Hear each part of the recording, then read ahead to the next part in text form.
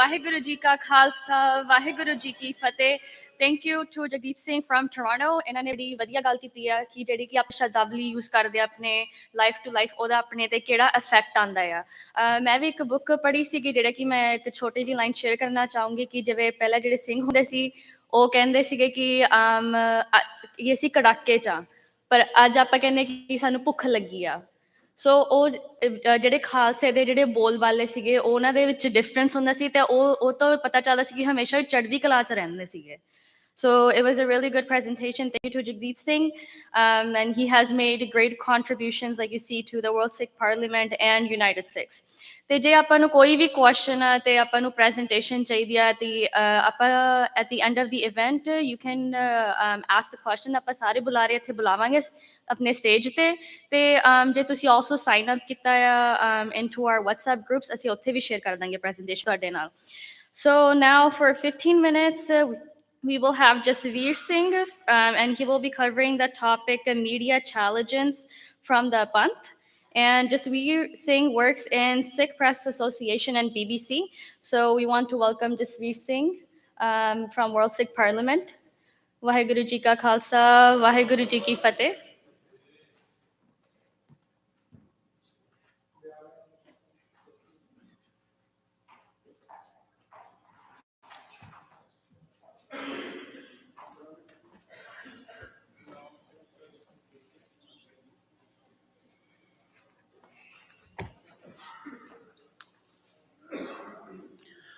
ਸੰਗਤ ਜੀ ਵਾਹਿਗੁਰੂ ਜੀ ਕਾ ਖਾਲਸਾ ਵਾਹਿਗੁਰੂ ਜੀ ਕੀ ਫਤਿਹ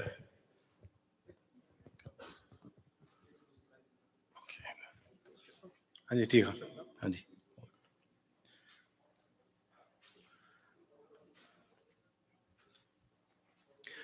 ਸੰਗਤ ਜੀ ਸਭ ਤੋਂ ਪਹਿਲਾਂ ਜਿਨ੍ਹਾਂ ਨੂੰ ਨਹੀਂ ਅੰਗਰੇਜ਼ੀ ਆਉਂਦੀ ਪੁਲਚਕ ਮਾਫ ਸੰਗਤ ਜੀ ਅੱਜ ਮੇਰਾ ਪ੍ਰੈਜੈਂਟੇਸ਼ਨ ਮੈਂ ਅੰਗਰੇਜ਼ੀ ਚ ਕਰਾਂਗਾ My Punjabi skills do not extend into public speaking yet, but let's see how it goes for next year.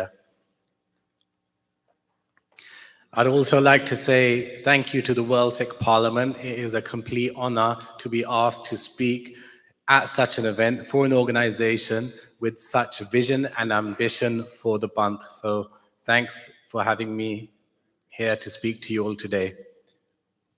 Just waiting for the slides to come up and we'll begin the presentation. No problem. So my name is Jasveer Singh. I have been the senior press officer for the Sikh Press Association since 2015. This is an employed role. I was hired by the charity Everything's 13. You may know Everything's 13 for their project Basics of Sikhi, the most popular project that they're known for. They run 4 projects. We are one of those 4. That's Basics of Sikhi, the Sikh Press Association, Mighty Khalsa, Children's Resource Creation Group, and Kiddy Sangat, a Sikh children's play group.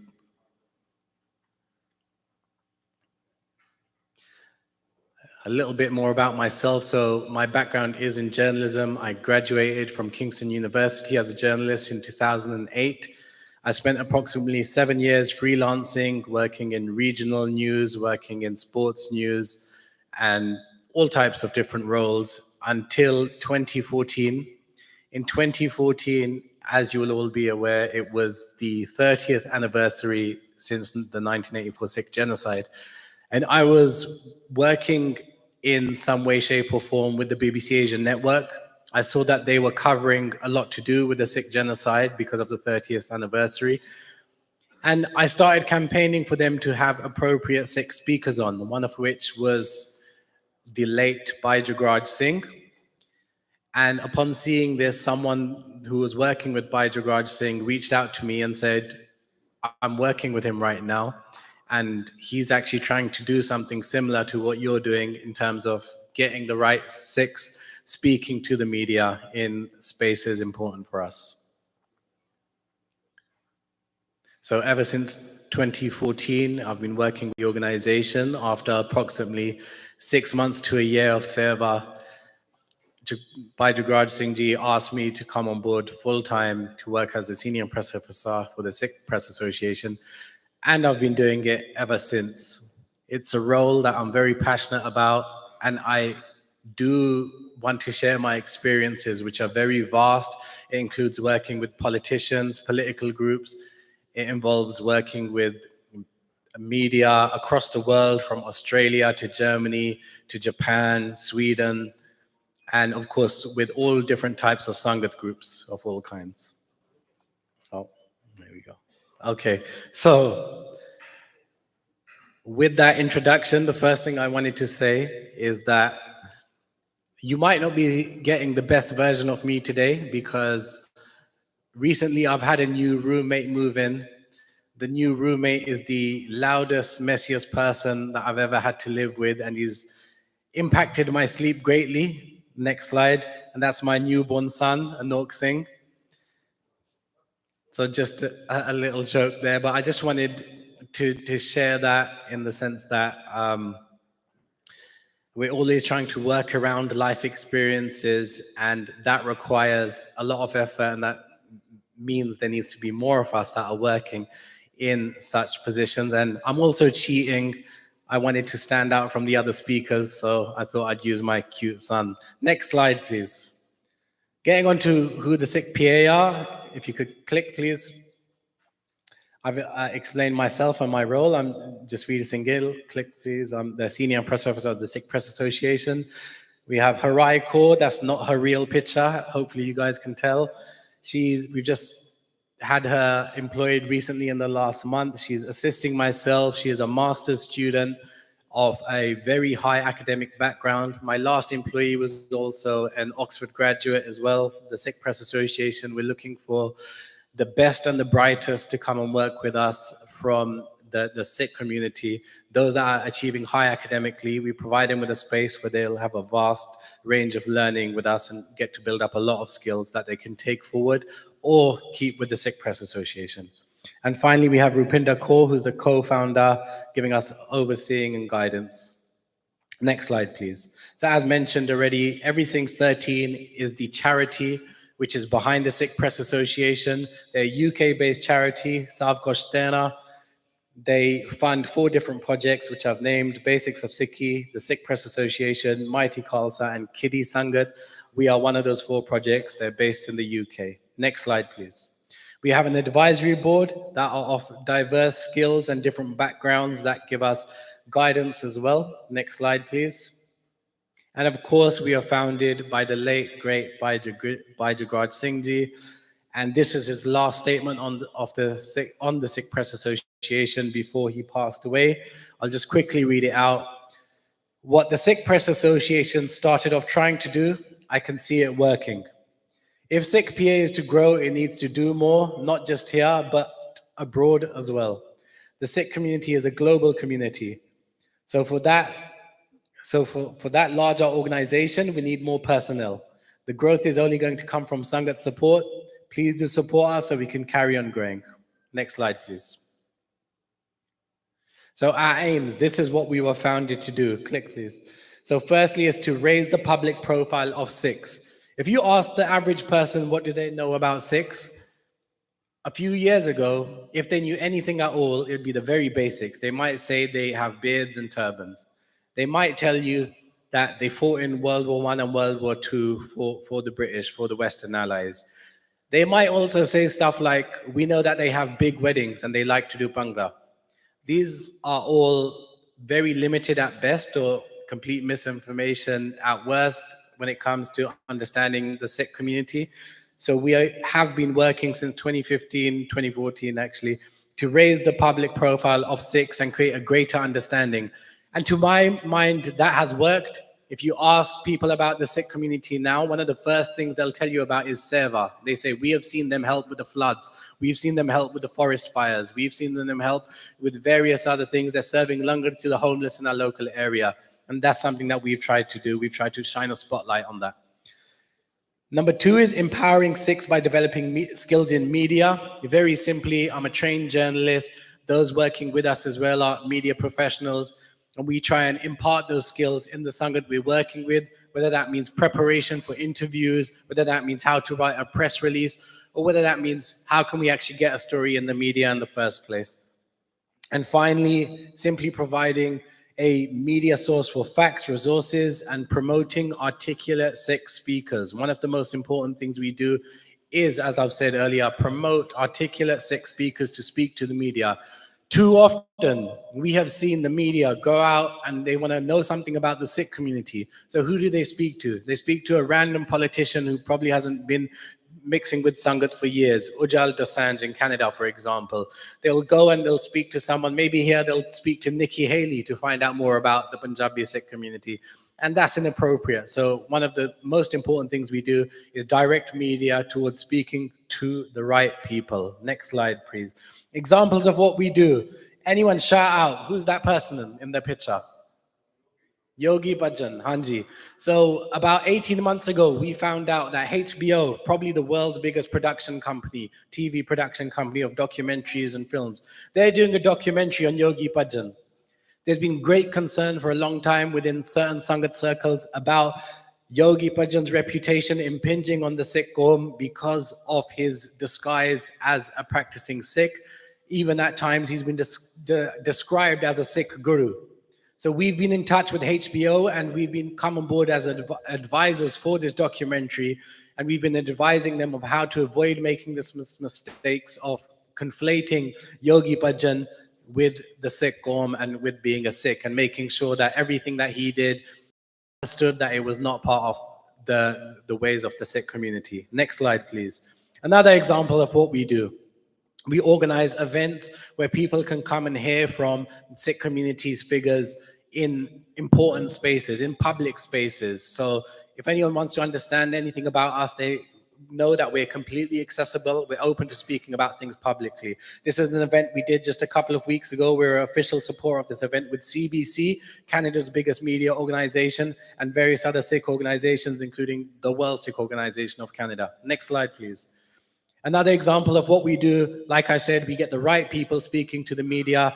Here's an interview we arranged for Bhai Maninder Singh to speak with Sky News of the UK, and this was after the revelations by Justin Trudeau about the assassination of Bhai Hardeep Singh Nijjar.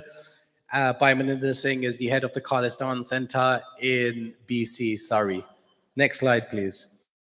We have a website. On this website, you'll find various informational pages. You'll find an informational page about 1984, media-friendly page where media can go. It's not complex. It's not 3, 4, 5 pages of information that they have to go through. No, it's one page with sufficient information that media would need and links for further reading. Along with that, we've got our own stories, our own articles. When media aren't covering something sufficiently, when stories aren't making the media as we want them to, we'll write our own stories and we'll put them up on our website. Next slide, please. And of course, we're very active on social media. Altogether, we have approximately 70,000 followers across 3 different platforms. We engage with the public in what is now the world's biggest platform of social media. And that is a very important way to engage with the general public and also the media themselves. They're constantly using social media to find out more about certain topics. Next slide, please. Now, I'm here today to talk about media challenges for the Panth. Why so? I feel this quote from Malcolm X, a respected civil rights activist from the US of A, he put it perfectly. He said, if you're not careful, the newspapers will have you hating the people who are being oppressed and loving the people who are doing the oppressing.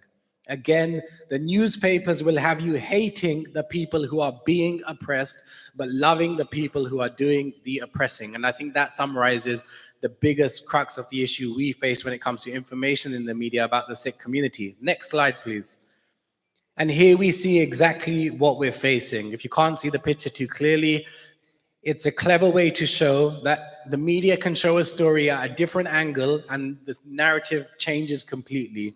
You can see one side attacking the other, but the way the camera angle is shown, that's not what the people at home are seeing. They're seeing the other side attacking the other side. And that, for me, really reflects the relationship with the Sikh community and the media, and of course, what we face from India right now. Next slide, please. So here are some examples of that disinformation we face from India. this anti-Sikh disinformation campaign that's been ongoing for decades. All of these examples are just from this year. This is a press release from the World Sikh Organization. Earlier this year, in March, there were protests after the Punjab under siege situation, when there was the biggest manhunt in history in Punjab fought by Amritpal Singh. In covering those protests, Indian media claimed, can you believe, they claimed that grenades were thrown at the Ottawa India High Commission. Grenades. The ridiculousness of what the Indian media will say about the Sikh community has no bounds. Next slide, please. UK-based Khalistani activists arrested for pulling down Indian flag at embassy in London. Headline from an Indian news outlet. Except this accusation made towards Bhai Avtar Singh, Shaheed Bhai Avtar Singh Kanda, was completely false. There's video footage which shows the person that pulled down the flag, only momentarily, by the way. It was not at all Avtar Singh Kanda. He was not arrested. I'm not even sure if he was even there at the protest on the day. Nevertheless, Indian media ran with this. They wanted to demonize a specific person, Shaheed Bhai Avtar Singh Kanda, and they went ahead and did it through this. They inflamed their general public. Because one thing we need to remember, next slide please. The Indian public, the general Indian public, in a country of 1.6 billion people, they have hundreds of millions of people that do not care to research about things. They don't go out of their way to learn more by reading from Saving Punjab on Instagram or reading the Sikh PA website. So whatever they are fed by the general media in India, whatever the general public are fed there, they believe, they digest. So Indian media have a free reign to do whatever they want and say whatever they want, unfortunately. And as you can see here, they even claimed that radicals, so Sikh activists, tried to burn down the San Francisco consulate earlier this year. Now, whilst there was some incidents at the Indian consulate in San Francisco, the claim that there was an attempt to burn it down is beyond ridiculous. And if it was true, the US media would be covering it even more than Indian media is. But once again, just examples of the disinformation. Next slide, please. So here's a question to you, Sangatji. Can we stop them? Can we stop India can we stop India doing this anti-Sikh disinformation campaign? Anyone? Yes or no? Who thinks yes? Who thinks no? Click, please. No, back, click. Oh, click. Okay. There we go. No. So in my experience doing this for the last 9 years, it is impossible to stop India doing what they're going to do. The Indian media are going to carry on doing what they're going to do, at least for the foreseeable future. To my mind, that's at least 10 years. There's nothing we can do to stop newspapers, the Hindustan Times, WION, Times of India, all of these outlets. There's nothing we can do to stop that misinformation coming towards us. Next slide, please. So what can we do? That's the question. What shall we do? Next slide, please. What we need to do is challenge the West's cognitive dissonance. Now, you might not be able to see these slides because the projection's a bit small, but this is a fantastic example of the cognitive dissonance of Western media. What cognitive dissonance means is that on certain occasions, the brain doesn't seem to be working. It just stops working. They're not following a pattern. Their brain just switches off, doesn't engage at a certain point. And here's a great example with the two news articles side by side. In April, Washington Post released an article which claimed supporters of Indian separatists, aka Khalistanis in other words, they're using Twitter bots to provoke violence. This was based on a research study by, guess what? An Indian nationalist body, an Indian nationalist research group. A few months later, what is the same newspaper writing? What are they putting out on their webpage, Washington Post? Now they're writing about India is running a vast digital campaign by Hindu nationalists to inflame tensions. So on one side, they're making accusations about Khalistanis using the internet in a certain way.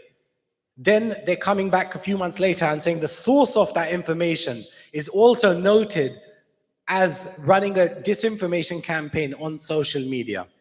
So this is like saying, I heard you're a liar. Who told you that? This other person. Which other person? This other person that's known to lie a lot. It doesn't make sense. And this is how we actually hold Western media to account. And it's going to happen this year, Sangataji. Organically, through Maharaj's Kirpa, this year, circumstances have made Western media take a step back and realize if they're taking information from Indian media, if they're taking any information from India at all, whether it's from the police, whether it's from their own sources, that information is tainted. Next slide, please. How is it tainted? Here's an example of how. Reporters Without Borders is a largely European-based organization of reporters that go around the world trying to encourage press freedom, either doing that job themselves or doing rankings of how free press is around the world. For the last at least 2 or 3 years, Indian media press freedom rankings have continually dropped. This year, 2023, Indian media is ranked 161st of 180 countries for press freedom. Even the Taliban of Afghanistan are considered to be giving the press more press freedom than India. Next slide, please. So, sorry, previous slide, if you can go back one. So these are the type of things we need to be raising with India, with Western media, sorry, when it comes to that disinformation. We can't stop the disinformation coming from India, but what we can do is when it lands here, we can challenge it immediately.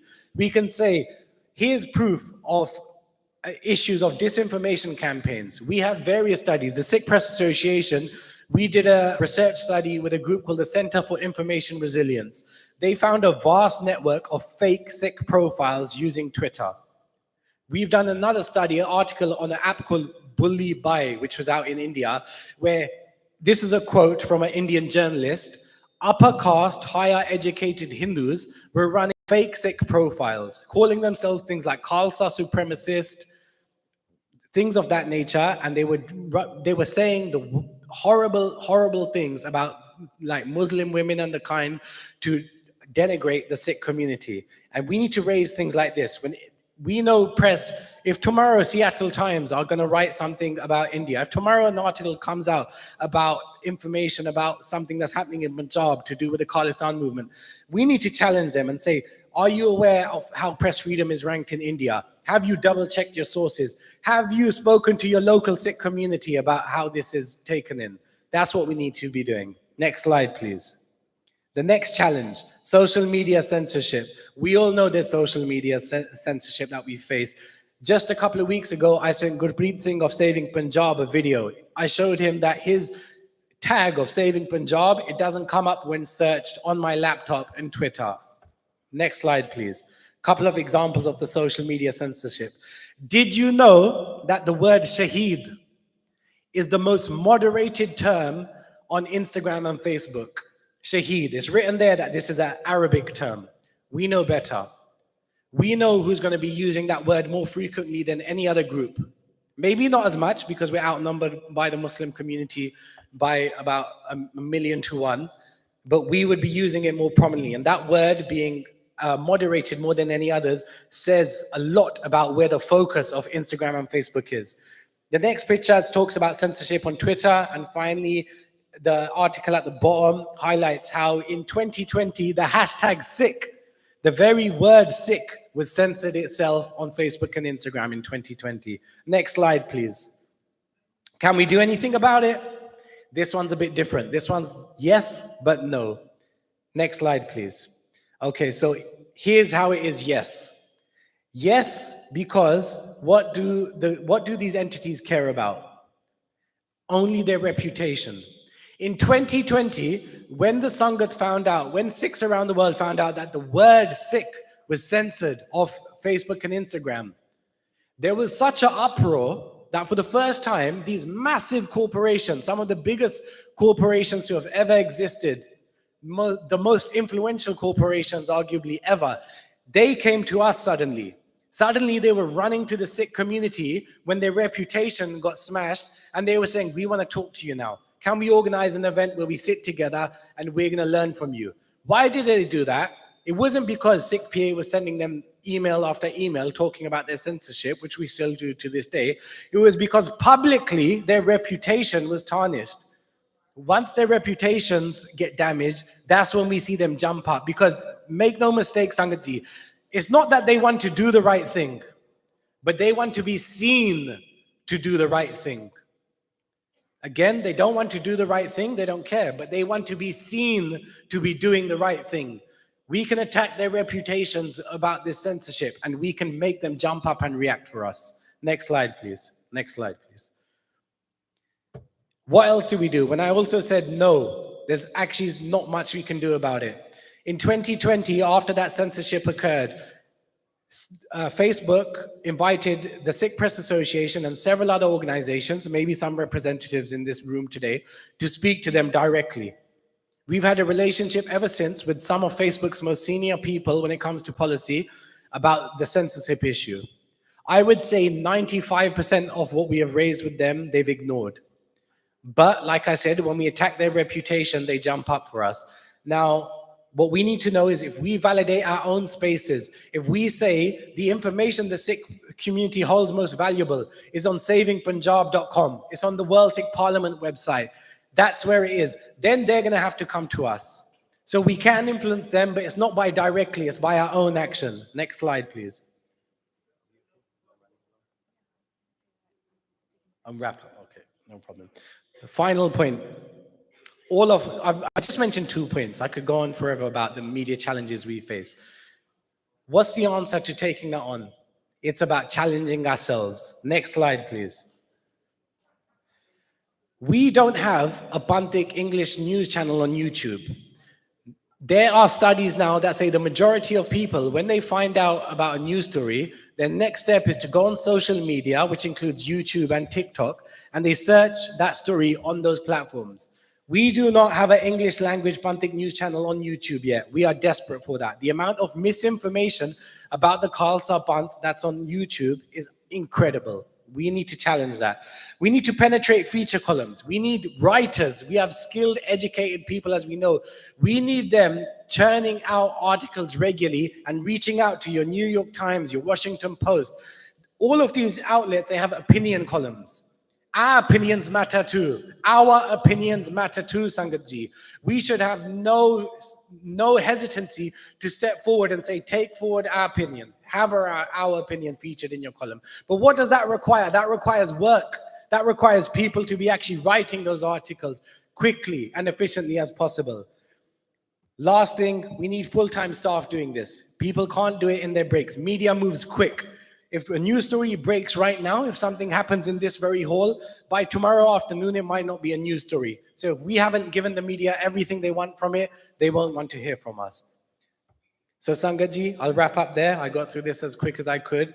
My contact information is there. Just read it, sing. Of course, the main thing that we can all do to step forward and challenge issues, including the media, is with our own Bani, is with our own Naam, and is with joining with the Khalsa Panth. If you do have any questions, please do reach out. I'll be hanging around for a while. Sangatji, Vaheguru Ji Ka Khalsa, Vaheguru Ji Ki Fateh.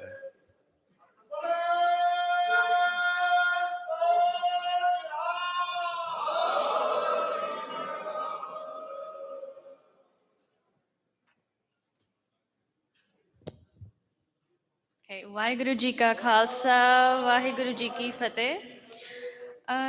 Thank you, Jasveer Singh, for coming up and giving this informative speech and presentation. ਤੇ ਸਾਰਿਆਂ ਦੇ table ਤੇ ਇਹ pamphlet ਜ਼ਰੂਰ ਰੱਖੇ ਹੋਣਗੇ ਤੇ ਇਹਦੇ ਵਿੱਚ 2 QR codes ਨੇ. So if you can scan this and you can join the World Sikh Parliament group and you'll get all the updates and the presentations from this event. So next we shall have Prabh Singh, and he is from the Human Rights Council World Sikh Parliament, and he has in-depth knowledge of international law and human rights and UN charters. So he will be speaking for 40 minutes. And Prabh will address his remarks both in Punjabi and in English so that he can reach out to both ages and youth. Okay, now we have Prabh Singh. Vaheguru Ji Ka Khalsa, Vaheguru Ji Ki Fateh.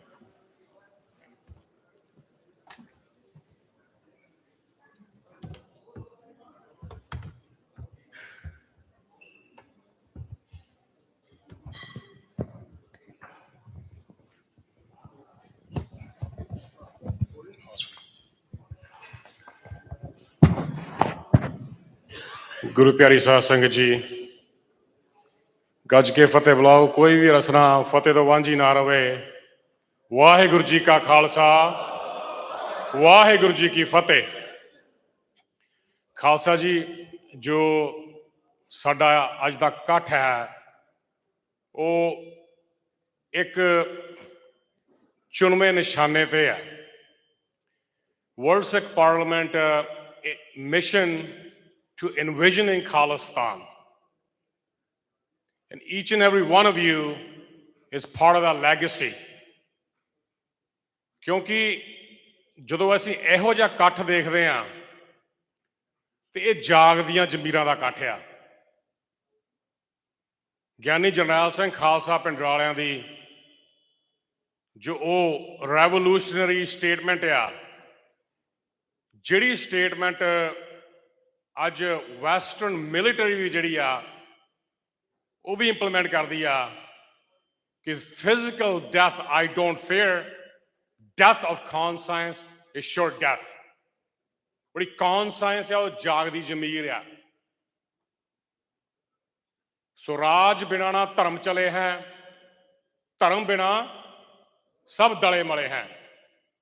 ਸੋ ਜੋ ਮੇਰਾ ਅੱਜ ਦਾ ਬੋਲਣ ਦਾ ਵਿਸ਼ਾ ਆ, to be very specific, ਸਾਡੀ ਕੌਮ ਦੇ ਵਿੱਚ ਨਾ ਇੱਕ ਦੁਬਿਧਾ ਆ, ਅੱਜ ਦੀ ਨਹੀਂ ਆ, ਬਹੁਤ ਲੰਮੇ ਸਮੇਂ ਦੀ ਆ। ਉਹ ਦੁਬਿਧਾ ਖਾਲਸਾ ਜੀ ਇਹ ਹੈ ਕਿ ਸਾਨੂੰ ਲੱਗਦਾ ਆ ਕਿ ਜਿਹੜਾ ਖਾਲਿਸਤਾਨ ਦਾ ਸੰਘਰਸ਼ ਆ ਉਹ 1978 ਦੇ ਵਿੱਚ ਜਾਂ 84 ਦੇ ਵਿੱਚ ਜਾਂ ਕੁਛ ਜਿਹੜੇ ਖਰੇ ਪਾਇਨੀਅਰਸ ਨੇ, ਬਜ਼ੁਰਗ ਨੇ, ਉਹ ਉਹਨਾਂ ਨੂੰ ਲੱਗਦਾ ਵੀ ਖਰੇ ਪੰਜਾਬੀ ਸੂਬੇ ਤੋਂ ਸ਼ੁਰੂ ਹੋਇਆ ਜਾਂ ਗੁਰਦੁਆਰਾ ਸੁਧਾਰ ਲਹਿਰ ਤੋਂ ਸ਼ੁਰੂ ਹੋਇਆ। ਪਰ ਇੱਥੇ ਅਸੀਂ ਗਲਤ ਆ। ਖਾਲਿਸਤਾਨ ਦੀ ਵਿਜ਼ਨ ਜਿਹੜੀ ਹੈ ਨਾ, ਉਹ ਧੰਨ ਗੁਰੂ ਨਾਨਕ ਪਾਤਸ਼ਾਹ ਤੋਂ ਸ਼ੁਰੂ ਹੁੰਦੀ ਹੈ। ਸਿੱਖ ਰਾਜ ਦਾ ਨੀਂਹ ਪੱਥਰ ਉਹ ਨਾਨਕ ਪਾਤਸ਼ਾਹ ਸ਼ੁਰੂ ਕਰਦੇ ਨੇ। ਇਸ ਚੀਜ਼ ਨੂੰ ਡੰਗਿਆਈ ਵਿੱਚ ਜਾਣ ਤੋਂ ਪਹਿਲਾਂ ਆਪਾਂ ਸਮਝੀਏ ਅੱਜ ਜੋ ਇੰਟਰਨੈਸ਼ਨਲ ਹਿਊਮਨ ਰਾਈਟਸ ਡੇ ਆ ਉਹ ਕੀ ਆ ਤੇ ਅੱਜ ਦਾ ਸਾਡਾ ਏਜੰਡਾ ਕੀ ਆ। ਮੈਂ ਕੋਸ਼ਿਸ਼ ਕਰਾਂਗਾ ਕਿ ਮੇਰੀ ਜਿਹੜੀ ਪ੍ਰੈਜੈਂਟੇਸ਼ਨ ਆ ਉਹ ਮੈਂ ਟਾਈਮ ਦੇ ਵਿੱਚ ਕੰਪਾਈਲ ਕਰ ਲਾਂ, ਕਿਉਂਕਿ ਜੋ ਅੱਜ ਦਾ ਏਜੰਡਾ ਇਹਨੂੰ ਸਮਝਣ ਦੀ ਬਹੁਤ ਲੋੜ ਆ, ਕਿਉਂਕਿ ਇਹਦੇ ਤਿੰਨ ਪੱਖ ਨੇ। ਪਹਿਲਾ ਗੁਰਬਾਣੀ ਸਿਧਾਂਤਕ, ਦੂਜਾ ਇਤਿਹਾਸਕ ਤੇ ਤੀਜਾ ਐਨਾਲਿਸਿਸ, ਜਿਹਨੂੰ ਸਟ੍ਰੈਟਜੀ ਐਂਡ ਪਾਲਿਸੀਜ਼ ਕਹਿੰਦੇ ਆ। ਜੇ ਆਪਾਂ ਤਿੰਨੋਂ ਪੱਖ ਨਹੀਂ ਸਮਝਾਂਗੇ ਤੇ ਇਸ ਤਰ੍ਹਾਂ ਹੋਏਗਾ ਕਿ ਅਸੀਂ ਬਸ ਹਵਾ 'ਚ ਤੇਗ ਵਾਹ ਰਹੇ ਹਾਂ। And this is very true and also unfortunate, ਕਿਉਂਕਿ ਸਾਡੀਆਂ ਸਟ੍ਰੈਟਜੀ ਜਿਹੜੀਆਂ ਨੇ ਨਾ ਉਹ ਮਨਮਤ ਤੋਂ ਆ ਰਹੀਆਂ ਨੇ। ਜੇ ਸਾਡੀਆਂ ਸਟ੍ਰੈਟਜੀਜ਼ ਜਿਹੜੀਆਂ ਉਹ ਗੁਰਮਤ ਤੋਂ ਆ ਰਹੀਆਂ ਹੁੰਦੀਆਂ ਤੇ ਖਾਲਿਸਤਾਨ ਜਿਹੜਾ ਸੀਗਾ ਹੁਣ ਤੱਕ ਇਸਟੈਬਲਿਸ਼ ਹੋ ਜਾਣਾ ਸੀਗਾ। ਪਰ ਐਨੀ ਹਾਊ ਇਹ ਲੈਗੇਸੀ ਆ, ਸਾਡੇ ਬਜ਼ੁਰਗਾਂ ਨੇ ਕੈਰੀ ਕੀਤੀ, ਹੁਣ ਅਸੀਂ ਕੈਰੀ ਕਰ ਰਹੇ ਹਾਂ ਤੇ ਗਾਂ ਸਾਡੇ ਬੱਚੇ ਕੈਰੀ ਕਰਨਗੇ। ਦਾ ਸਰਦਾਰ ਜਗਦੀਪ ਸਿੰਘ ਹੋਣਾ ਨੇ ਗੱਲ ਕੀਤੀ ਹੈ ਕਿ ਭਚੰਗੀ ਦੀ। ਸੋ that spirit, the moral values, ethos, essence, ਉਹ ਖਾਲਸੇ ਵਿੱਚ ਗੁਰੂ ਸਾਹਿਬ ਨੇ DNA ਤੌਰ ਤੇ ਪੇਸ਼ ਕੀਤੀ ਆ। So let's understand the agenda today. So brief introduction of Human Rights Day, ਜਿਹਦੇ ਵਿੱਚ ਅਸੀਂ ਸਮਝਾਂਗੇ ਕਿ ਅਸੀਂ ਅੱਜ ਦੇ ਦਿਨ ਨੂੰ ਮੁੱਖ ਰੱਖਦੇ ਹੋਏ ਅਸੀਂ ਕੀ ਕਰ ਸਕਦੇ, ਸਾਡੇ ਕੀ ਰੋਲ ਨੇ। The second, understanding the UN Charter and Geneva Conventions. So UN Charter ਜਿਹੜਾ 1945 ਵਿੱਚ ਕਾਫੀ ਮੁਲਕਾਂ ਦੀ ਜਿਹੜੀ ਕਲੈਕਟਿਵ ਅਸੈਂਬਲੀ ਹੋਈ ਸੀਗੀ, ਉਹਦੇ ਵਿੱਚ ਮਨੁੱਖੀ ਅਧਿਕਾਰਾਂ ਦੇ ਦਰਦੀਆਂ ਨੇ, ਜਿਹਨੂੰ ਆਪਾਂ ਹਿਊਮਨ ਰਾਈਟਸ ਐਡਵੋਕੇਟ ਕਹਿ ਦਿੰਦੇ ਆ, ਉਹਨਾਂ ਨੇ ਇੱਕ ਅਸੈਂਬਲੀ ਕਰਕੇ ਇਹ ਪਾਲਿਸੀ ਕੱਢੀ ਕਿ ਅਸੀਂ ਜਿਹੜੀ ਹਿਊਮਨ ਰਾਈਟਸ ਵਾਇਲੇਸ਼ਨ ਆ ਕਿਤੇ ਹੋਰ ਨਹੀਂ ਹੋਣ ਦੇਣੀਆਂ। ਤੇ ਉਹਦੇ ਵਿੱਚ ਇਹ ਪ੍ਰੋਟੋਕਾਲਸ ਹੋਣਗੇ, ਇੰਟਰਨੈਸ਼ਨਲ ਲਾਜ਼ ਹੋਣਗੇ। ਜਿਹੜਾ ਉਹ ਲਾਜ਼ ਨੂੰ ਵਾਇਓਲੇਟ ਕਰੂਗਾ ਉਹਦੇ ਉੱਤੇ ਅਸੈਂਬਲੀ ਬੁਲਾਈ ਜਾਊਗੀ ਜਾਂ ਇੰਟਰਨਲ ਇਨਵੈਸਟੀਗੇਸ਼ਨ ਹੋਊਗੀ। And Geneva conventions, these were the conventions of after the World War II, ਜਿਹੜੀ ਕਿ ਆਪਾਂ ਕਹਿ ਰਹੇ ਦੇ ਵੀ ਧਰਮ ਯੁੱਧ ਦੇ ਮੋਰਚਿਆਂ ਤੇ ਜਿਹੜੇ ਦੇਸ਼ ਦੇ ਸਿਪਾਹੀ ਸੀਗੇ ਉਹਨਾਂ ਦੇ ਸਿਵਿਲੀਅਨਸ ਨਾਲ ਗਲਤ ਵਿਵਹਾਰ ਕਰਦੇ ਸੀਗੇ। ਐਂਡ ਇਹਦੇ ਨਾਲ ਅਸੀਂ ਰੈਲੇਵੈਂਟ ਕਰਾਂਗੇ ਕਿ ਜੋ ਹਿੰਦੁਸਤਾਨੀ ਹਕੂਮਤ ਨੇ ਵਾਇਲੇਸ਼ਨਸ ਕੀਤੀਆਂ ਉਹ ਸਿਰਫ ਤੇ ਸਿਰਫ ਇੰਟਰਨੈਸ਼ਨਲ ਲਾਅ ਕੰਟਰਡਿਕਸ਼ਨ ਨਹੀਂ ਸੀਗੀਆਂ, it was crime against humanity, ਜਿਹੜੀ ਮਨੁੱਖਤਾ ਦੇ ਖਿਲਾਫ ਇੱਕ ਪਾਪ ਕਰਨਾ। ਸੋ that needs to be brought in the light of community। ਜੇ ਸਾਨੂੰ ਪਤਾ ਹੋਣਗੀਆਂ ਸਾਰੀਆਂ ਇੰਟਰਨੈਸ਼ਨਲ ਲਾਜ਼, ਹਿਊਮਨ ਰਾਈਟਸ ਚਾਰਟਰ, ਉਹਦੇ ਨਾਲ ਕੀ ਆ ਕਿ ਅਸੀਂ ਆਪਣੇ ਐਮਪੀਜ਼ ਨੂੰ, ਐਮਪੀਪੀਜ਼ ਨੂੰ ਜਾਂ ਕੋਲੀਗਸ ਨੂੰ ਅਸੀਂ ਰੈਫਰੈਂਸ ਦੇ ਕੇ ਦੱਸ ਸਕਦੇ ਹਾਂ ਕਿ ਆਹ ਸਾਡੇ ਨਾਲ ਹੋਇਆ ਤੇ ਆਹ ਕਾਨੂੰਨ ਲਾਗੂ ਹੁੰਦੇ ਆ। ਰੈਲੇਵੈਂਸ ਟੂ ਸਿੱਖ ਨੇਸ਼ਨ, ਇਹਦਾ ਸਾਡੇ ਨਾਲ ਕੀ ਤਲਕ ਰੱਖਦੀ ਚੀਜ਼ਾਂ।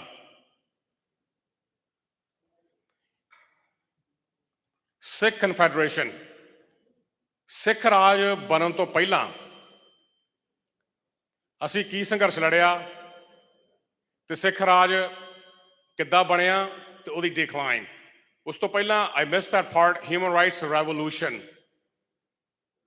ਹੁਣ ਮੇਰਾ ਇੱਥੇ ਤੁਹਾਡੇ ਨਾਲ ਹਿਸਟੋਰੀਕਲ ਪੱਖ ਤੋਂ ਗੱਲ ਕਰਨ ਦਾ ਮਤਲਬ ਨਹੀਂ ਹੈ, ਪਰ ਤੁਹਾਨੂੰ ਇਹ ਦੱਸਣਾ ਆ ਕਿ ਤੁਸੀਂ ਇਹ ਭੁਲੇਖਾ ਕੱਢ ਦਿਓ ਕਿ ਇਹ ਜਿਹੜੀ ਸੰਘਰਸ਼ ਆ ਇਹ 35-40 ਸਾਲਾਂ ਦਾ ਹੈ। ਨਹੀਂ, ਇਹ ਸੰਘਰਸ਼ ਗੁਰੂ ਸਾਹਿਬ ਤੋਂ ਚਾਲੂ ਹੋਇਆ ਸੀਗਾ। ਉਹਦੇ ਵਾਸਤੇ ਸਾਨੂੰ ਇਹ ਸਮਝਣਾ ਪਏਗਾ ਕਿ ਗੁਰੂ ਸਾਹਿਬ ਨੇ ਸਟ੍ਰੈਟੇਜਿਕਲੀ ਕਿਸ ਤਰ੍ਹਾਂ ਕੰਮ ਕੀਤੇ, chapter wise chapter.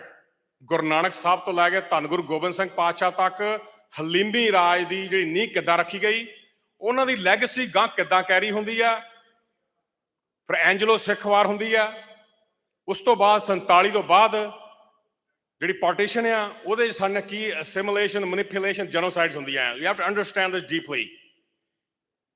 And Indians UN violations and international conspiracies, ਜਿਹੜੀਆਂ ਇੰਟਰਨੈਸ਼ਨਲ ਇੰਟਰਫੇਰੈਂਸ ਹੋਈਆਂ, ਜਿਹਦੇ ਵਿੱਚ ਸ਼ਹੀਦ ਭਾਈ ਹਰਦੀਪ ਸਿੰਘ ਨਿੱਜਰ ਦੀ ਅਸੈਸੀਨੇਸ਼ਨ, ਭਾਈ ਖੰਡਾ ਦੀ ਅਸੈਸੀਨੇਸ਼ਨਸ, ਉਹ ਸਾਰੀਆਂ ਕਿਸ ਤਰ੍ਹਾਂ ਇੱਕ ਪਲੈਨਡ ਕਿਲਿੰਗ ਸੀਗੀਆਂ ਤੇ ਮੀਡੀਆ ਨੇ ਉਸ ਨੂੰ ਕਿਸ ਤਰ੍ਹਾਂ ਡਿਫੇਮ ਕੀਤਾ, ਡਿਸਇਨਫੋਰਮੇਸ਼ਨ ਦਿੱਤੀ ਗਈ ਮੀਡੀਆ ਵੱਲੋਂ।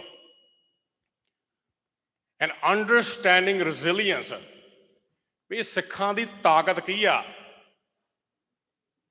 ਪੁਰਾਤਨ ਸਮੇਂ ਵਿੱਚ ਇੱਕ ਧਾਰਨਾ ਪੜ੍ਹੀ ਜਾਂਦੀ ਸੀ ਕਿ ਮੰਨੂ ਸਾਡੀ ਦਾਤਰੀ, ਅਸੀਂ ਮੰਨੂ ਦੇ ਸੋਏ, ਜਿਉਂ-ਜਿਉਂ ਮੰਨੂ ਵੜਦਾ ਸੀ ਦੂਣ ਸਵਾਏ ਹੋਏ। ਇਹ ਰੈਜ਼ਿਲੀਅੰਸ ਸਾਨੂੰ ਕਿੱਥੋਂ ਮਿਲਦੀ ਆ? ਐਂਡ ਉਸ ਰੈਜ਼ਿਲੀਅੰਸ ਦੇ ਥਰੂ ਅੱਜ ਅਸੀਂ ਸਿੱਖਾਂਗੇ ਕਿ ਜਿਹੜਾ ਸਿੱਖ ਡਾਇਸਪੋਰਾ ਆ ਉਹਦੀ ਕੀ ਕੰਟਰੀਬਿਊਸ਼ਨ ਰੈਜ਼ਿਲੀਅੰਸ ਵਿੱਚ। 47 ਦੀ ਪਾਰਟੀਸ਼ਨ ਤੋਂ ਲੈ ਕੇ ਸੰਘਰਸ਼ ਦੀ ਕੀ ਰੈਜ਼ਿਲੀਅੰਸ ਸੀਗੀ ਤੇ ਉਸ ਤੋਂ ਬਾਅਦ ਪਹਿਲਾਂ ਸਿੱਖਾਂ ਦੀ ਕੀ ਰੈਜ਼ਿਲੀਅੰਸ ਸੀਗੀ। ਐਂਡ ਦੈਨ ਰੈਜ਼ੋਲੂਸ਼ਨ, ਸਾਡਾ ਜਿਹੜਾ ਖਾਲਿਸਤਾਨ ਘਰ ਆ, ਜਿਹੜਾ ਸਿੱਖ ਰਾਜ ਆ, ਉੱਥੋਂ ਤੱਕ ਪਹੁੰਚਣ ਦੇ ਕੀ ਚੈਲੰਜਸ ਨੇ ਤੇ ਕਿੱਦਾਂ ਪਹੁੰਚਿਆ ਜਾ ਸਕਦਾ ਆ। ਐਂਡ ਅਬਵ ਆਲ ਤੁਹਾਡੇ ਸੁਝਾਅ। So let's take it dive into International Human Rights Day. So ਆਹ ਜਿਹੜੀ ਫੋਟੋ ਆ, what does it signify to you? So ਜਿਹੜੀ ਅੱਜ ਦੀ ਪ੍ਰੈਜੈਂਟੇਸ਼ਨ ਆ ਇਹ ਤੁਹਾਨੂੰ ਸਾਰਿਆਂ ਨੂੰ ਇਨਵੋਲਵ ਕਰਦੀ ਆ, because I'm not here as a lecturer. ਅਸੀਂ ਇਹ ਸਾਰਿਆਂ ਨੇ ਇੱਕ ਮੰਚ ਤੋਂ ਇਕੱਠਿਆਂ ਵਿਚਾਰ ਕਰਨੇ ਆ at the same time. So the Human Rights Day, what does it symbolize?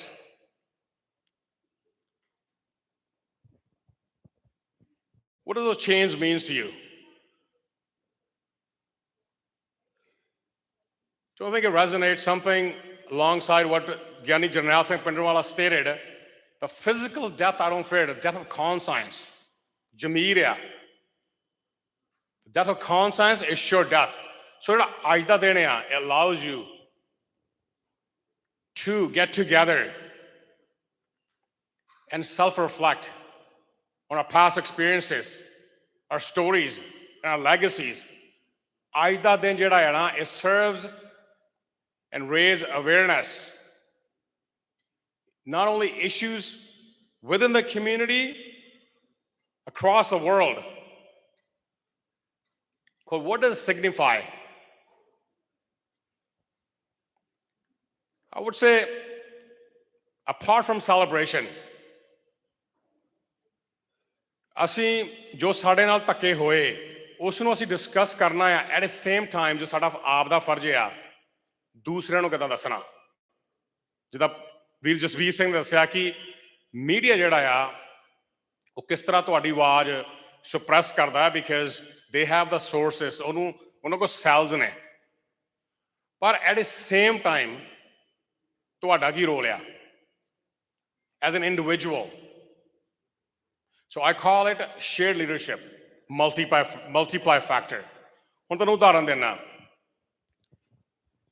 As a Human Rights Council from the World Sikh Parliament, we found out something ਜਿਹੜਾ ਮੈਂ ਤੁਹਾਨੂੰ ਸਾਰਿਆਂ ਨੂੰ ਦੱਸਣਾ ਚਾਹੁੰਦਾ ਆ। So we were Googling about ਗਿਆਨੀ ਜਰਨੈਲ ਸਿੰਘ ਖਾਲਸਾ ਭਿੰਡਰਾਂਵਾਲੇ। ਇੱਕ statement ਆਉਂਦੀ ਆ ਵਿਕੀਪੀਡੀਆ ਦੇ। ਖਾਲਸਾ ਜੀ ਸਟੇਟਮੈਂਟ ਕੀ ਆਉਂਦੀ ਆ ਕਿ Giani Jarnail Singh was a militant। ਉਹ ਸਟੇਟਮੈਂਟ ਅਜੇ ਵੀ ਗੂਗਲ ਤੇ ਆ, ਤੁਸੀਂ ਤੁਹਾਡੇ ਕੋਲ ਸਮਾਰਟਫੋਨ ਨੇ, if you look it up on Wikipedia, Giani Jarnail Singh Khalsa was a militant. ਉਹ ਸਟੇਟਮੈਂਟ ਗੂਗਲ ਤੇ ਆ। So as an individual what do you do? You scroll down, put your phone down and just walk away? What is your role? So what we did as an organization, as an individual, we drafted a letter. And we will be sending that letter out to the Wikipedia, contradicting their policies because that's defamation of a community. That's a legal suit. Gyani Jarnail Singh Bhindranwale was an advocate, a matter of fact, human rights advocate. A revival of Miri and Piri.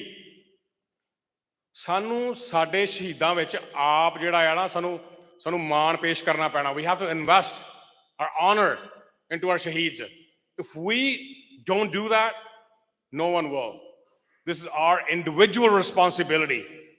So do not rely upon organizations or other members of the community. This is your responsibility as an individual. Khalsa ji, because you are the part of the leadership. You are the one who carrying that legacy forward.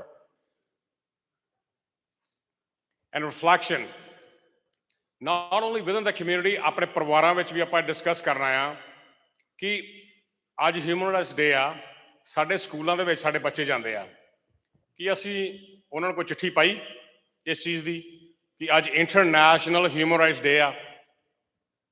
ਇਹ ਦਿਨ ਹਰ ਇੱਕ community ਵਾਸਤੇ ਆ, ਇਕੱਲਾ ਸਿੱਖਾਂ ਵਾਸਤੇ ਨਹੀਂ ਆ, ਪਰ ਇਸ ਦਿਨ ਦਾ ਨਾ ਡੂੰਘਾ ਰਿਸ਼ਤਾ ਸਿੱਖਾਂ ਦੇ ਨਾਲ ਆ। ਉਹ ਗਾਂਹ ਜਾ ਕੇ ਤੁਹਾਨੂੰ ਪਤਾ ਲੱਗੂਗਾ ਕਿਉਂ, and you will be very proud to hear that, absolutely proud and honored that ਜਿਹੜਾ ਅੱਜ ਦਾ ਜਿਹੜਾ 1945 ਵਿੱਚ ਯੂਨਾਈਟਿਡ ਨੇਸ਼ਨਸ ਨੇ ਜਿਹੜਾ ਚਾਰਟਰ ਤਿਆਰ ਕੀਤਾ ਸੀਗਾ, ਉਹ 15ਵੀਂ ਸ਼ਤਾਬਦੀ 'ਚ ਧੰਨ ਗੁਰੂ ਨਾਨਕ ਸਾਹਿਬ ਉੱਤੇ ਮੋਹਰ ਲਾ ਗਏ ਸੀਗੇ। Well, you see in a little bit. And this date is call to action. ਅੱਜ ਦਾ ਇੱਕ ਉਹ ਦਿਨ ਆ ਜਿਹਨੂੰ ਤੁਸੀਂ ਆਧਾਰ ਬਣਾ ਕੇ ਬੇਬਾਕੀ ਦੇ ਨਾਲ ਕਿਤੇ ਵੀ ਗੱਲ ਕਰ ਸਕਦੇ ਹੋ। ਮੋਰ ਸਰਪ੍ਰਾਈਜ਼ਿੰਗਲੀ ਤੁਹਾਡੀ ਇਹ ਗੱਲ ਮੀਡੀਆ ਵੀ ਦਬਾ ਨਹੀਂ ਸਕਦਾ because this is not only proclaimed, acknowledged internationally. ਅੱਜ ਦੇ ਦਿਨ ਜਿਹੜੀ ਤੁਸੀਂ ਗੱਲ ਕਰੋਗੇ ਉਹ ਹਰ ਕਮਿਊਨਿਟੀ ਦੇ ਕੰਨ 'ਚ ਜਾਊਗੀ। ਤੁਹਾਨੂੰ ਕੀ ਲੱਗਦਾ ਜਿਹੜੀ ਆਪਾਂ ਕੰਗਰੇਸ਼ਨ ਕਰ ਰਹੇ ਹਾਂ, ਕਨਵੈਨਸ਼ਨ ਕਰ ਰਹੇ ਹਾਂ, ਜਿੰਨਾ ਕਮਿਊਨਿਟੀ ਨਾਲ ਧੱਕਾ ਹੋਇਆ ਹੋਊਗਾ ਉਹ ਨਹੀਂ ਕਰਦੇ ਹੋਣਗੇ? You need to think outside the box. Have an allies. ਜਿੱਦਾਂ ਫੋਰ ਐਗਜ਼ਾਮਪਲ ਅਬਰੀਜਨਲ ਕਮਿਊਨਿਟੀਜ਼ ਨੇ ਆਪਣੀਆਂ, ਉਹਨਾਂ ਨਾਲ ਧੱਕਾ ਹੋਇਆ, ਉਹਨਾਂ ਦੇ ਕਿੱਦਾਂ ਪਾਣੀ ਖੋਏ ਗਏ, ਉਹਨਾਂ ਦੀ ਬੋਲੀ ਖੋਈ ਗਈ, ਉਹਨਾਂ ਨਾਲ ਫਿਜ਼ੀਕਲ, ਕਲਚਰਲ, ਲਿੰਗੁਇਸਟਿਕ ਜੈਨੋਸਾਈਡ ਕੀਤੀ ਗਈ। Likewise, same thing happened to us in Punjab. So all like-minded energy ਨੂੰ allies ਬਣਾਓ ਅੱਜ ਦੇ ਦਿਨ। This is your individual responsibility. ਤੁਹਾਡੇ ਬੱਚੇ ਨੇ, ਤੁਸੀਂ ਹੋ, ਤੁਹਾਡੇ colleagues ਨੇ, speak to them and present call to action. ਕੱਲਾ ਆਪਾਂ ਗੱਲ ਨਹੀਂ ਕਰਨੀ, how are we going to take a step forward to a resolution? Let's understand UN Charter. So international organization established in 1945. ਜਿਹੜਾ ਦੂਸਰਾ ਵਿਸ਼ਵ ਯੁੱਧ ਹੋਇਆ ਉਸ ਤੋਂ ਬਾਅਦ what was the need for that? ਜੇ ਤੁਹਾਨੂੰ ਪਹਿਲਾਂ ਮੈਂ ਰੋਸ਼ਨੀ ਪਾਈ ਹੈ ਇਸ ਤੇ ਕਿ atrocities, vulnerabilities, ਤੇ ਜਿਹੜੇ ਲੋਕ ਜਾਂ ਬਸ਼ਿੰਦੇ ਸੀਗੇ ਉਹਨਾਂ ਮੁਲਕਾਂ ਦੇ, they sought a need for this policy and countries came together. And ਜਿਹੜੀ ਆ ਜਨੀਵਾ ਕਨਵੈਨਸ਼ਨ ਹੈ ਨਾ, I want each and every one of you understand this deeply. ਜੇ ਤੁਸੀਂ ਸੰਘਰਸ਼ ਨੂੰ ਸਮਝਣਾ ਨਾ ਵੀ ਤੁਹਾਡੇ ਨਾਲ ਧੱਕਾ ਕਿਸ ਤਰ੍ਹਾਂ ਕੀਤਾ ਜਾ ਰਿਹਾ ਆ, ਤੇ ਤੁਸੀਂ ਉਸ ਜ਼ਾਲਮਾਨਾ ਸਰਕਾਰ ਨੂੰ ਉਹਨਾਂ ਦੇ ਧੱਕੇ ਉੱਤੇ ਜਵਾਬ ਕਿਹਦਾ ਦੇਣਾ ਆ? And that's what it is. ਜੋ ਹੁਣ ਤੱਕ ਇੰਟਰਨੈਸ਼ਨਲ ਇੰਟਰਫੇਰੈਂਸ ਵੀ ਹੋਈਆਂ ਆ, ਸਾਡੇ ਜਿਹੜੇ ਬੰਦੀ ਸਿੰਘ ਨੇ ਉਹਨਾਂ ਨੂੰ ਨਹੀਂ ਛੱਡਿਆ ਜਾ ਰਿਹਾ। ਆਪਣਾ ਜਿਹੜਾ ਨੀਲਾ ਤਾਰਾ ਆਪਰੇਸ਼ਨ ਕੀਤਾ ਗਿਆ, ਸਿੱਖ ਜਨੋਸਾਈਡ ਹੋਈ, ਈਵਨ ਪੋਸਟ ਪਾਰਟੀਸ਼ਨ 1947 ਦੀ, ਉਹ ਸਾਰੀ ਜਿਹੜੀ ਅਟਰੋਸਿਟੀ ਵਾਲਨਰੇਬਿਲਿਟੀਜ਼ ਉਹ ਜਨੀਵਾ ਕਨਵੈਨਸ਼ਨ ਤੇ ਢੁਕਦੀ ਆ।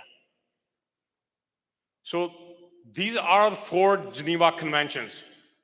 I want you to understand each and every one of these conventions. So ਪਹਿਲੀ ਜਿਹੜੀ convention ਆ, what is it? It's a treatment of the wounded and sick armed forces. ਹੁਣ ਸਰਦਾਰ ਜਗਦੀਪ ਸਿੰਘ ਨੇ ਗੱਲ ਕੀਤੀ ਸੀ red cross the. I'm really thankful for that, ਕਿਉਂਕਿ ਇਹਨਾਂ ਨੇ already stage ਜਿਹੜੀ ਸੈੱਟ ਕਰਤੀ, so it's making my job a little bit easier. ਹੁਣ ਜਨੀਵਾ ਕਨਵੈਨਸ਼ਨ ਜਿਹੜੀ ਆ ਇਹ 1949 ਚ ਹੋਈ ਆ। ਆਹ ਸੇਮ ਕਨਵੈਨਸ਼ਨ ਜਿਹੜੀ ਆ ਭਾਈ ਕਨ੍ਹਈਆ ਜੀ ਸਾਬਤ ਕਰ ਗਏ ਆ। ਯੂ ਥਿੰਕ ਅਬਾਊਟ ਇਟ, ਜਿਹੜਾ ਸਿੱਖ ਪੰਥ ਆ, ਜਿਹੜਾ ਖਾਲਸਾ ਆ, ਇਟਸ ਬਿਯੋਂਡ ਦੈਟ। ਉਹਨੇ ਇਕੱਲਾ ਇੱਕ ਧਰਤੀ ਦੀ ਗੱਲ ਨਹੀਂ ਕੀਤੀ, ਉਹਨੇ ਸਰਬ ਸਾਂਝੀ ਗੱਲ ਕੀਤੀ ਆ। So this is the very reason that we deserve the Raj, not only the Raj, we know how to do the Raj. So that's a proof of that.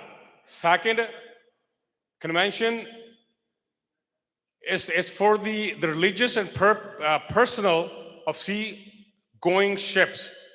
ਜਿਹੜੇ ਬਾਹਰ travel ਕਰਦੇ ਸੀ ਲੋਕ ਉਹਨਾਂ ਸਮਿਆਂ ਦੇ ਵਿੱਚ ਸਮੁੰਦਰੀ ਜਹਾਜ਼ਾਂ ਜਾਂ internationally, that's to protect them. So ਆਹ ਜਿਹੜੇ 4 conventions ਨੇ, ਪਰ ਇਹਦੇ ਵਿੱਚ ਜਿਹੜੀ ਚੌਥੀ ਕਨਵੈਨਸ਼ਨ ਹੈ, I want you to read that carefully. It talks about civilians, including in occupied territories. Indian occupied Punjab. The 4th convention ਜਿਹੜੀ ਹੈ ਨਾ, that's direct relation to the Sikh atrocities and Sikh civil and human rights violation. ਭਾਰਤੀ state ਨੇ ਇਹ ਚੌਥੀ convention ਇੱਕ ਵਾਰ ਨਹੀਂ ਉਹਨਾਂ ਨੇ ਵਾਇਲੇਟ ਕੀਤੀ, over and over. And there are additional protocols for that, which a broader definition of combat and the protection of civilians from the efforts of hostilities. So these conventions were put together for a purpose. So let's talk about this a little bit in detail. On rights of political descendants and refugees, 1951 Refugee Convention. ਇਹਦੇ ਆਧਾਰ ਤੇ ਜਿਹੜਾ ਭਾਈ ਹਰਦੀਪ ਸਿੰਘ ਨਿੱਜਰ ਦੀ ਸ਼ਹਾਦਤ ਹੋਈ ਆ, that's a direct violation. Refugee status ਜਿਹੜਾ ਆ ਖਾਲਸਾ ਜੀ, ਉਹਨੂੰ ਮਿਲਦਾ ਆ ਜਿਹਦੀ ਜਾਨ ਉਹਦੇ ਮੁਲਕ ਵਿੱਚ ਸੇਫ ਨਹੀਂ ਹੁੰਦੀ।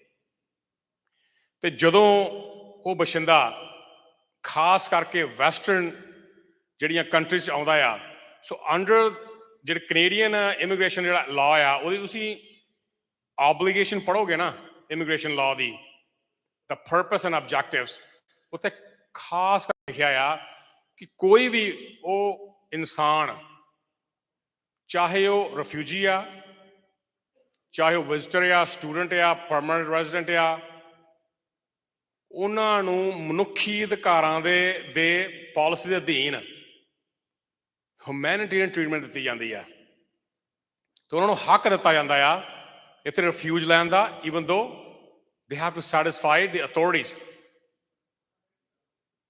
ਪਰ ਹੁਣ ਇਸ਼ੂ ਕੀ ਆ, ਕੱਲਾ ਭਾਰਤੀ ਸਟੇਟ ਨੇ ਇਹਨੂੰ ਵਾਇਲੇਟ ਹੀ ਨਹੀਂ ਕੀਤਾ, ਉਹਨਾਂ ਦੀ ਯੂਰਤ ਵੇਖੋ ਕਿ ਉਹ ਕੁਐਸਚਨ ਕਰ ਰਹੇ ਨੇ ਔਨ ਟਾਪ ਆਫ ਦੈਟ ਕਿ ਜਿਹੜੇ ਸਿੱਖ ਇੱਥੇ ਬੈਠੇ ਨੇ ਉਹ ਸਾਡੇ ਬਸ਼ਿੰਦੇ ਨੇ ਤੇ ਸਾਡਾ ਉਹ ਹੱਕ ਬਣਦਾ ਹੈ ਕਿ ਅਸੀਂ ਉਹਨਾਂ ਤੇ ਇਹ ਗੱਲ ਕਰ ਸਕਦੇ ਹਾਂ। ਸੋ ਹੇਅਰਸ ਅ ਕੰਟਰਡਿਕਟਰੀ, ਉਹ ਆਪਣੇ ਹੀ ਪੈਰ ਤੇ ਕੁਹਾੜੀ ਕਿੱਦਾਂ ਮਾਰਦੇ ਨੇ। That's why I want you to understand this. ਕੋਈ ਵੀ ਸਟੇਟਮੈਂਟ ਆਉਂਦੀ ਆ, ਤੁਸੀਂ ਇਹਨਾਂ ਚੀਜ਼ਾਂ ਧਿਆਨ 'ਚ ਰੱਖੋ। ਜਦੋਂ ਉਹ ਹੁਣ ਇੱਕ ਪਾਸੇ ਇਹ ਗੱਲ ਕਹਿੰਦੇ ਨੇ ਕਿ ਜਿਹੜੇ ਭਾਰਤੀ ਉੱਥੇ ਬੈਠੇ ਨੇ once they were our citizen, ਕਿਉਂਕਿ ਇੱਥੋਂ ਦੀ ਸਿਟੀਜ਼ਨ ਸਭ ਨੂੰ ਨਿਊਟਰਲਿਜ਼ਮ ਹਿਸਾਬ ਨਾਲ ਮਿਲੀ ਆ। You understand this? But the problem is that Indian state is oppressor, ਤੇ ਉਹ ਆਪਣਾ ਹੱਕ ਖੋ ਬੈਂਦੇ ਨੇ, ਚਾਹੇ ਉਹ ਉਹਨਾਂ ਦਾ ਜਮਾਂਦਰੂ ਹੀ ਸਿਟੀਜ਼ਨ ਕਿਉਂ ਨਹੀਂ ਸੀਗਾ, ਜਦੋਂ ਉਹ ਅਪਰੈਸਰ ਬਣ ਜਾਂਦੇ ਨੇ। And that's what this article A12 means। ਉਸ ਇਨਸਾਨ ਤੋਂ ਉਹ ਆਪਣਾ ਹੱਕ ਖੋ ਬੈਂਦੇ ਨੇ, ਉਹ ਇਨਸਾਨ ਉਹਨਾਂ ਦੇ ਬਿਲੋਂਗਿੰਗ 'ਚ ਨਹੀਂ ਰਹਿੰਦਾ।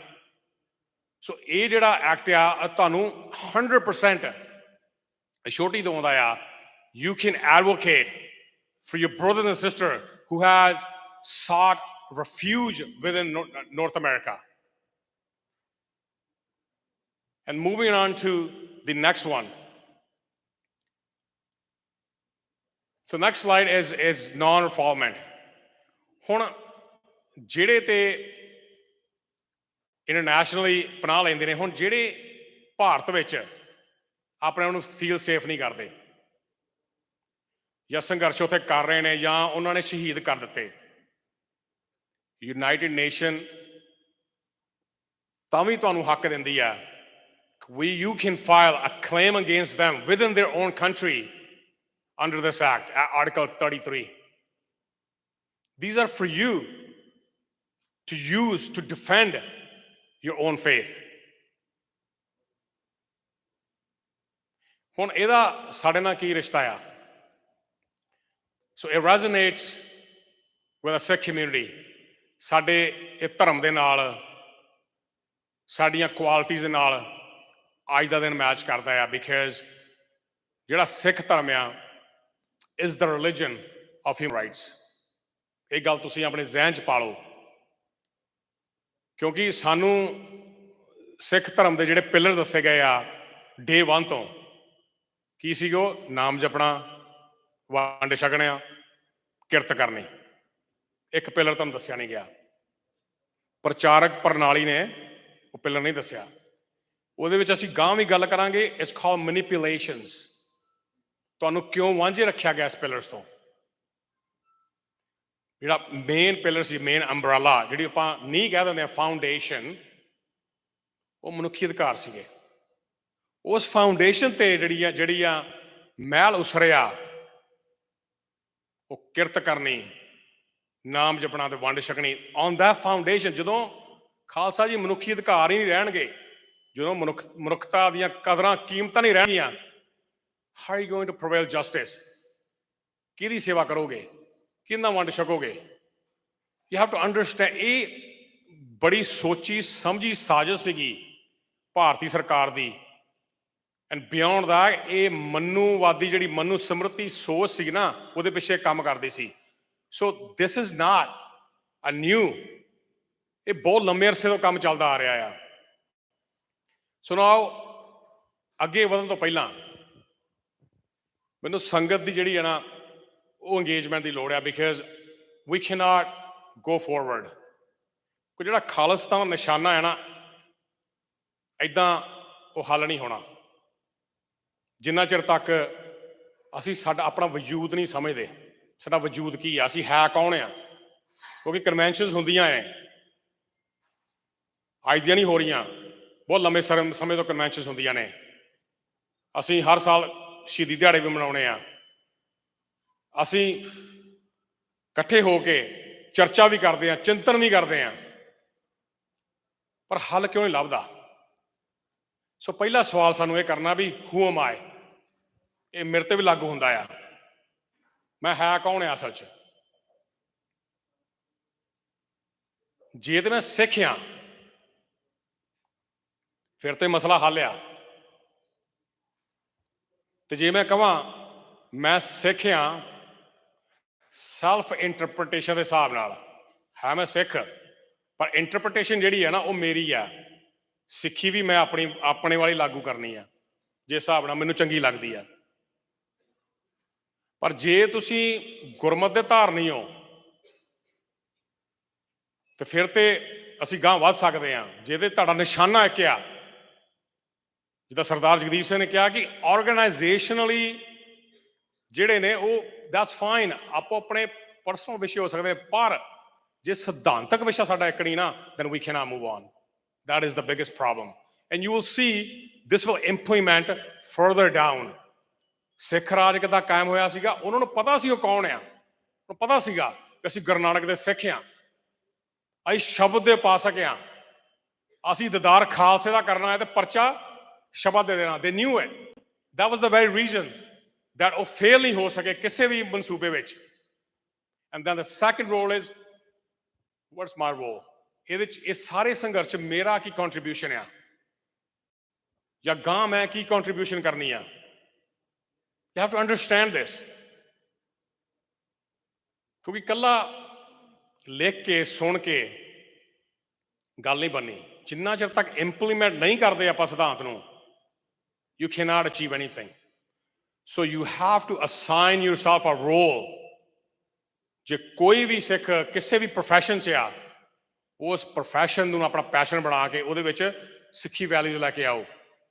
ਤੁਹਾਡਾ ਅਲਟੀਮੇਟ ਜਿਹੜਾ ਨਿਸ਼ਾਨਾ ਹੈ ਉਹ ਸਿੱਖ ਰਾਜ ਹੋਣਾ ਚਾਹੀਦਾ। ਓਨਲੀ ਸਿੱਖ ਰਾਜ, nothing else. You have to understand this. ਇਹ ਤੁਹਾਨੂੰ ਬੜੀ ਬੇਬਾਕੀ ਨਾਲ ਕਹਿਣਾ ਪੈਣਾ ਆ, ਫੀਅਰਲੈਸਲੀ ਕਹਿਣਾ ਪੈਣਾ ਆ ਕਿ ਸਿੱਖ ਸਿੱਖਿਆ, ਸਿੱਖ ਰਾਜ ਸੀਗਾ, ਪੰਜਾਬੀ ਰਾਜ ਨਹੀਂ ਸੀਗਾ। ਉਹਦੇ ਬਾਰੇ ਅਸੀਂ ਗਾਂ ਗੱਲ ਕਰਾਂਗੇ। ਮਾਈ ਪਰਪਸ, ਮੇਰਾ ਆਬਜੈਕਟਿਵ ਕੀ ਆ? ਨਾਟ ਓਨਲੀ ਟੂ ਦਿਸ ਸੰਘਰਸ਼, ਇੱਥੇ ਆਉਣ ਦਾ ਮੇਰਾ ਕੀ ਅੱਜ ਦਾ ਕੀ ਮੇਰਾ ਆਬਜੈਕਟਿਵ ਆ, ਪਰਪਸ ਕੀ ਮੇਰਾ ਅੱਜ ਦਾ, ਇੱਥੋਂ ਮੈਂ ਕੀ ਇਕੱਠਾ ਕਰਕੇ ਲੈ ਕੇ ਜਾਣਾ ਆ। ਮੈਂ ਕ੍ਰਾਂਤੀ ਲੈ ਕੇ ਜਾਣੀ ਆ ਕਿ ਮੈਂ just to show that we ਮੈਂ ਵਰਲਡ ਸਿੱਖ ਪਾਰਲੀਮੈਂਟ ਦੇ ਕਨਵੈਨਸ਼ਨ ਤੇ ਗਏ ਸੀਗੇ, ਉੱਥੇ ਸ਼ਿਰਕਤ ਕੀਤੀ, ਅਸੀਂ ਰੋਲ ਅਦਾ ਕਰਤਾ। And perhaps take a few pictures, post it on social media, and call ourselves Khalistanis. Perhaps show our friends and families that, hey, we were there. And that's a proof we are Khalsa. Is that it? ਅੱਜ ਦਾ ਜਿਹੜਾ ਸਾਡਾ purpose ਹੈ ਨਾ, has to be unified. ਇੱਥੋਂ force multiply ਹੋਣੀ ਚਾਹੀਦੀ ਆ। ਜਦੋਂ ਅਗਲੀ ਵਾਰੀ ਆਉਣਾ ਆ, ਇੱਥੇ ਕੁਰਸੀ ਰੱਖਣ ਨੂੰ ਥਾਂ ਨਹੀਂ ਹੋਣੀ ਚਾਹੀਦੀ। That's the point. You have to go outside and preach beyond these walls. ਵੀ ਆ ਸਾਡਾ ਪਰਪਸ ਸੀਗਾ, ਅਸੀਂ ਹੋਰਾਂ ਨੂੰ ਗਾਂ ਲੈ ਕੇ ਆਉਣਾ। And my commitment. What is my commitment? ਸਾਡੀ ਕਮਿਟਮੈਂਟ ਸਾਡੇ ਨਾਲ ਇਸ ਪੰਥ ਦੇ ਨਾਲ ਆ। ਇਹ ਗੱਲ ਯਾਦ ਰੱਖਿਓ, ਜਿਹੜਾ ਪੰਥ ਦਾ ਵਾਲੀ ਨਹੀਂ ਹੋ ਸਕਿਆ ਨਾ, ਉਹ ਕਿਸੇ ਦਾ ਵਾਲੀ ਨਹੀਂ। You have to understand this. ਇਹ ਜਿਹੜੇ ਸਾਡੇ ਪਾਇਨੀਅਰਸ ਨੇ, ਉਹਨਾਂ ਸਿੱਧ ਕਰਕੇ ਦੱਸਿਆ ਆ, ਉਹਨਾਂ ਦੇ ਆਪਣੇ ਕੋਈ ਸਾਫ ਮੋਟਿਵ ਨਹੀਂ ਸੀਗੇ। ਖਾਲਸਾ ਜੀ ਉਹਨਾਂ ਦੇ ਨਵਾਬੀਆਂ ਵੀ ਠਕਰਾਤੀਆਂ ਮਿਲਦੀਆਂ ਸੀਗੀਆਂ। ਸਿੱਖਾਂ ਦਾ ਮੁਗਲ ਰਾਜ ਦੇ ਨਾਲ ਕੋਈ ਦੁਸ਼ਮਣੀ ਨਹੀਂ ਸੀਗੀ, ਸਗੋਂ ਮੁਗਲ ਚਾਹੁੰਦੇ ਸੀਗੇ ਕਿ ਸਿੱਖ ਪੈਰਲਲ ਹੋ ਕੇ ਚੱਲਣ ਉਹਨਾਂ ਨਾਲ। ਉਹਨਾਂ ਦੀ ਤਾਕਤ ਵੱਧਦੀ ਸੀਗੀ। ਕਿਉਂ ਨਹੀਂ ਚੱਲੇ? ਕਿਉਂਕਿ ਉਹ ਅਪਰੈਸਰ ਸੀਗੇ। ਹੁਣ ਇਹ ਧਰਮ ਨਹੀਂ ਹੈ, ਇੱਥੇ ਪਾਲਿਸੀ ਦੀ ਗੱਲ ਕਰਦਾ ਮੈਂ। ਉਹਨਾਂ ਨੂੰ ਪਤਾ ਸੀਗਾ ਕਿ ਸਿੱਖਾਂ ਨੂੰ ਪਤਾ ਸੀਗਾ ਉਹ ਅਪਰੈਸਰਸ ਨੇ, ਅਸੀਂ ਅਪਰੈਸਰ ਦਾ ਸਾਥ ਨਹੀਂ ਦੇਣਾ। ਹਾਲਾਂਕਿ they were given many opportunities to alliance with the Mughal Raj, but they denied because they had one commitment, that was ek panth ek granth. That was it, and that should be our commitment. So now let's talk about Sikh revolution.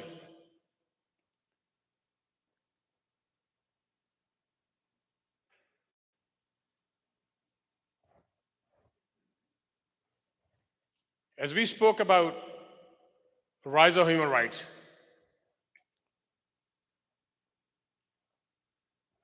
next slide. So why are we mentioning rise of human rights? There's a purpose behind it. ਕਿਉਂਕਿ ਜਿਹੜੀ ਮਨੁੱਖੀ ਅਧਿਕਾਰਾਂ ਦੀ foundation ਆ ਉਹ ਧੰਨ ਗੁਰੂ ਨਾਨਕ ਪਾਤਸ਼ਾਹ ਤੋਂ ਸ਼ੁਰੂ ਹੁੰਦੀ ਆ and there is a proof for that. ਉਹਦਾ ਮੈਂ ਤੁਹਾਨੂੰ ਜਾਗਦਾ ਜਿਉਂਦਾ ਪ੍ਰਮਾਣ ਦੱਸਦਾ ਆ ਕਿਉਂਕਿ before understanding the whole concept ਮੈਂ ਬਹੁਤ ਖੋਜ ਕੀਤੀ ਕਿ ਸਿੱਖ ਧਰਮ ਇੱਕੋ ਧਰਮ ਆ ਪੂਰੀ ਦੁਨੀਆ ਦੇ ਵਿੱਚ ਜਿਹੜਾ ਕਿ ਮਨੁੱਖੀ ਅਧਿਕਾਰਾਂ ਦੀ ਗੱਲ ਕਰਦਾ ਆ।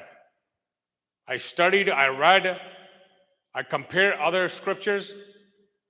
ਉਹ ਸਿਰਫ ਤੇ ਸਿਰਫ ਆਪਣੀ ਗੱਲ ਕਰਦੇ ਆ, ਆਪਣੀ ਗਿਣਤੀ ਵਧਾਉਣ ਦੀ ਗੱਲ ਕਰਦੇ ਆ ਜਾਂ ਆਪਣੀ ਪ੍ਰੇਜ਼ ਕਰਦੇ ਆ। ਪਰ ਸਿੱਖ ਇਕਲੌਤਾ ਪੰਥ ਸੀਗਾ ਜਿਹਨੇ ਫਾਊਂਡੇਸ਼ਨ ਹੀ ਮਨੁੱਖੀ ਅਧਿਕਾਰਾਂ ਨੂੰ ਰੱਖੀ। ਸੋ ਭਾਈ ਗੁਰਦਾਸ ਜੀ ਉਹਦੀ ਗਵਾਹੀ ਭਰਦੇ ਆ 24 ਵਾਰ ਦੇ ਵਿੱਚ ਜਦੋਂ ਉਹ ਧੰਨ ਗੁਰੂ ਨਾਨਕ ਪਾਤਸ਼ਾਹ ਦੀ ਜਿਹੜੀ ਉਹਦੇ ਮੁੱਢਲੇ ਉਹਨਾਂ ਦੇ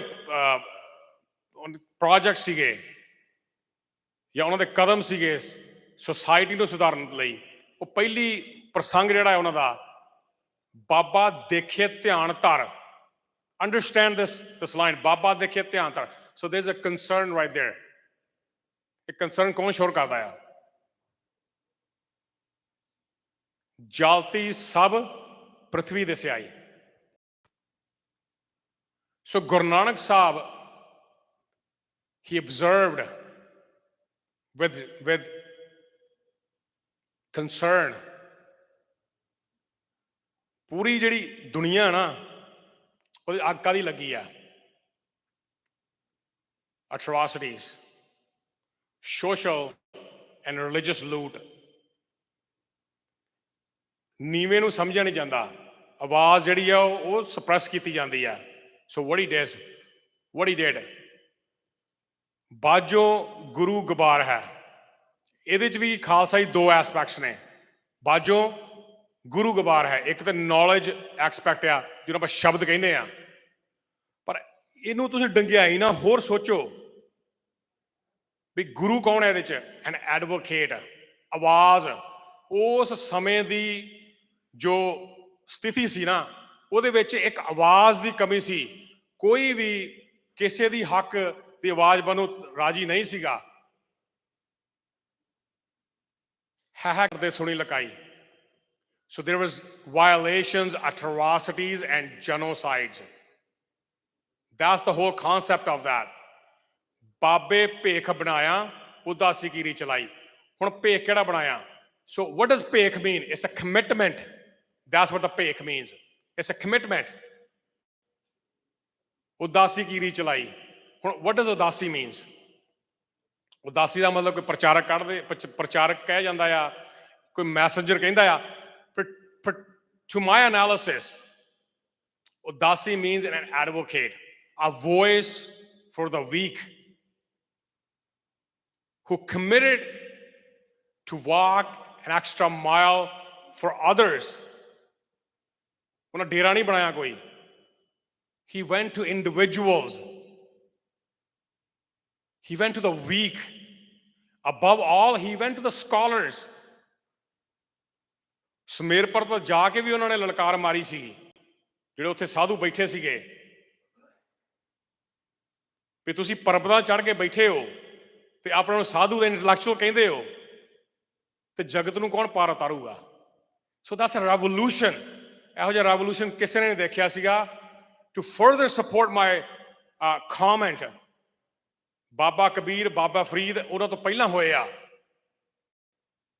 ਪਰ ਜਦੋਂ ਗੁਰੂ ਨਾਨਕ ਸਾਹਿਬ ਨੇ ਉਹਨਾਂ ਨੂੰ ਕੰਪਾਈਲ ਕੀਤਾ, ਆਪਣਾ ਸੰਗੀ ਬਣਾਇਆ, ਲੋਕਾਂ ਨੂੰ ਉਹਨਾਂ ਦੀ ਬਾਣੀ ਸਮਝ ਲੱਗੀ ਤੇ ਕ੍ਰਾਂਤੀ ਪੈਦਾ ਹੋਈ। ਉਸ ਤੋਂ ਪਹਿਲਾਂ ਵੀ ਬਾਬਾ ਕਬੀਰ ਹੋਂਦ ਸੀਗਾ। Why was that?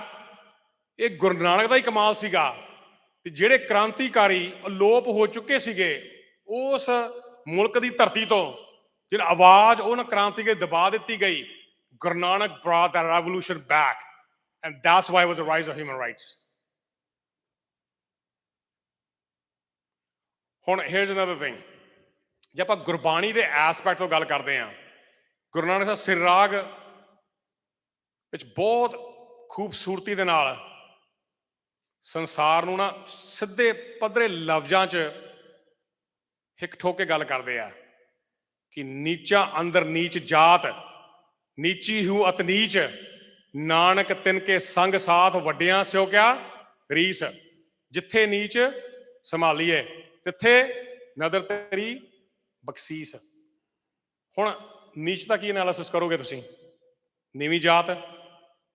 ਪਰ if I look beyond that, ਜਿਹਦੀ ਕੋਈ ਆਵਾਜ਼ ਹੀ ਹੈ ਨਹੀਂ ਗੀ, ਜਿਹਦੀ ਆਵਾਜ਼ ਹੀ ਕੋਈ ਹੈ ਨਹੀਂ, ਜਿਹੜਾ ਦਲਿਆ ਮਲਿਆ ਆ, ਗੁਰੂ ਨਾਨਕ ਉਹਨਾਂ ਦੀ ਆਵਾਜ਼ ਬਣਿਆ,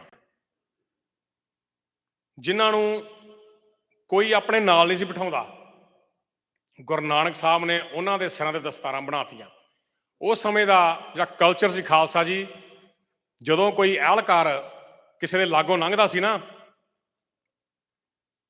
ਤੇ ਉਸ ਸਮੇਂ ਦੀ ਜਿਹੜੀ ਲੋਕਾਈ ਸੀਗੀ ਜਾਂ ਜਨਤਾ ਸੀਗੀ, ਉਹ ਪੱਗ ਲਾਹ ਕੇ ਕਛਾਂ 'ਚ ਮਾਰ ਲੈਂਦੀ ਸੀ ਤੇ ਜੁੱਤੀਆਂ ਸਿਰਾਂ 'ਤੇ ਰੱਖ ਲੈਂਦੇ ਸੀਗੇ।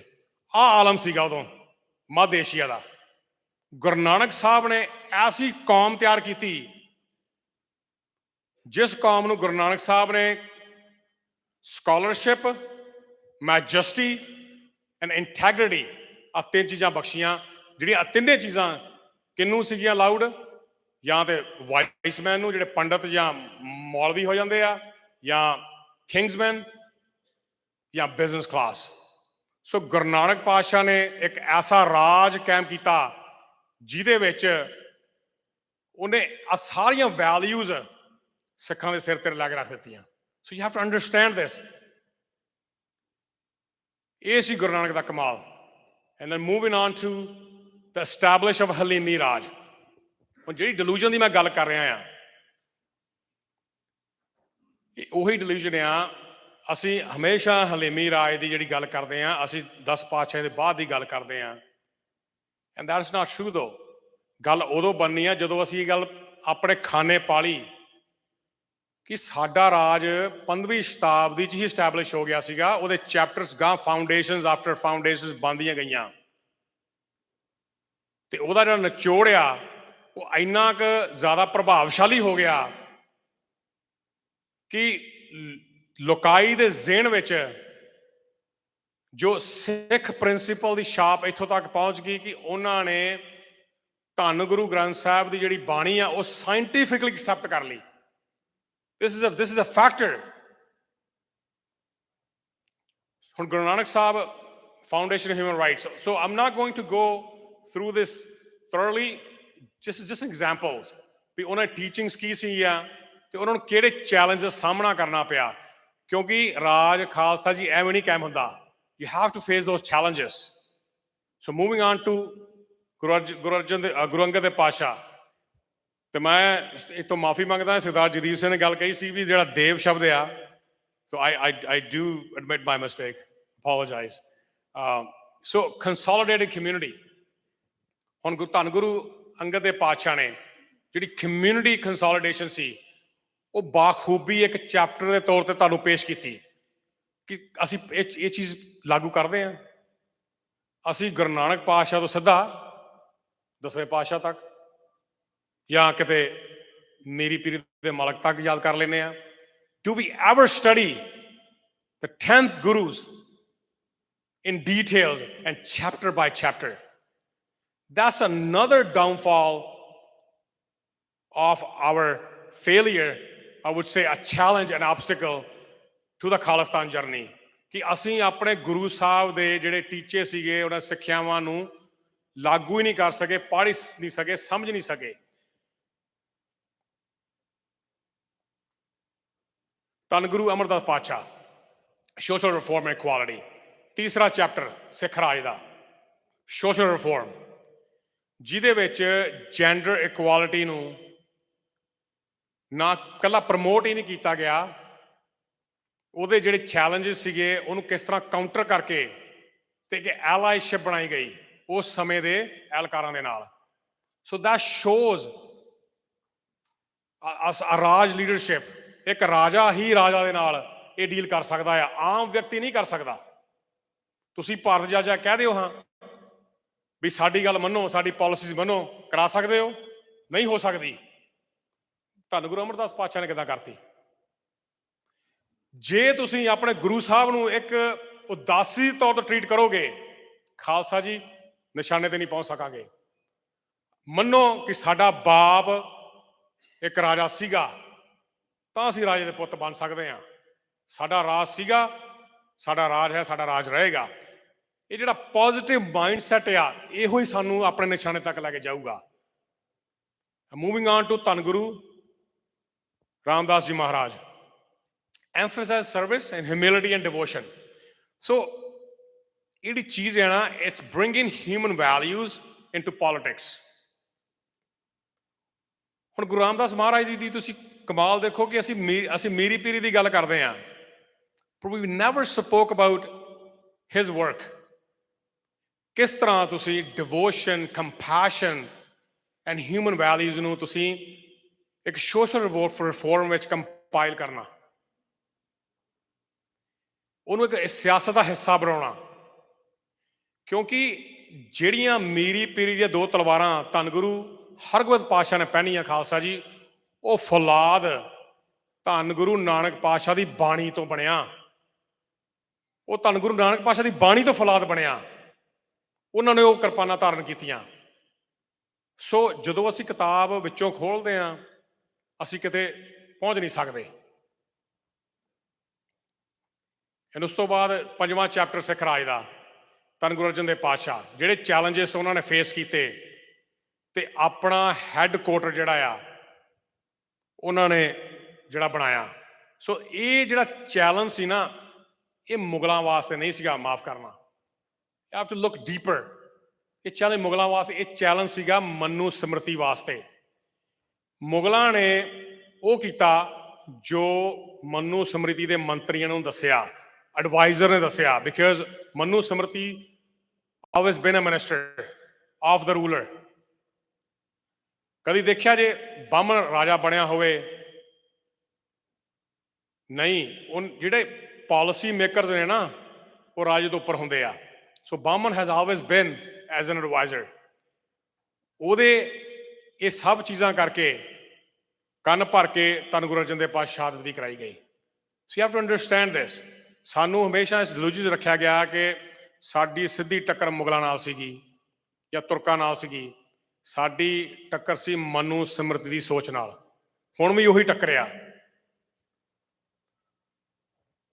And then moving on to Guru Hargobind Pasha. So I'm going to skip through some of these slides, but I do want to talk about this. ਸਭ ਤੋਂ ਵੱਧ ਅੰਡਰਮਾਈਨ ਧੰਨ ਗੁਰੂ ਹਰਿ ਪਾਤਸ਼ਾਹ ਤੇ ਧੰਨ ਗੁਰੂ ਹਰਕ੍ਰਿਸ਼ਨ ਪਾਤਸ਼ਾਹ ਨੂੰ ਕੀਤਾ ਗਿਆ। Why is that? Guru Har Pasha was a defender of our faith. ਉਹ ਸਮਾਂ ਸੀ ਖਾਲਸਾ ਜੀ ਜਦੋਂ ਇੰਟਰਨਲ ਕੌਨਫਲਿਕਟ ਇੰਨੇ ਵੱਧ ਚੁੱਕੇ ਸੀਗੇ ਕਿ ਉਹਨਾਂ ਨੇ ਜਿਹੜੀ ਸ਼ੀਲਡ ਬਣ ਕੇ ਸਿੱਖ ਆਇਡੈਂਟੀਟੀ ਨੂੰ, ਬਾਣੀ ਨੂੰ ਕਿਸ ਤਰ੍ਹਾਂ ਡਿਫੈਂਡ ਕੀਤਾ, we never spoke about it. And then ਉਹਨਾਂ ਦੀ ਜਿਹੜੀ ਲੈਗੇਸੀ ਆ, ਉਹ ਹਰਕ੍ਰਿਸ਼ਨ ਪਾਤਸ਼ਾਹ ਜਿਹੜੇ ਆ, ਬਾਲਾ ਪ੍ਰੀਤਮ ਜੀ 8 ਸਾਲ ਦੀ ਉਮਰ ਦੇ ਵਿੱਚ ਉਹ ਕਿੱਦਾਂ ਕੈਰੀ ਔਨ ਕਰਦੇ ਆ। You have to understand these things. ਜਦੋਂ ਆਪਾਂ ਆਪਣੇ ਗੁਰੂ ਸਾਹਿਬ ਦੇ ਜਿਹੜੇ ਉਹਨਾਂ ਦੇ ਪੂਰਨੇ ਪਾਏ ਆ, ਉਹਨਾਂ ਤੇ ਗੱਲ ਨਹੀਂ ਕਰਦੇ, ਉਹਨਾਂ ਨੂੰ ਅੰਡਰਮਾਈਨ ਕਰ ਲੈਂਦੇ ਆ। This is also part of manipulations. And ਧੰਨ ਗੁਰੂ ਤੇਗ ਬਹਾਦਰ ਮਹਾਰਾਜ, A legacy of human rights. ਇਹ ਆਪਣਾ ਨਵਾਂ ਜਿਹੜਾ ਚੈਪਟਰ ਸਿੱਖ ਰਾਜ ਦਾ, ਜਿਸ ਨੇ ਪਹਿਲੇ ਨਾਨਕ ਨੇ ਜਨੇਊ ਪਾਉਣ ਤੋਂ ਮਨਾ ਕੀਤਾ, ਪਰ ਨਵਾਂ ਨਾਨਕ ਕਹਿੰਦਾ ਹੁਣ ਲਾਉਣ ਨਹੀਂ ਦੇਣਾ। ਸਹਿਮਤ ਫਿਰ ਵੀ ਨਹੀਂ ਹੈਗੇ, ਜਨੇਊ ਨਾਲ ਸਾਡੀ ਕੋਈ ਸਹਿਮਤੀ ਨਹੀਂ ਹੈ, ਪਰ ਧੱਕੇ ਨਾਲ ਨਹੀਂ ਲਾਉਣ ਦੇਣਾ। ਸੋ that is the real picture of the Sikhi. What is our takeaway from this? ਵੀ ਆਪਾਂ ਇਸ ਪਹਿਲੇ ਚੈਪਟਰ ਚੋਂ what we learn from this, ਜਿਹੜਾ ਹਲੀਮੀ ਰਾਜ ਸੀਗਾ, ਜਿਹੜਾ 10 ਗੁਰੂ ਸਾਹਿਬਾਨਾਂ ਨੇ ਕੰਪਾਈਲ ਕਰਕੇ ਤੇ ਹਿਊਮਨ ਰਾਈਟਸ ਉੱਤੇ ਫਾਊਂਡੇਸ਼ਨ ਉੱਤੇ ਜਿਹੜਾ ਉਹਨਾਂ ਨੇ ਇੱਕ ਮਹਿਲ ਖੜਾ ਕੀਤਾ, their legacy is going to be carried into this Sikh Confederacy, ਜਿਹੜਾ ਲੰਬਾ ਸੰਘਰਸ਼ ਜਿਹੜਾ ਆ 1716 ਚ ਤੇ 1799 ਤੱਕ ਜਿਹੜਾ ਸਿੱਖਾਂ ਨੇ ਲੰਮੇ ਸਮੇਂ ਤੱਕ ਜਿਹੜਾ ਆ ਉਹ ਕੀਤਾ।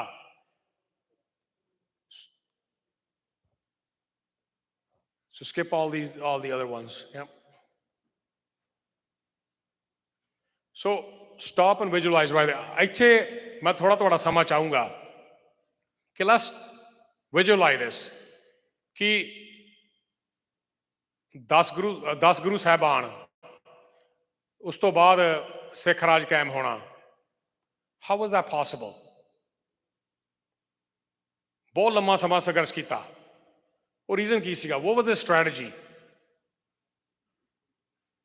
Live in accordance with Sikh values. That was their strategies. ਉਹ ਆਪਣੀ ਮਤ ਮੁਤਾਬਕ ਨਹੀਂ ਚੱਲੇ। ਉਹਨਾਂ ਦੀ ਜਿਹੜੀ ਸੈਲਫ ਸਿੱਖੀ ਇੰਟਰਪ੍ਰੀਟੇਸ਼ਨ, ਖਾਲਸਾ ਜੀ, is the most dangerous thing you can do to your nations. ਜੇ ਤੁਸੀਂ ਸੈਲਫ ਸਿੱਖੀ ਇੰਟਰਪ੍ਰੀਟੇਸ਼ਨ ਨੂੰ ਲਾਗੂ ਕਰੋਗੇ, you can never reach to the goal. ਉਹਨਾਂ ਨੇ ਨਹੀਂ ਕੀਤਾ। They lived according to the Sikh value, unionizing, shared leadership, ਪੰਜ ਪ੍ਰਧਾਨੀ ਸੋਚ ਨੂੰ ਲਾਗੂ ਕਰਕੇ they focused onto democracy, justice and equality, focus in pursuant to Sikh establishment and their faith, meaning ek granth ek panth. So here's the era from 1947 to present. So in the light of UN policies, Geneva Conventions, these were the steps taken by the Indian agencies to eradicate Sikh Raj, manipulations. ਜਦੋਂ ਵੰਡ ਹੁੰਦੀ ਹੈ ਦੇਸ਼ ਦੀ, ਸੋ ਕਾਲ ਉਹਨਾਂ ਦੇ ਲਫ਼ਜ਼ਾਂ ਵਿੱਚ, ਤੇ ਉਸ ਸਮੇਂ ਦੇ ਵਿੱਚ ਜਿਹੜੇ ਸਿੱਖ ਪਰਲੇ ਪੰਜਾਬ ਤੋਂ ਆਉਂਦੇ ਆ, they were seeking shelters. ਉਹਨਾਂ ਨੂੰ ਮੈਨੀਪੂਲੇਟ ਕਰਕੇ ਕਿਸ ਤਰ੍ਹਾਂ ਆਪਣੇ 'ਚ ਉਹਨਾਂ ਨੇ ਬਾਅਦ 'ਚੋਂ assimilate ਕੀਤਾ। The assimilations converted into genocide, ਇੰਨਾ ਵੀਕ ਕਰ ਦਿੱਤਾ ਗਿਆ that converted into genocide. ਤੇ genocide ਵੀ ਦੋ ਹੋਈਆਂ, ਇੱਕ ਪੰਜਾਬ 'ਚ, ਇੱਕ ਦਿੱਲੀ 'ਚ। ਜਿਹੜੇ ਪੰਜਾਬ ਦੇ ਸਿੱਖ ਸੀਗੇ ਉਹ ਸ਼ਸਤਰਧਾਰੀ ਸੀਗੇ, ਮੇਰੀ ਪੀਰ ਨੂੰ ਸਮਰਪਿਤ ਸੀ। ਜਿਹੜੇ ਦਿੱਲੀ ਵਾਲੇ ਸਿੱਖ ਸੀਗੇ, they were manipulated and then assimilated ਕਿ ਤੁਸੀਂ ਸਾਡੇ 'ਚੋਂ ਨਿਕਲੇ ਹੋ, ਸਾਡਾ ਹਿੱਸਾ ਹੋ, ਸਾਰੇ ਧਰਮ ਇੱਕੋ ਜਿਹੇ ਹੁੰਦੇ ਆ। ਇਹ ਬਾਰ ਰੈਪੀਟੀਸ਼ਨ ਆਫਟਰ ਰੈਪੀਟੀਸ਼ਨ, ਇਹ ਤੁਹਾਨੂੰ ਇੰਨਾ ਕੁ ਪੱਕਾ ਕਰ ਦਿੱਤਾ ਗਿਆ ਕਿ ਤੁਸੀਂ ਇਸ ਗੱਲ ਤੋਂ ਕਹਿਣ ਤੋਂ ਡਰਨ ਲੱਗ ਗਏ ਕਿ ਨਹੀਂ, ਅਸੀਂ ਖਾਲਸੇ ਆ, ਸਾਡਾ ਨਿਸ਼ਾਨਾ ਖਾਲਿਸਤਾਨ ਆ। ਸੋ ਇਹ ਇਨਫਲੂਐਂਸ ਜਿਹੜਾ ਆ ਇੰਨਾ ਜ਼ਿਆਦਾ ਤੁਹਾਡੇ ਤੇ ਹਾਵੀ ਉਹ ਸਰਕਾਰ, ਉਹ ਜਿਹੜੀ ਏਜੰਸੀ ਆ ਉਹ ਕਰ ਦਿੰਦੀ ਆ। And then yet another quest to Sikh Raj, Khalistan. So ਵੀਹਵੀਂ ਸ਼ਤਾਬਦੀ ਤੋਂ ਬਾਅਦ, like post 47 ਜਾਂ partition, that's when Sikh realized that ਸਾਡੇ ਕੋਲ ਹੱਲ ਨਹੀਂ ਹੈ ਕੋਈ। So move on to the very last one. Yeah, keep skipping that. So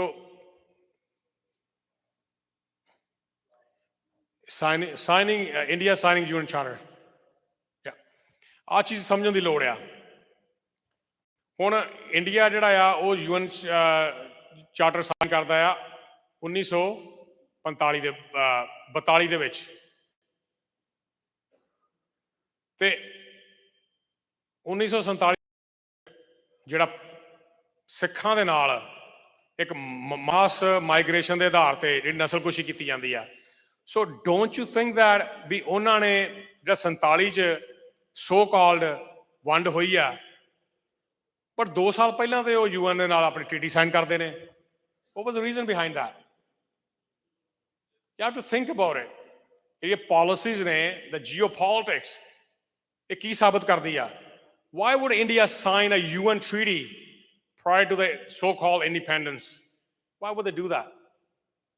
You ever thought about that? They knew exactly what they were going to do. ਉਹਨਾਂ ਦੀ ਇਹ ਸੋਚ ਸੀਗੀ ਵੀ ਜਿੰਨਾ ਚਿਰ ਤੱਕ ਸਿੱਖ ਸਾਡੇ ਇਸ ਮੁਲਕ 'ਚ ਰਹਿਣਗੇ ਅਸੀਂ ਆਪਣਾ ਜਿਹੜਾ ਰਾਜ ਆ ਉਹ ਗਾਹ ਨਹੀਂ ਕਰ ਸਕਦੇ।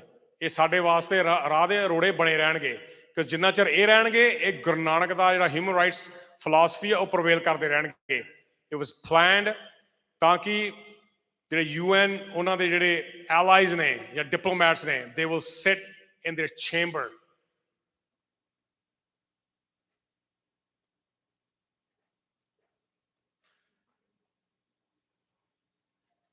So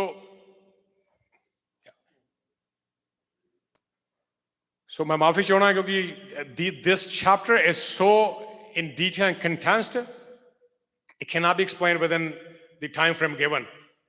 पर एक चीज जिहड़ी मैं तुहानू request करदा and I'm more than happy to provide these articles, the documents to you all, ताकि तुसी ये सारे document reference करके जिहड़ी भी कोई report बनदी है, for example if you come across a false information, ਤੁਸੀਂ ਇਸ ਡਾਕੂਮੈਂਟ ਦੇ ਆਧਾਰ ਤੇ ਤੁਸੀਂ ਸਰਕਾਰ ਨੂੰ ਚਿੱਠੀ ਲਿਖ ਸਕਦੇ ਹੋ and you have the right to do that under these declarations. So after the presentation we will be there to answer any of your questions. ਤੇ ਇੰਨੇ ਬੇਨਤੀਆਂ ਪ੍ਰਵਾਨ ਕਰੋ। ਵਾਹਿਗੁਰੂ ਜੀ ਕਾ ਖਾਲਸਾ, ਵਾਹਿਗੁਰੂ ਜੀ ਕੀ ਫਤਿਹ।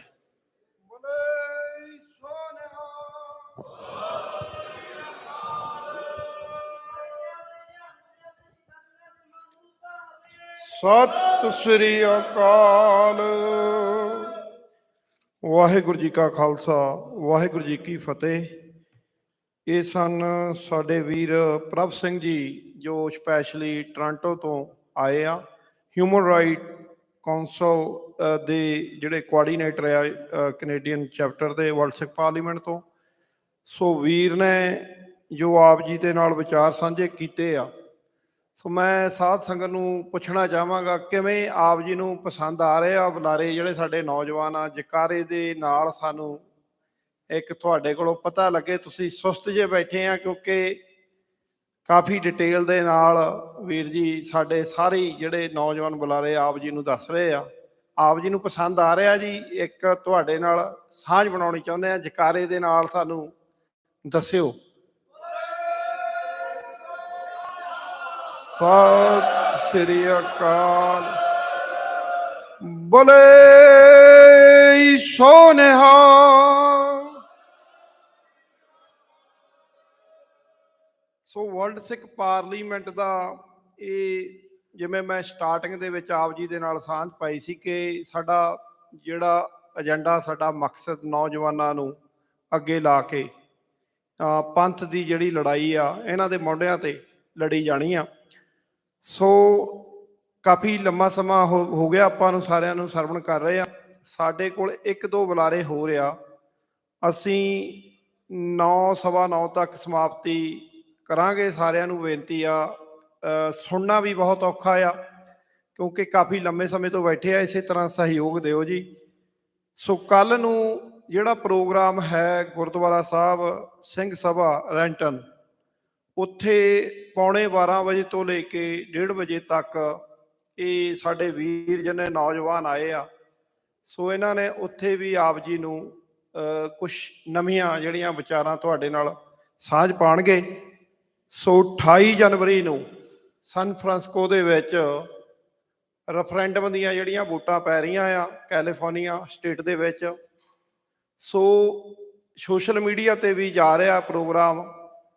ਸੋ ਸਾਰੀ ਸੰਗਤ ਨੂੰ ਬੇਨਤੀ ਆ, ਜਿੱਥੇ ਵੀ ਤੁਹਾਡੇ ਭੈਣ ਭਰਾ ਕੈਲੀਫੋਰਨੀਆ ਸਟੇਟ ਦੇ ਵਿੱਚ ਬੈਠੇ ਆ, ਉਹਨਾਂ ਨੂੰ ਜ਼ਰੂਰ ਬੇਨਤੀਆਂ ਕਰਿਓ। ਨੈਕਸਟ ਈਅਰ 28 ਜਨਵਰੀ ਸੋ ਸਟੇਟ ਕੈਲੀਫੋਰਨੀਆ ਸਨ ਫਰਾਂਸਿਸਕੋ ਦੇ ਵਿੱਚ ਆਪ ਜੀ ਨੇ ਯੋਗਦਾਨ ਪਾਉਣਾ, ਕਿਉਂਕਿ ਆਸਟ੍ਰੇਲੀਆ,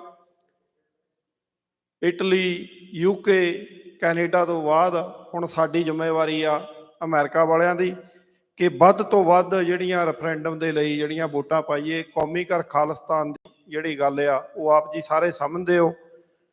ਸੋ ਇਸ ਵੇਲੇ ਜੋ ਹਾਲਾਤ ਬਣੇ ਹੋਏ ਆ, ਉਹ ਵੀ ਤੁਸੀਂ ਜਾਣਦੇ ਹੋ। ਸੋ ਮੈਂ ਬੇਨਤੀ ਕਰਾਂਗਾ ਗੁਰਪ੍ਰੀਤ ਸਿੰਘ ਜੀ, ਜੇ ਲਾਗੇ ਚਾਗੇ ਆ, ਗੁਰਪ੍ਰੀਤ ਸਿੰਘ ਜੀ ਸੇਵਿੰਗ ਪੰਜਾਬ ਤੋਂ ਸਾਡਾ ਨੌਜਵਾਨ ਵੀਰ ਆ, ਯੂਕੇ ਤੋਂ ਸਾਡਾ ਵਰਲਡ ਸਿੱਖ ਪਾਰਲੀਮੈਂਟ ਦੇ ਕੋਆਰਡੀਨੇਟਰ ਆ, ਸੇਵਿੰਗ ਪੰਜਾਬ ਸੰਸਥਾ ਵੀ ਚਲਾਉਂਦੇ ਹਨ।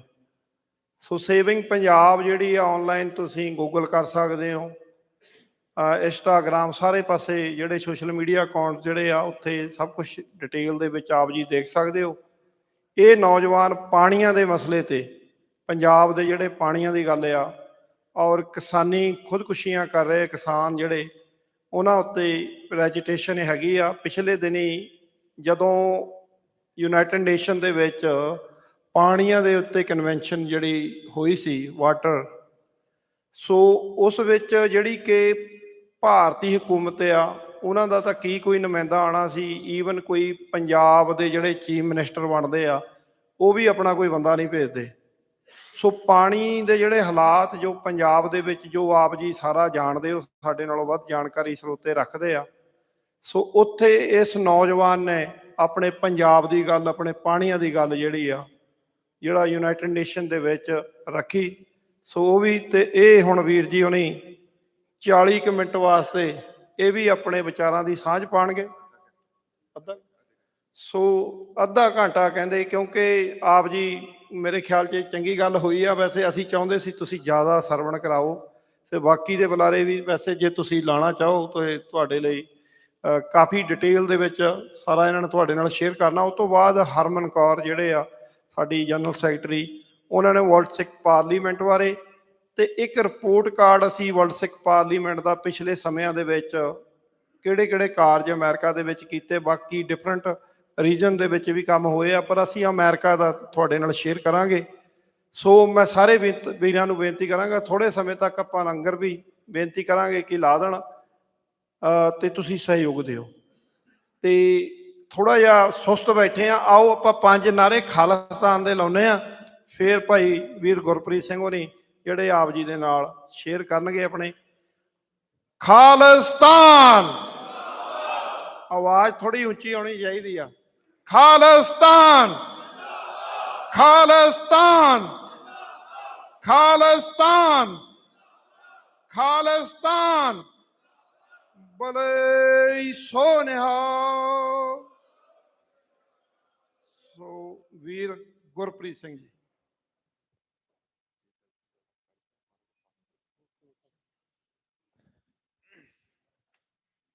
ਸਤਿਗੁਰੂ ਗਰੀਬ ਨਿਵਾਜ ਦੀ ਸਾਜੀ ਨਿਵਾਜੀ ਗੁਰੂ ਰੂਪ ਗੁਰੂ ਖਾਲਸਾ ਸਾਧ ਸੰਗਤ ਜੀ, ਗੁਰੂ ਦੀ ਬਖਸ਼ੀ ਹੋਈ ਫਤਿਹ ਦਾ ਜਵਾਬ ਦੇਣਾ। ਵਾਹਿਗੁਰੂ ਜੀ ਕਾ ਖਾਲਸਾ, ਵਾਹਿਗੁਰੂ ਜੀ ਕੀ ਫਤਿਹ। ਦਾਸ ਪਹਿਲਾਂ ਮਾਫੀ ਮੰਗਣਾ ਚਾਹੁੰਦਾ, ਮੈਂ ਰਾਤੀ ਹੀ ਯੂਕੇ ਤੋਂ ਪਹੁੰਚਿਆ ਤੇ ਮੇਰਾ ਹਜੇ ਯੂਕੇ ਵਾਲਾ ਟਾਈਮ ਚੱਲਦਾ, ਤਾਂ ਉੱਥੇ ਸਵੇਰ ਦੇ ਮੈਨੂੰ ਲੱਗਦਾ ਜੇ 3-4 ਵਜੇ ਹੋਣੇ ਆ, ਤਾਂ ਥੋੜਾ ਮੈਨੂੰ ਵੀ ਸੁਸਤੀ ਜਿਹੀ ਆ, ਤਾਂ ਮੈਂ ਪਹਿਲਾਂ ਹੀ ਮਾਫੀ ਮੰਗਦਾ।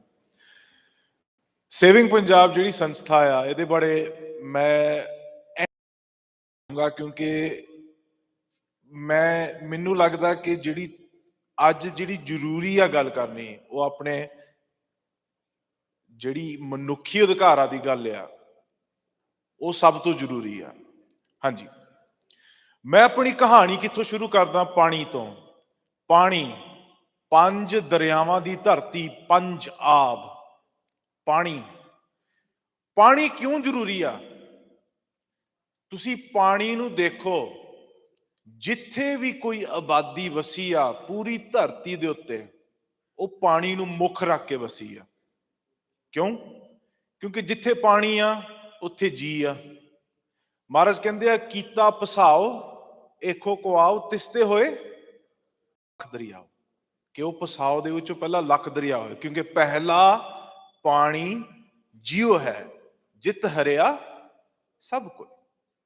ਇਹ ਪਾਣੀ ਦੇ ਵਿੱਚੋਂ ਹੀ ਜੀ ਨਿਕਲਦਾ ਹੈ। ਤੇ ਪਾਣੀ ਸਾਡੇ ਵਾਸਤੇ ਕਿਉਂ ਜ਼ਰੂਰੀ ਆ? ਕਿਉਂਕਿ ਪਾਣੀ ਹੀ ਸਾਡੀ ਹੋਂਦ ਆ। ਸਾਡੀ ਧਰਤੀ ਆ ਪੰਜਾਬ, ਉਹ ਪਾਣੀਆਂ ਦੇ ਮੁੱਖ ਤੇ ਆ।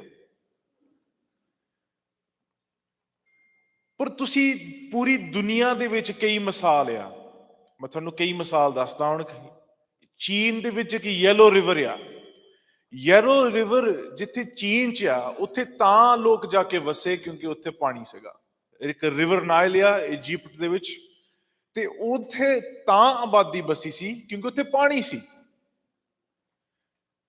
ਯੂਨਾਈਟਿਡ ਨੇਸ਼ਨਸ ਵਾਰ ਦੀ ਇੱਕ ਰਿਪੋਰਟ ਆ ਜਿਹਦੇ ਉੱਤੇ ਉਹਦਾ ਨਾਂ ਹੈਗਾ ਵਾਰ ਔਨ ਵਾਟਰ, ਤੇ ਉਸ ਰਿਪੋਰਟ ਦੇ ਵਿੱਚ ਉਹਨਾਂ ਨੇ ਇੱਕ ਗੱਲ ਦੱਸੀ ਆ ਕਿ ਜਿਹੜੀ ਵਰਲਡ ਵਾਰ 3 ਆ, ਇਹ ਗੱਲ ਬਹੁਤ ਧਿਆਨ ਨਾਲ ਸੁਣਨ ਵਾਲੀ ਆ, ਜਿਹੜੀਆਂ ਜੰਗਾਂ ਜੁੱਦਾਂ ਲੜਨੀਆਂ ਇਸ ਧਰਤੀ ਦੇ ਉੱਤੇ ਭਵਿੱਖ ਦੇ ਵਿੱਚ, ਉਹ ਤੇਲ ਕਰਕੇ ਨਹੀਂ ਲੜ ਹੋਣੀਆਂ, ਉਹ ਲੜ ਹੋਣੀਆਂ ਪਾਣੀ ਕਰਕੇ। ਕਿਉਂਕਿ ਪਾਣੀ ਕੱਲੀ ਪੰਜਾਬ ਦੀ ਸਮੱਸਿਆ ਨਹੀਂ ਹੈਗੀ, ਇਹ ਪੂਰੇ ਦੁਨੀਆ ਦੇ ਵਿੱਚ ਇੱਕ ਸਮੱਸਿਆ ਬਣ ਚੁੱਕੀ। ਮਾਇਨ ਲੋਕ ਤੇ ਇਜਿਪਸ਼ੀਅਨ ਲੋਕ, ਆ ਦੋ ਲੋਕ ਇੱਕ ਐਗਜ਼ਾਮਪਲ ਹੈ, ਇੱਕ ਮਿਸਾਲ ਆ ਕਿ ਜਿੱਥੇ ਪਾਣੀ ਮੁੱਕ ਗਿਆ ਉੱਥੇ ਆਬਾਦੀ ਮੁੱਕ ਗਈ। ਇਹਨਾਂ ਨੇ ਇੰਨੀਆਂ ਵੱਡੀਆਂ ਇਮਾਰਤਾਂ ਸਜਾਈਆਂ, ਤੇ ਅੱਜ ਤੱਕ ਸਾਨੂੰ ਨਹੀਂ ਪਤਾ ਲੱਗ ਰਿਹਾ ਕਿ ਉਹਨਾਂ ਨੇ ਇਮਾਰਤਾਂ ਕਿਉਂ ਸਜਾਈਆਂ, ਕਿੱਦਾਂ ਸਜਾਈਆਂ, ਕਾਹਤੇ ਸਜਾਈਆਂ। ਕਿਉਂਕਿ ਜਦੋਂ ਇਹਨਾਂ ਦਾ ਪਾਣੀ ਮੁੱਕਿਆ, ਇਸ ਦੁਨੀਆ ਤੋਂ ਪਾਰ ਹੋ ਗਏ, ਕਿਉਂਕਿ ਪਾਣੀ ਤੋਂ ਹੀ ਜੀ ਸੀਗਾ। ਹਾਂਜੀ, ਤੇ ਜਿਹੜੀ ਆਪਣੇ ਮਨੁੱਖੀ ਅਧਿਕਾਰਾਂ ਦੀ ਗੱਲ ਆ, ਹਿਊਮਨ ਰਾਈਟਸ ਦੀ ਗੱਲ ਆ, ਜਿਹੜਾ ਪਾਣੀ ਆ ਉਹ ਹਰੇਕ ਬੰਦੇ ਦਾ ਮਨੁੱਖੀ ਅਧਿਕਾਰ ਆ। ਇਹ ਆਪਣੀ ਵਾਟਰ ਐਂਡ ਸੈਨੀਟੇਸ਼ਨ ਜਿਹੜੀ ਯੂਨਾਈਟਿਡ ਨੇਸ਼ਨਸ ਦੀ ਜਨਰਲ ਅਸੈਂਬਲੀ ਦੇ ਵਿੱਚ ਇੱਕ ਪਾਸ ਹੋਈ ਸੀਗੀ 28 ਜੁਲਾਈ ਨੂੰ, ਉਹਦੇ ਵਿੱਚ ਤੁਸੀਂ ਦੇਖ ਸਕਦੇ ਹੋ ਉਹਨਾਂ ਨੇ ਇੱਕ ਮੁੱਖ ਦੱਸਿਆ ਆ ਕਿ ਹਰੇਕ ਇਨਸਾਨ ਨੂੰ ਇੱਕ ਹਿਊਮਨ ਰਾਈਟ ਹੈ, ਉਹਦਾ ਖੁਦ ਉਹਦੀ ਆਪਣਾ ਮਨੁੱਖੀ ਅਧਿਕਾਰ ਆ ਪਾਣੀ। ਹਾਂਜੀ, ਤੇ ਪੰਜਾਬ ਦੇ ਪਾਣੀ ਦੀ ਜਿਹੜੀ ਗੱਲ ਆ, ਪੰਜਾਬ ਦੇ ਪਾਣੀ ਦੇ ਉਜਾੜੇ ਦੀ ਗੱਲ ਕਿੱਥੋਂ ਸ਼ੁਰੂ ਹੁੰਦੀ ਆ। ਮੈਂ ਥੋੜਾ ਇਹਦੀ ਹਿਸਟਰੀ ਤੁਹਾਨੂੰ ਦੱਸਣਾ ਚਾਹੂੰਗਾ ਕਿਉਂਕਿ ਹਿਸਟਰੀ ਦੇ ਵਿੱਚ ਸਮਝਣਾ ਬਹੁਤ ਜ਼ਰੂਰੀ ਆ। ਗੁਲਜ਼ਾਰੀ ਲਾਲ ਨੰਦਾ ਸਿੰਚਾਈ ਦਾ ਮਿਨਿਸਟਰ ਸੀਗਾ, ਤੇ ਇਹਨੇ 2 ਪ੍ਰੋਜੈਕਟ ਲਿਖੇ ਪੰਜਾਬ ਦੇ ਵਿੱਚੋਂ, ਇੱਕ ਭਾਖੜਾ ਤੇ ਇੱਕ ਹਰੀਕੇ। ਹਾਂਜੀ, ਇਹ 2 ਜਗ੍ਹਾ ਦੇ ਉੱਤੇ ਉਹਨਾਂ ਨੇ ਪਹਿਲਾਂ ਡੈਮ ਲਾਏ, ਤੇ ਇਹ ਡੈਮ ਲਾਉਣ ਦੇ ਵਿੱਚ ਉਹਨਾਂ ਨੇ ਪੰਜਾਬ ਦਾ ਪਾਣੀ ਬੰਨਿਆ, ਤੇ ਫਿਰ ਬੰਨ ਕੇ ਉਹਨਾਂ ਨੇ ਬਾਹਰ ਭੇਜਿਆ। ਇਸ ਵੇਲੇ ਜਦੋਂ ਇਹਨਾਂ ਨੇ 2 ਪ੍ਰੋਜੈਕਟ ਸ਼ੁਰੂ ਕੀਤੇ, ਇੱਕੋ ਹੀ ਨਹਿਰ ਜਾਂਦੀ ਸੀਗੀ। ਕਿਸ ਨੂੰ ਪਤਾ ਕਿਹੜੀ ਨਹਿਰ ਜਾਂਦੀ ਸੀ? ਇੱਕੋ ਹੀ ਨਹਿਰ ਜਾਂਦੀ ਸੀਗੀ ਰਾਜਸਥਾਨ ਨੂੰ, ਬੀਕਾਨੇਰ ਵਾਲੀ। ਉਹ ਬੀਕਾਨੇਰ ਦਾ ਜਿਹੜਾ ਰਾਜਾ ਸੀਗਾ, ਮਾਲੀਆ ਦਿੰਦਾ ਸੀਗਾ ਪੰਜਾਬ ਨੂੰ ਕਿ ਮੈਨੂੰ ਪਾਣੀ ਤੁਸੀਂ ਦੇ ਰਹੇ ਆ, ਮਾਲੀਆ ਮੈਂ ਤੁਹਾਨੂੰ ਇਹ ਪੂਰਾ ਕਰਦਾ। ਉਸ ਤੋਂ ਬਾਅਦ ਉਹ ਇੱਕੋ ਨਹਿਰ ਤੋਂ ਇਲਾਵਾ ਹੁਣ ਦੇਖਿਓ ਕਿੰਨੀਆਂ ਨਹਿਰਾਂ ਜਾਂਦੀਆਂ। ਹਾਂਜੀ, ਆ ਤੁਸੀਂ ਦੇਖ ਸਕਦੇ ਆ, ਜਿੱਥੋਂ ਪੰਜਾਬ ਦਾ ਪਾਣੀ ਬੰਨਿਆ ਉੱਥੋਂ ਨਹਿਰ ਕੱਢ ਕੇ ਪੰਜਾਬ ਦਾ ਪਾਣੀ ਬਾਹਰ ਨੂੰ। ਪੰਜਾਬ ਦੀ ਜਿਹੜੀ ਨੈਚੁਰਲ ਐਲੋਕੇਸ਼ਨ ਆਫ ਵਾਟਰ ਆ, ਜਿਹੜਾ ਕੁਦਰਤੀ ਤੌਰ ਤੇ ਪੰਜਾਬ ਨੂੰ ਪਾਣੀ ਆ ਰਿਹਾ ਆ, ਬਿਆਸ ਤੋਂ, ਰਾਵੀ ਤੋਂ ਤੇ ਸਤਲੁਜ ਤੋਂ, ਇਹ 3 ਦਰਿਆਵਾਂ ਤੋਂ 17.17% ਆ। ਮਿਲੀਅਨ ਏਕੜ ਫੀਟ। ਮਿਲੀਅਨ ਏਕੜ ਫੀਟ, 1 ਏਕੜ ਫੀਟ ਦਾ ਮਤਲਬ ਕੀ ਆ ਕਿ 1 ਏਕੜ ਦੇ ਵਿੱਚ, 1 ਕਿੱਲੇ ਦੇ ਵਿੱਚ 1 ਫੁੱਟ ਪਾਣੀ ਭਰਿਆ ਹੋਵੇ। 17 ਮਿਲੀਅਨ ਐਲੋਕੇਸ਼ਨ ਆ ਪੰਜਾਬ ਦੀ। ਪਰ ਪੰਜਾਬ ਨੂੰ ਜਿਹੜਾ ਪਾਣੀ ਮਿਲ ਰਿਹਾ, 2 ਸਲਾਈਡਾਂ ਮਰਜੀ ਇੱਕ ਹੋਰ ਪਿੱਛੇ ਨੂੰ ਜਾਇਓ, ਪਿੱਛੇ ਨੂੰ ਤੁਸੀਂ ਦੇਖ ਸਕਦੇ ਆ 17.17 ਮਿਲੀਅਨ ਏਕੜ ਫੀਟ ਦੇ ਵਿੱਚੋਂ ਅੱਜ ਪੰਜਾਬ ਦਾ ਜਿਹੜਾ 75% ਪਾਣੀ ਹੋਰ ਸਟੇਟਾਂ ਨੂੰ ਜਾ ਰਿਹਾ ਆ। ਤੇ ਅੱਜ ਕੱਲੀ ਇਹ ਪਾਣੀ ਦੀ ਗੱਲ ਇੱਥੇ ਤੱਕ ਨਹੀਂ, ਅੱਗੇ ਜਾਓ ਜੀ। ਇਹ ਗੱਲ ਜਿਹੜੀ ਪੰਜਾਬ ਦੇ ਪਾਣੀਆਂ ਦੀ ਆ, ਇਹ ਅੱਜ ਵੀ ਇੱਕ ਮੁੱਦਾ ਬਣਿਆ ਹੋਇਆ। ਇਹ ਨਹੀਂ ਹੈਗਾ ਕਿ ਉਹਨਾਂ ਨੇ ਪਾਣੀ ਵੰਡ ਦਿੱਤਾ। ਅੱਜ ਵੀ ਜਿਹੜਾ SYL ਦੀ ਕਨਾਲ ਆ, ਤੁਸੀਂ ਅਖਬਾਰਾਂ ਪਾ ਕੇ ਦੇਖ ਲਓ, ਹਫ਼ਤੇ ਬਾਅਦ, ਮਹੀਨੇ ਬਾਅਦ ਕੋਈ ਨਾ ਕੋਈ ਚਰਚਾ ਛਿੜੀ ਜਾਂਦੀ ਆ। ਕਿਉਂ? ਉਹ ਕਹਿੰਦੇ ਸੀ ਲੈਣਾ ਆ। ਤੁਸੀਂ ਪਾ ਕੇ ਦੇਖ ਲਿਓ, ਜਿਹੜੇ ਸੱਜਣ ਮਿੱਤਰ ਟਿਕਟੌਕ ਦੇ ਉੱਤੇ ਆ, ਹਰਿਆਣਾ SYL, ਉੱਥੇ ਆਪਣੀਆਂ ਬੀਬੀਆਂ ਉੱਥੇ ਹਰਿਆਣੇ ਦੀਆਂ ਕਰਵਾ ਚੌਥ ਵਾਸਤੇ ਕਹਿ ਰਹੀਆਂ ਕਿ ਮੈਂ ਅਗਲੇ ਸਾਲ ਆਪਣਾ ਵਰਤ SYL ਦੇ ਪਾਣੀ ਨਾਲ ਖੋਲੂੰਗੇ। ਉਹ ਪੂਰੇ ਦਾ ਪੂਰਾ ਤੁਹਾਡੇ ਪਾਣੀ ਦਾ ਹੱਕ ਮੰਗਦੇ ਆ, ਤੇ ਕਹਿ ਵੀ ਰਹੇ ਆ ਕਿ ਅਸੀਂ ਹਰ ਹਾਲਤ ਵਿੱਚ ਤੁਹਾਡਾ ਪਾਣੀ ਲੈਣਾ। ਯੂਨਾਈਟਿਡ ਨੇਸ਼ਨਸ ਇਸ ਗੱਲ ਬਾਰੇ ਕੀ ਕਹਿ ਰਿਹਾ ਆ ਕਿ ਪਾਣੀ ਦਾ ਕਿਹਦੇ ਉੱਤੇ ਹੱਕ ਆ। ਜੇ ਕੋਈ ਦਰਿਆ ਤੁਹਾਡੀ ਸਟੇਟ ਦੇ ਵਿੱਚ ਜਾ ਰਿਹਾ ਆ, ਇਹਨੂੰ ਕਹਿੰਦੇ ਆ international riparian law, United nations ਦੀ ਲਾਅ ਬਣੀ ਹੋਈ ਆ ਕਿ ਜੇ ਇਨਸਾਨ ਕਿਸੇ ਪਾਣੀ ਕਰਕੇ ਉਹਨਾਂ ਨੂੰ ਕੋਈ ਨੁਕਸਾਨ ਮਿਲ ਰਿਹਾ ਆ ਤੇ ਉਹ ਜਿਹੜਾ ਕੁਦਰਤੀ ਪਾਣੀ ਉਹਨਾਂ ਦੇ ਸਟੇਟ ਵੱਲ ਜਾ ਰਿਹਾ ਆ, ਹੱਕਦਾਰ ਉਹ ਪਾਣੀ ਦੇ ਉਹ ਆ। ਤੇ ਪੰਜਾਬ ਨੁਕਸਾਨ ਹੈ ਦਰਿਆਵਾਂ ਦਾ। ਉਹ ਤਾਂ ਉਦੋਂ ਹੀ ਨੁਕਸਾਨ ਆ ਜਦੋਂ ਉਹਨਾਂ ਨੂੰ ਨਹੀਂ ਪਾਣੀ ਚਾਹੀਦਾ ਤੇ ਭਾਖੜਾ ਖੋਲ ਕੇ ਪੰਜਾਬ ਨੂੰ ਡੋਬ ਦਿੰਦੇ ਆ। ਪਰ ਇਹਦੇ ਬਾਰੇ ਮੈਂ ਤੁਹਾਨੂੰ ਮਾੜਾ ਜਿਹਾ ਦੱਸਦਾ, ਪਰ ਪੰਜਾਬ ਹੀ ਕਿਉਂ? ਜੇ ਮੈਂ ਤੁਹਾਡੇ ਮੋਹਰੇ ਅੱਜ ਆ ਕੇ ਤੁਹਾਡੇ ਨਾਲ ਪੰਜਾਬ ਦੀਆਂ ਗੱਲਾਂ ਕਰਨ ਲੱਗ ਪਵਾਂ, ਹਜੇ ਤਾਂ ਮੈਂ ਤੁਹਾਨੂੰ ਬਹੁਤ ਕੁਝ ਦੱਸਣਾ ਚਾਹੂੰਗਾ, ਪਰ ਜੇ ਮੈਂ ਇੱਥੇ ਖੜ ਕੇ ਤੁਹਾਨੂੰ ਕਹਾਂ ਕਿ ਪੰਜਾਬ ਨਾਲ ਇਹ ਕੁਝ ਹੋ ਰਿਹਾ ਆ, ਪੰਜਾਬ ਦੇ ਨਾਲ ਆਹ ਮਨੁੱਖੀ ਅਧਿਕਾਰਾਂ ਦੀ ਉਲੰਘਣਾ ਹੋ ਰਹੀ ਆ, ਤੇ ਤੁਹਾਨੂੰ ਪੰਜਾਬ ਦੇ ਨਾਲ ਕੋਈ ਲੈਣਾ ਦੇਣਾ ਹੀ ਨਹੀਂ। ਤੁਸੀਂ ਤਾਂ ਕਹੋਗੇ ਮੈਂ ਤਾਂ ਦਿੱਲੀ ਦਾ ਜੰਮ ਪਲਿਆ, ਜਾਂ ਮੈਂ ਤਾਂ ਹੁਣ ਬਾਹਰ ਰਹਿ ਰਿਹਾ ਆ, ਜਾਂ ਮੈਂ ਤਾਂ ਉੱਥੇ ਹੁਣ ਜਾਂਦਾ ਨਹੀਂ, ਉੱਥੇ ਤਾਂ ਮੇਰਾ ਕੋਈ ਰਿਹਾ ਨਹੀਂ, ਸਾਨੂੰ ਪੰਜਾਬ ਨਾਲ ਕੀ ਲੈਣਾ ਦੇਣਾ। ਅਸਲ ਦੇ ਵਿੱਚ ਗੁਰਾਂ ਤੇ ਨਾਂ ਪੰਜਾਬ ਵਸਦਾ ਗੁਰਾਂ ਦੇ ਨਾਂ ਤੇ। ਜਿੱਥੇ ਗੁਰੂ ਨਾਨਕ ਮਹਾਰਾਜ ਪ੍ਰਗਟ ਹੋਏ, ਉਹ ਪੂਰੀ ਦੁਨੀਆ ਦੇ ਵਿੱਚ ਜਿੱਥੇ ਮਰਜ਼ੀ ਪ੍ਰਗਟ ਹੋ ਸਕਦੇ ਸੀਗੇ, ਪਰ ਉਹਨਾਂ ਨੇ ਇੱਕ ਮਹਾਰਾਜ ਕਹਿੰਦੇ ਆ ਕਿ ਜਿੱਥੇ ਉਹ ਧਰਤੀ ਦੇ ਵਿੱਚ ਉਹਨਾਂ ਦੇ ਪੈਰ ਪਏ ਹੈ, ਉਹ ਧਰਤੀ ਕਿੰਨੀ ਸੁਖਾਲੀ ਹੋਊਗੀ, ਕਿੰਨੀ ਵਧੀਆ ਹੋਊਗੀ। ਜਿੱਥੇ ਮੇਰਾ ਸਤਿਗੁਰ, ਹਾਂਜੀ, ਆਪਣਾ ਸੱਭਿਆਚਾਰ, ਆਪਣੀ ਮਾਂ ਬੋਲੀ ਕਿਉਂ ਜ਼ਰੂਰੀ ਆ, ਇਹਦੇ ਉੱਤੇ ਮੈਂ ਤੁਹਾਨੂੰ ਥੋੜਾ ਬਹੁਤਾ ਬਾਅਦ ਵਿੱਚ ਦੱਸੂਗਾ, ਪਰ ਸੱਭਿਆਚਾਰ, ਮਾਂ ਬੋਲੀ ਸਾਡੇ ਵਾਸਤੇ ਬਹੁਤ ਜ਼ਿਆਦਾ ਜ਼ਰੂਰੀ ਆ। ਸੱਭਿਆਚਾਰ ਦੇ ਵਿੱਚ ਬਹੁਤ ਕੁਝ ਚੀਜ਼ਾਂ ਇਦਾਂ ਦੀਆਂ ਮਿਲਦੀਆਂ ਜਿਹਦੇ ਸਾਡੀ ਪੂਰੀ ਬਦਲ ਸਕਦੀਆਂ। ਮਾਂ ਬੋਲੀ, ਯੂਨੈਸਕੋ ਦੀ ਇੱਕ ਰਿਪੋਰਟ ਆ, ਉਹ ਕਹਿੰਦੇ ਆ ਕਿ ਜੇ ਤੁਸੀਂ ਇੱਕ ਆਬਾਦੀ ਨੂੰ ਬਦਲਣਾ ਆ, ਇਹਦੀ ਭਾਸ਼ਾ, ਇਹਦੀ ਮਾਂ ਬੋਲੀ ਨੂੰ ਬਦਲੋ। ਬਹੁਤ ਜ਼ਰੂਰੀ ਗੱਲ ਹੈ ਸਮਝਣੀ। ਮੈਂ ਇੱਥੇ ਜਦੋਂ ਆ ਰਿਹਾ ਸੀਗਾ, ਮੇਰੀ ਵੈਂਕੂਵਰ ਕੱਲ ਰਾਤੀ ਫਲਾਈਟ ਲੈਂਡ ਹੋਈ ਆ, ਤੇ ਤੁਸੀਂ ਹੈਰਾਨ ਹੋਵੋਗੇ, ਮੈਂ ਲੰਡਨ ਚੜਿਆ, ਜਦੋਂ ਮੈਂ 에ਅਰਪੋਰਟ ਦੇ ਟਰਮੀਨਲ ਵੱਲ ਜਾ ਰਿਹਾ ਸੀਗਾ ਤੇ ਉੱਥੇ ਸਾਰੇ ਪੱਗ ਵਾਲੇ ਨੌਜਵਾਨ ਦਿਸੇ ਮੈਨੂੰ। ਮੈਂ ਕਿਹਾ, ਮੈਂ ਟਿਕਟ ਵੱਲ ਦੇਖਿਆ, ਗੇਟ ਵੱਲ ਦੇਖਿਆ, ਮੈਂ ਕਿਹਾ ਇਹ ਤਾਂ ਇੰਡੀਆ ਨੂੰ ਜਾਂਦੀ ਲੱਗਦੀ ਆ ਫਲਾਈਟ। ਜਾਣੀ ਸੀਗੀ ਕਨੈਕਟਿੰਗ ਫਲਾਈਟ UK ਰੁਕੀ, ਜਾਣੀ ਸੀਗੀ ਵੈਂਕੂਵਰ। ਮੈਂ ਤੁਹਾਨੂੰ ਦੱਸਦਾ, 75% 80% ਉਸ ਫਲਾਈਟ ਦੇ ਵਿੱਚ 300 ਬੰਦਿਆਂ ਦੇ ਵਿੱਚੋਂ 80% ਪੰਜਾਬ ਦੇ ਨੌਜਵਾਨ ਸੀਗੇ। ਤੇ ਮੇਰੀ ਉੱਥੇ ਜਾ ਕੇ ਮੈਨੂੰ ਵੀ ਉਹਨਾਂ ਨੇ ਇਹੀ ਸਮਝਿਆ ਕਿ ਪੰਜਾਬ ਦਾ ਕੋਈ ਸਟੂਡੈਂਟ ਆਇਆ ਹੋਣਾ, ਮੇਰੇ ਨਾਲ ਏਦਾਂ ਗੱਲਬਾਤ ਕਰਨ ਲੱਗ ਪਏ। ਮੈਂ ਉਹਨਾਂ ਨਾਲ ਗੱਲਬਾਤ ਕਰਨ ਲੱਗ ਪਿਆ, ਤੇ ਜਿੱਥੇ ਮੇਰੀ ਸੀਟ ਏਦਾਂ ਜਿੱਥੇ ਬੈਠਾ, ਉਹਦੇ 2 ਪੰਜਾਬੀ ਮੁੰਡੇ, 2 ਪੰਜਾਬੀ ਪਿੱਛੇ ਮੁੰਡੇ ਬਹਿ ਗਏ, ਤੇ ਮੈਂ ਉਹਨਾਂ ਨਾਲ ਪੰਜਾਬੀ 'ਚ ਹੀ ਗੱਲ ਕਰਾਂ। ਮੈਂ ਉਹਨਾਂ ਨੂੰ ਕਹਾਂ ਕਿ ਤੁਹਾਡਾ ਕਿਹੜਾ ਪਿੰਡ? ਕਹਿੰਦਾ ਸਾਡਾ ਫਲਾਨਾ ਪਿੰਡ। ਉਹ ਮੇਰਾ ਪੁੱਛਦੇ, ਮੈਂ ਕਿਹਾ ਸਾਡਾ ਵੀ ਫਲਾਨਾ ਪਿੰਡ। ਤੇ ਉਹ ਕਹਿੰਦੇ ਕਿ ਤੁਸੀਂ ਕਿੱਥੇ ਦੇ ਜੰਮ ਪਾਲਿਆ? ਮੈਂ ਕਿਹਾ ਮੈਂ UK ਦਾ ਜੰਮ ਪਾਲਿਆ, ਪਰ ਮੈਂ ਇਸ ਵੇਲੇ ਹੁਣ ਵੈਂਕੂਵਰ ਜਾ ਰਿਹਾ ਆ, ਪਰ ਸਾਡਾ ਪੰਜਾਬ 'ਚ ਦਿਲ ਵਸਦਾ। ਉਹਨੇ ਮੈਨੂੰ ਪੁੱਛਿਆ, ਕਹਿੰਦਾ ਤੁਹਾਨੂੰ ਵੈਂਕੂਵਰ ਬਾਰੇ ਕਿੰਨਾ ਕੁਝ ਪਤਾ? ਸੀ BC ਨੂੰ ਚੱਲਿਆ। ਮੈਂ ਕਿਹਾ ਮੈਂ ਇੱਥੇ 2-3 ਚੱਕਰ ਮੇਰੇ ਲੱਗ ਚੁੱਕੇ ਆ। ਮੈਨੂੰ ਉਹਨੇ ਪਹਿਲਾ ਸਵਾਲ ਕੀ ਪੁੱਛਿਆ, ਕਹਿੰਦਾ ਭਾਜੀ ਉੱਥੇ ਭੁੱਖੀ ਮਿਲ ਜਾਂਦੀ ਆ? ਹੱਸਦੇ ਤਾਂ ਜ਼ਰੂਰ ਹੈਗੇ ਆ, ਪਰ ਤੁਸੀਂ ਸੋਚੋ ਕਿ ਕਿੱਥੇ ਉਹਨਾਂ ਦੀ ਸੋਚ ਕਿੱਥੇ ਤੱਕ ਚਲੇ ਗਈ ਆ। ਫਿਰ ਮੈਂ ਉਹਨਾਂ ਨੂੰ ਪੁੱਛਿਆ, ਉਹ ਬਾਅਦ ਚ ਜਿਹਦਾ ਮੱਥੇ ਤੇ ਸਿਰ ਤੇ ਹੱਥ ਇਹਦਾ ਰੱਖ ਰਿਹਾ ਸੀਗਾ ਕਿ ਕਿਹਦੇ ਨਾਲ ਮੈਂ ਆ ਕੇ ਬਹਿ ਗਿਆ, ਕਿਉਂਕਿ ਮੈਂ ਤਾਂ ਆਪਣੀ ਕਲਾਸ ਸ਼ੁਰੂ ਕਰਤੀ। 10 ਘੰਟਿਆਂ ਦੀ ਫਲਾਈਟ ਸੀਗੀ, ਉਹਨੇ ਪਹਿਲਾਂ 15 ਮਿੰਟਾਂ ਚ ਪੰਗਾ ਪਾਤਾ ਤੇ 10 ਘੰਟੇ ਉਹਨੂੰ ਸਾਰਨਾ ਪਿਆ। ਪਰ ਉਹ 10 ਘੰਟਿਆਂ ਦੇ ਵਿੱਚ ਮੈਂ ਉਹਨਾਂ ਦੀ ਤੈ ਇੰਨੀ ਕਲਾਸ ਲਾਈ। ਮੈਂ ਉਹਨਾਂ ਨੂੰ ਪੁੱਛਿਆ, ਮੈਂ ਕਿਹਾ ਸਕੂਲ ਨੂੰ ਕੀ ਕਹੀਦਾ ਪੰਜਾਬੀ ਚ? ਉਹ ਮੇਰੇ ਮੂੰਹ ਵੱਲ ਦੇਖਣ, ਕਹਿੰਦੇ ਸਕੂਲ ਨੂੰ ਸਕੂਲ ਹੀ ਕਹੀਦਾ, ਤੂੰ ਠੀਕ ਤਾਂ ਹੈਗਾ ਆ।